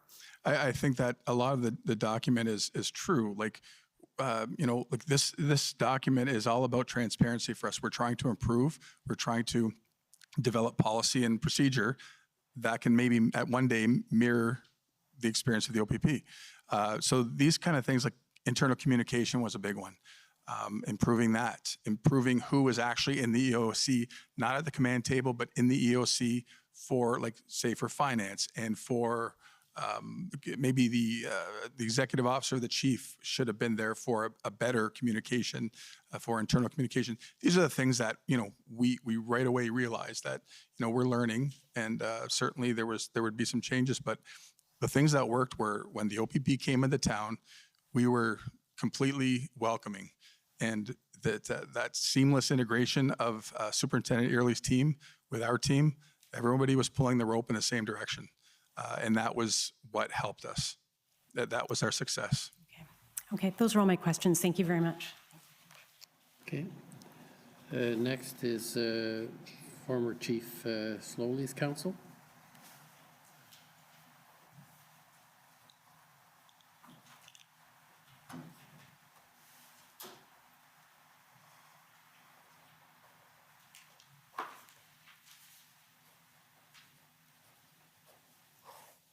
Thank you, Commissioner. Deputy Chief Tom Curry for former Chief Slowly. Just a few minutes and just a few questions. Okay. Just to get your help as a person who's been in policing as long as you have been and holding the roles that you are, holding the positions and ranks that you have held. Mm-hmm. You mentioned the limitations on the service's ability to act on information as opposed to intelligence. Do you recall that?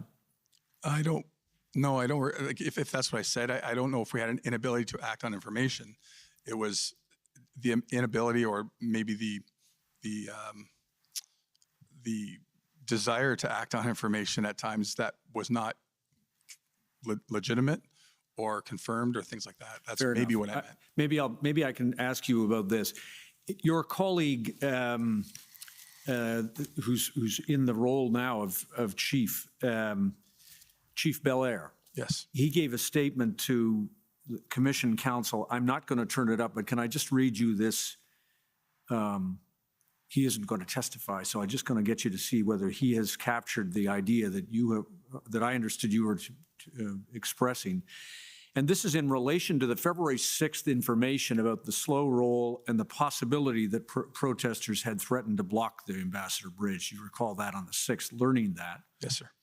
What Chief Belair said, and this is just for reference on page 2 of his statement. He said, however, he stated that he was reluctant to interfere with the flow of traffic to and from the bridge in the absence of compelling intelligence because of the importance of the bridge to international trade. Okay. Is that a sentiment that you agree with?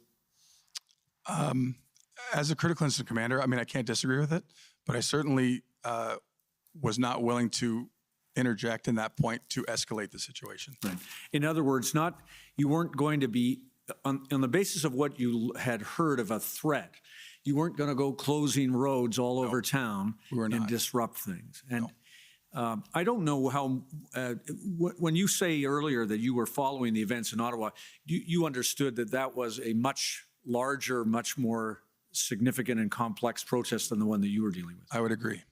The number of vehicles that actually blocked this critical infrastructure strikes me as a very small number. Do you agree? Well, compared to what Ottawa was dealing with, I would say yes. But I mean, we at times we were estimating up to 100, 150 vehicles. 150. And the low end, for the commissioner's purposes, sometimes I saw numbers that were below 50 even as they came and went. I'd have to trust you on that. I don't. Okay. No, we'll I mean, my intelligence was going by drone shots and things like that. I'm 10 kilometers away, right? Very hard to get actual information about it. Tell the commissioner, if you would, please, where were these plates? Where were these vehicles coming from? What do you got on the plates? Ontario. Most of them. There were some locals. As we ran plates, the officers on grounds running plates. There was different areas of the province. Right. I would say mostly Ontario, though. And were there any from outside of Ontario? I don't recall, sir. I really don't. Okay. And therefore, we wouldn't know, you wouldn't have any good intelligence as to whether any of them had originated at the protest in Ottawa and then come down to Windsor? No. A couple of then just very quick things, resources. If I understand what you were telling us, you when resources were required, and it was obvious that, first of all, that the Windsor Police Service was overwhelmed by this, couldn't handle it itself. Yes. The main goal is to get the resources in town, and you can formalize the requests afterwards. I think you talked about inspector to inspector, and then having a more formal request go from the chief to the chief as needed. Is that fair? Yeah, that's fair. And you were asked by my friends from the commission about whether you knew about the fact that the chief, that is your chief, had sent a letter to the minister, to Minister Jones, or Solicitor General Jones and Minister Mendocino on February 9th, and you indicated that you did not know that at the time.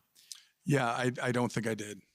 I mean, I was working midnights at the time. I don't think I did. Well, and it reflects, doesn't it, what might be euphemistically referred to as the fog of war. There was a lot going on. Yes, sir. And the environment was very complex and complicated. It was. You couldn't be expected to know every single thing that was going on in the service. No, I mean, we all had our roles. My role was critical incident command. I was either working or sleeping at that point. Probably very little of the sleep. The last, yes. And then finally, can I just ask you a question about critical incident command? Certainly. First of all, you remain the police of jurisdiction. You've told us that. That's correct. Superintendent Early's, and she's coming here, but Superintendent Early described in her statement, and I anticipate she will say, that there was a delay in undertaking the operation as a consequence of the letter that that you've heard about and that you saw. Okay. Were you aware of that?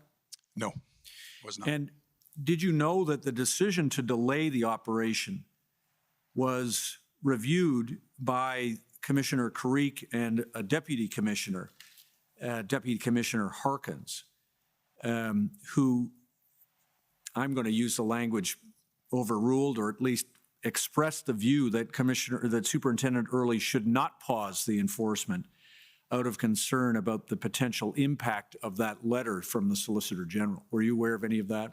I did. I was not aware of that. I was aware of a possible date change, but I was not aware when it went back to the 12th. And did you know that what Superintendent Early was concerned with was that if a letter was going to go to Windsor protesters from the Solicitor General, that it might have an impact up in Ottawa, and that maybe she thought we better get that letter up to Ottawa, which she did. Okay. Were you aware of any of that? No, not at the time. And then finally, am I right that you became aware that in terms of the chain of command and who needs to approve what, that before an OPP public order unit operation is rolled out, that it is not just up to the critical incident commander, but rather a deputy commissioner has to authorize that? That is, I don't know that. That may be an OPP policy, but that certainly wasn't the Windsor policy. Okay, right, understood. Okay. We can ask Superintendent Early. Thank you for your help. Thank you, sir. Thank you, Commissioner. Okay. Next is the Ottawa Police Service.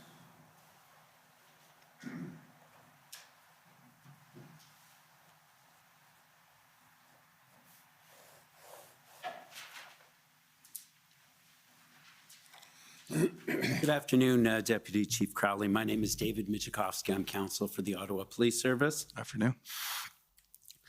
You served as the critical incident commander during the day shift, is that correct? Or during the night shift. Night shift, Yes. correct? Yes. And in that regard, am I correct that you had operational autonomy to make necessary decisions under the incident command system? That's correct.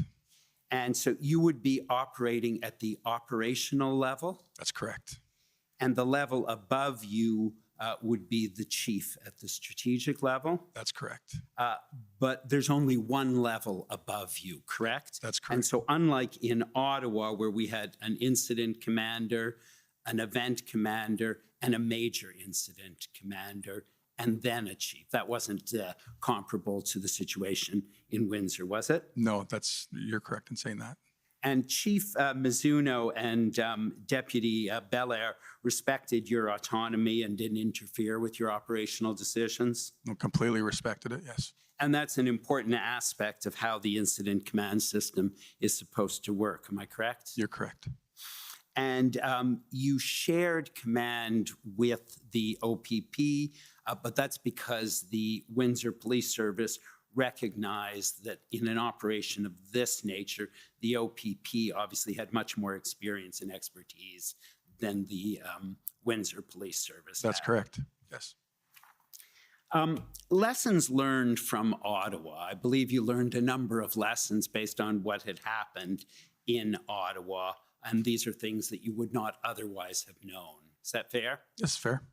And so in fact, I won't call up the document, but I believe in one of the documents, you talked about benefiting from the hindsight of Ottawa's experience, of enjoying the benefits of the hindsight from Ottawa's experience.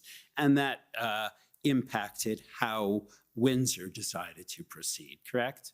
On certain things, the things that I talked about earlier, certainly, but not everything. I mean, like for instance, when the OPP came down and we, started to share command and work as a team, that was just the way it went. Like that was an accepted practice in my book. That's how I want it to work. Sure. And I'm sure Superintendent Early will say the same thing, or should say the same thing, because it just worked that way. And another example of learning from Ottawa was, I believe we saw in one of the documents, again, I won't turn it up, when it came to looking at the message to be given to demonstrators. I think it was a bit of a cut and paste from what Ottawa had done, correct? I can't confirm that, sorry. I can call up the document if that'll help. It's WPS 401017.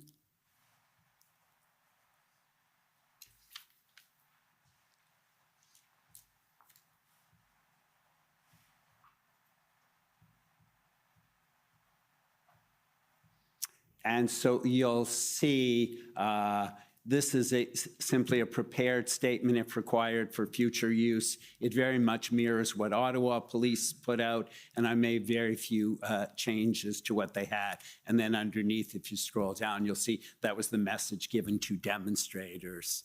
Okay, so just judging by the time, I was not at work yet. I was still on midnights of the email, but I certainly can't disagree that maybe it is the same.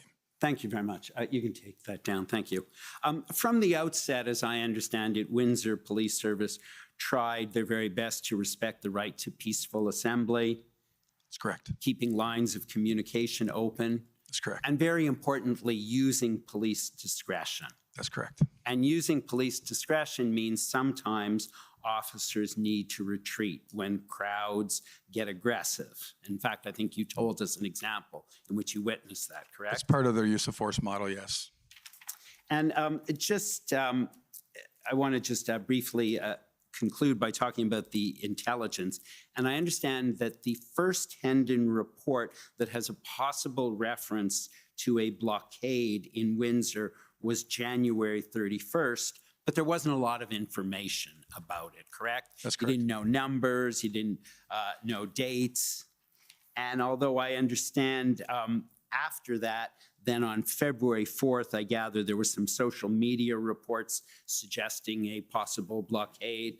But again, not a lot of information. That's correct, sir, yes.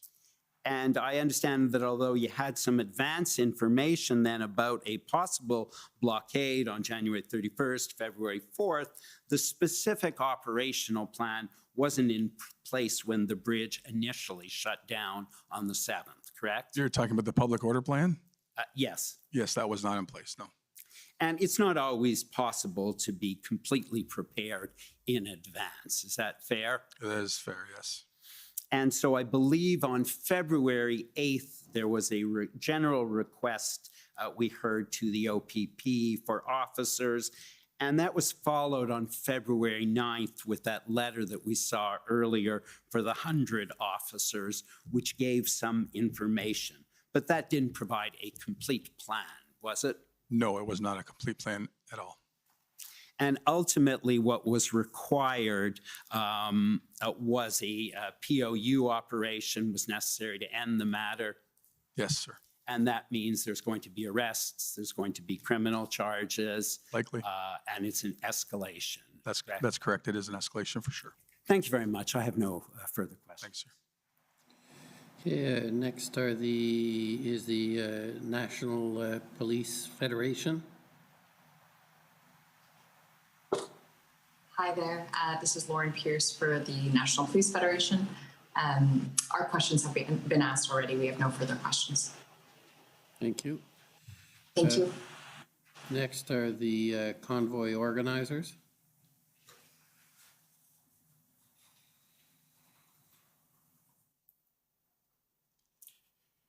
Good evening. For the record, Brendan Miller, appearing as counsel for Freedom Corp, which represents the protesters that were in the city of Ottawa in January and February.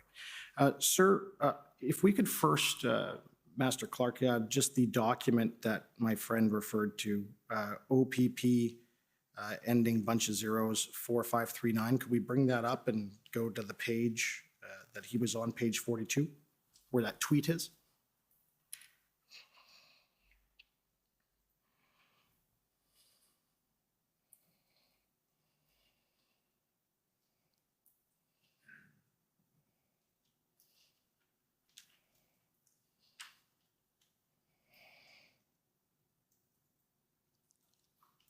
Okay, so that's the tweet that my friend put to you earlier. Fair? Fair. All right, and can we scroll down with the commentary? Okay. Who is that individual? Do you know who posted that? I have no idea. I don't even know if I ever saw this back then. You don't know if they even were at the Windsor Bridge? I don't know. Right? You don't even know if that's a real account? I don't know. Okay. Can you agree with me? I just want to put sort of as I understand, and these are not my words I'm about to put to you, but I want to know if you agree with the following with respect to online social media and spaces. So the anonymity of an online space allows individuals to post commentary that they would not normally say in public. Many posts in this space are best articulated, and again, this is not my words, as shit posting. Confirmation bias. Strategic analysis must be driven by direct evidence collection and assessment as opposed to reliance on social media posting as it lacks context and where the poster's bias may not be considered. Would you agree with that? Potentially, yes. But I can say that, like I said, I don't even think I saw this. But when it talks about real evidence, when I heard the protesters themselves on the open chat talking about human shields, children as human shields, and seeing a picture with children holding hands across the intersection here in church and college in the early stages, that's hard evidence for me. Okay. And of course, you followed up on investigating that and making sure that, you know, that wasn't an issue? Our special investigations unit was definitely involved, and they deal with the children, the crimes against children, along with CAS for sure. Okay. Can we scroll down to page 44, please? Okay, and so this is your an OPP intelligence assessment of Windsor. Can we scroll down? And do you want to just take a minute to read that? What's the date on this, sir? 12th. Okay, thank you. 4 in the morning.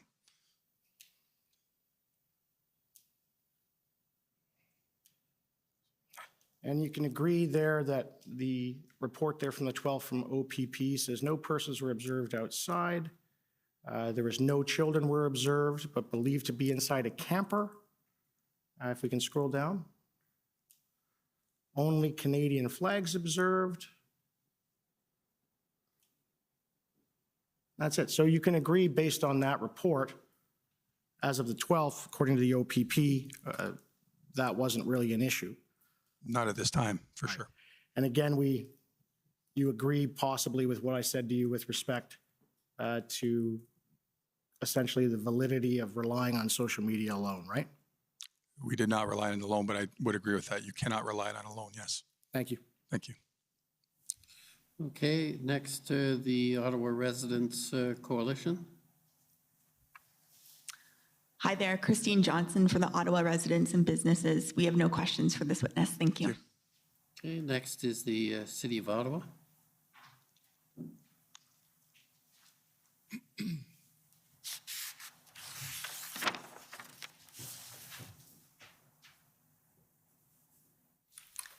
Good evening, Deputy Chief. My name's Anne Tardif. I'm one of the lawyers representing the City of Ottawa. Mr. Clerk, if we could put up WPS 60216.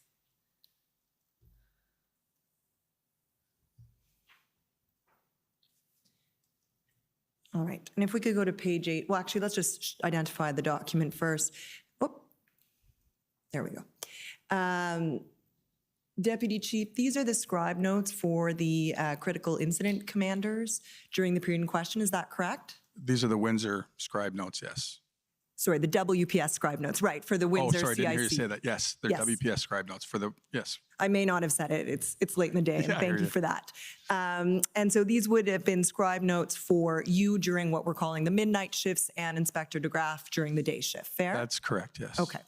And we've heard some evidence from the mayor this morning about his being reminded or advised at some point that he perhaps should not have made the concerns about making specific requests for additional resources public. And I just wanted to go to page 8 of this document first,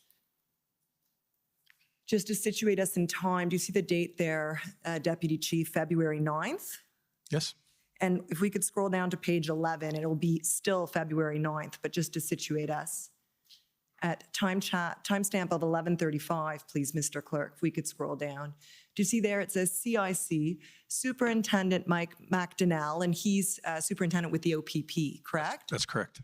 And then it says comms, OPP liaison via phone, CIC relay message from him, being Superintendent McDonnell, to Chief and also to Mayor, not discuss any requests for additional resources, goes against / contrary messaging from OPP and RCMP, prompts protesters to gather strength and intensity, that should perhaps be intensify, presence. You see that? Yes. So I take it that Superintendent McDonnell from the OPP was asking the Windsor CIC to relay to the Chief of Police and to the Mayor their advice or their request that any request for additional resources not be discussed publicly. Is that fair? That's fair, yes. And if we scroll to the 11:35 timestamp, that message, I guess, was relayed, correct?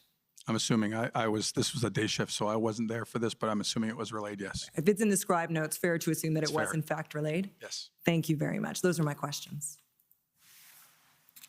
Okay, next, call on the Government of Alberta. Good evening. Can you hear me? Yes. All right, thank you. My name is Stephanie Bose, appearing on behalf of the Government of Alberta. I just have a couple of questions today. You've already been taken to the letter that was sent by Chief Mizuno to both Minister Blair and Minister Jones. I don't intend to call that up again, but I understand from your responses to Commission Council's questions earlier that you were not aware of that letter. Is that correct? That's correct. And one of the requests within that letter was a request for tow trucks, including heavy tow trucks for large transport vehicles. Is it fair to say that you were not aware of this request for tow trucks as well? It could be. I don't recall, to be honest. I know that we were in need of those kind of services. We only had the one contracted service in Windsor, but I can't say that if I knew that or not. Do you recall if you received any assistance in the form of tow trucks? At the POU Action Day, we did receive help from the state of Michigan. They ended up sending a handful of tow trucks over to Windsor. They were staged at Micmac Park, which is approximately 4 kilometers from the bridge, but we did not use them. Okay. And are you aware if there was any response ever received by the Windsor Police Service to those requests from Minister Blair or Minister Jones? I'm not aware of any. All right. Thank you. Those are all my questions today. Thank you. Okay, next, call on the Windsor Police Service.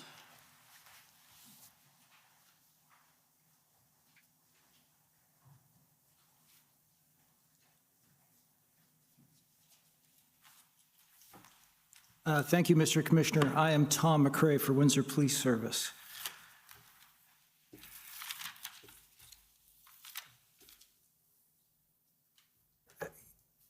Can I ask you to go, please, to a document that was shown to you earlier, WPS 501441, please?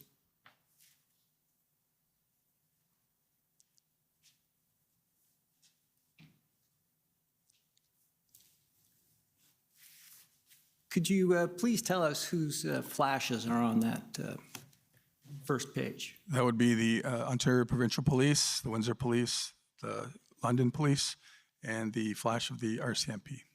In addition to those police services, who else assisted Windsor Police Service in its operations at the Ambassador Bridge? We had assistance from the Hamilton Police Service, from the Waterloo Police Service. Off the top of my head, that may be it. Thank you. Could I ask, Mr. Clerk, that you call up a witness statement of Catherine Diodati? It's 6062.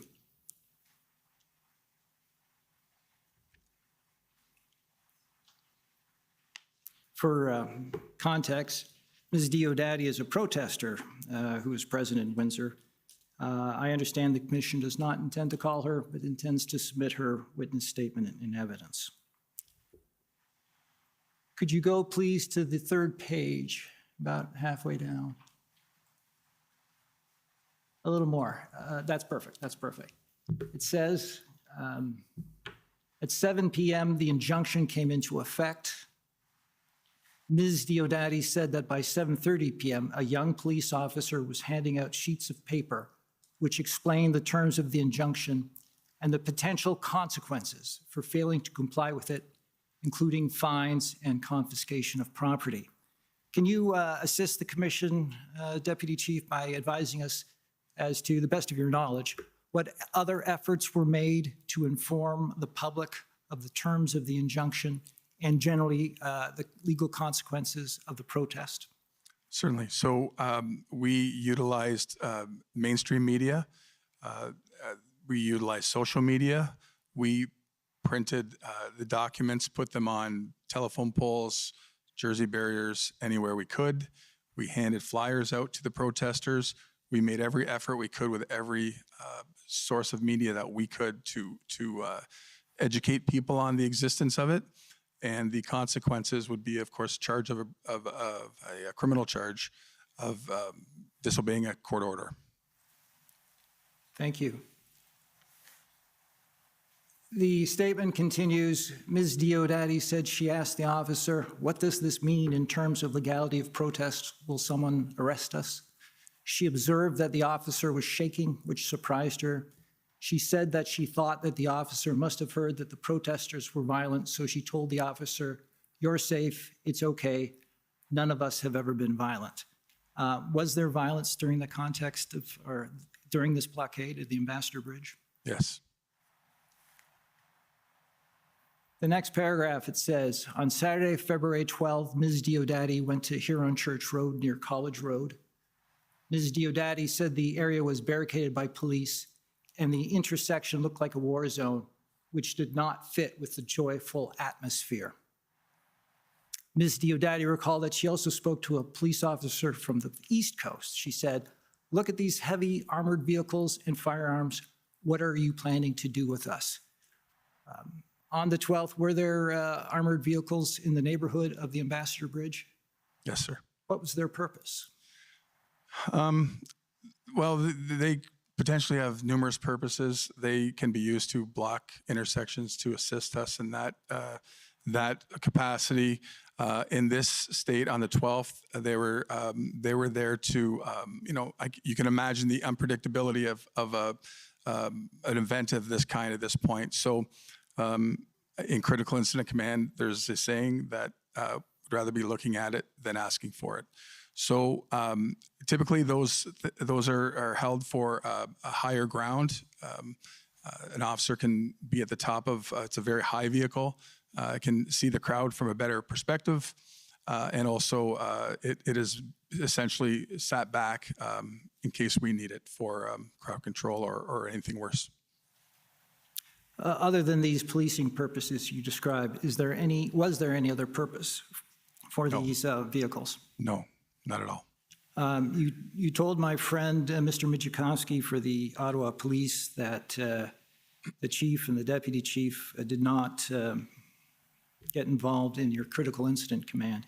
Was there any political involvement in any of your decisions with respect to the Ambassador Bridge blockade? Zero. Thank you. Those are my questions.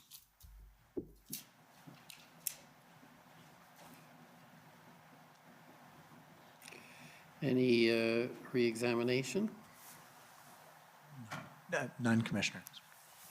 Okay, I haven't got much. I just, one thing I'm confused about, and that arises from the videos that were shown by Citizens for Freedom, and you saw in the arrest of the person who was on the ground. How does that fit in? I thought you testified that they could continue to protest on the sidewalk, and this person doesn't seem to have been on the street, and I'm trying to understand exactly, maybe I don't know the geography. Yes, sorry, sir. So let me explain. When I said that about the protesters on the sidewalk, that was outside of the area of control that we had tried to establish. So once after the 13th, we established basically from the bridge to Tecumseh Road and a little bit to the east. So there's a Canadian Tire, for instance, right on that northeast corner. If they're on that sidewalk outside of our Jersey barriers, we had no problem with that. If they're inside the area of control that we were trying to establish, they were asked to leave, and if they weren't, they were arrested. So that arrest and that video that we were shown, that is in that area of control on Huron Church, north of Tecumseh Road, between the Tecumseh Road and the bridge. That is the area that public order was clearing of vehicles and of pedestrians, essentially. So again, once that area of control was determined and established, anyone outside of it could stay on the sidewalk, no problem. That video was not in that area that I'm talking about on the sidewalk. Can you just remind me then again, and I've lost the map from my mind, the area of control, if you call it, was from the bridge to Tecumseh Road, is that? That was the area that POU cleared, but south of Tecumseh Road was part of the traffic plan with the Jersey barriers. But that was another area of protesters if they were on the sidewalk in that area, which they weren't. But if they were, no problem. They were out of that area of control, south of Tecumseh Road. So that's, yes, from Tecumseh to the bridge was the area that we were trying to maintain no protesters. And how far is it from Tecumseh to the expressway? 2 kilometers or so. So the bridge to Tecumseh would be about 1 kilometer? I'd say 2 or 3, maybe, yeah, 2. So about half of the Huron Church Road would be, if you like, not available on the sidewalks for protesters, but the other half would be. That's correct. Based on their areas of protest for that week, because they had areas at Tecumseh Road, at the south side of the bridge, and the north side of the bridge. That was the area we were trying to clear. Okay, and you talked about being at the Emergency Preparedness Committee of the Chiefs of Police and discussion there? Yes. Were there meetings of that group during this period in early February when the protests were going on? Yes, sir, there were. And by Zoom. Oh, so you weren't a party to those meetings? I wasn't personally because, again, I was on midnights. Inspector DeGraff would have tuned into those. But when I flipped over to days about halfway through, I would be on those meetings when they were scheduled, yes. Okay, and were there discussions at those meetings about the available resources for POU units across the province? That's correct. That's correct. There's a POU hub. That's how we try and work it within the province of distributing necessary resources in these cases, yes. So there was those discussions at those meetings. And were those discussions, did they include what was needed for Ottawa and Were there enough PO units to deal with the Ottawa situation in Ontario? Yes, in my opinion, and being a part of that committee, it seemed like there was. And so were you part of those discussions? I was on those meetings, but because Windsor didn't have POU officers to offer, because we don't have a POU, I was just a part of it. I wasn't an active part of it because I had nothing to offer at that point. Okay, thank you. So I think that completes the evidence. Thank you for your attendance and your evidence. And we will adjourn till tomorrow morning at 9:30.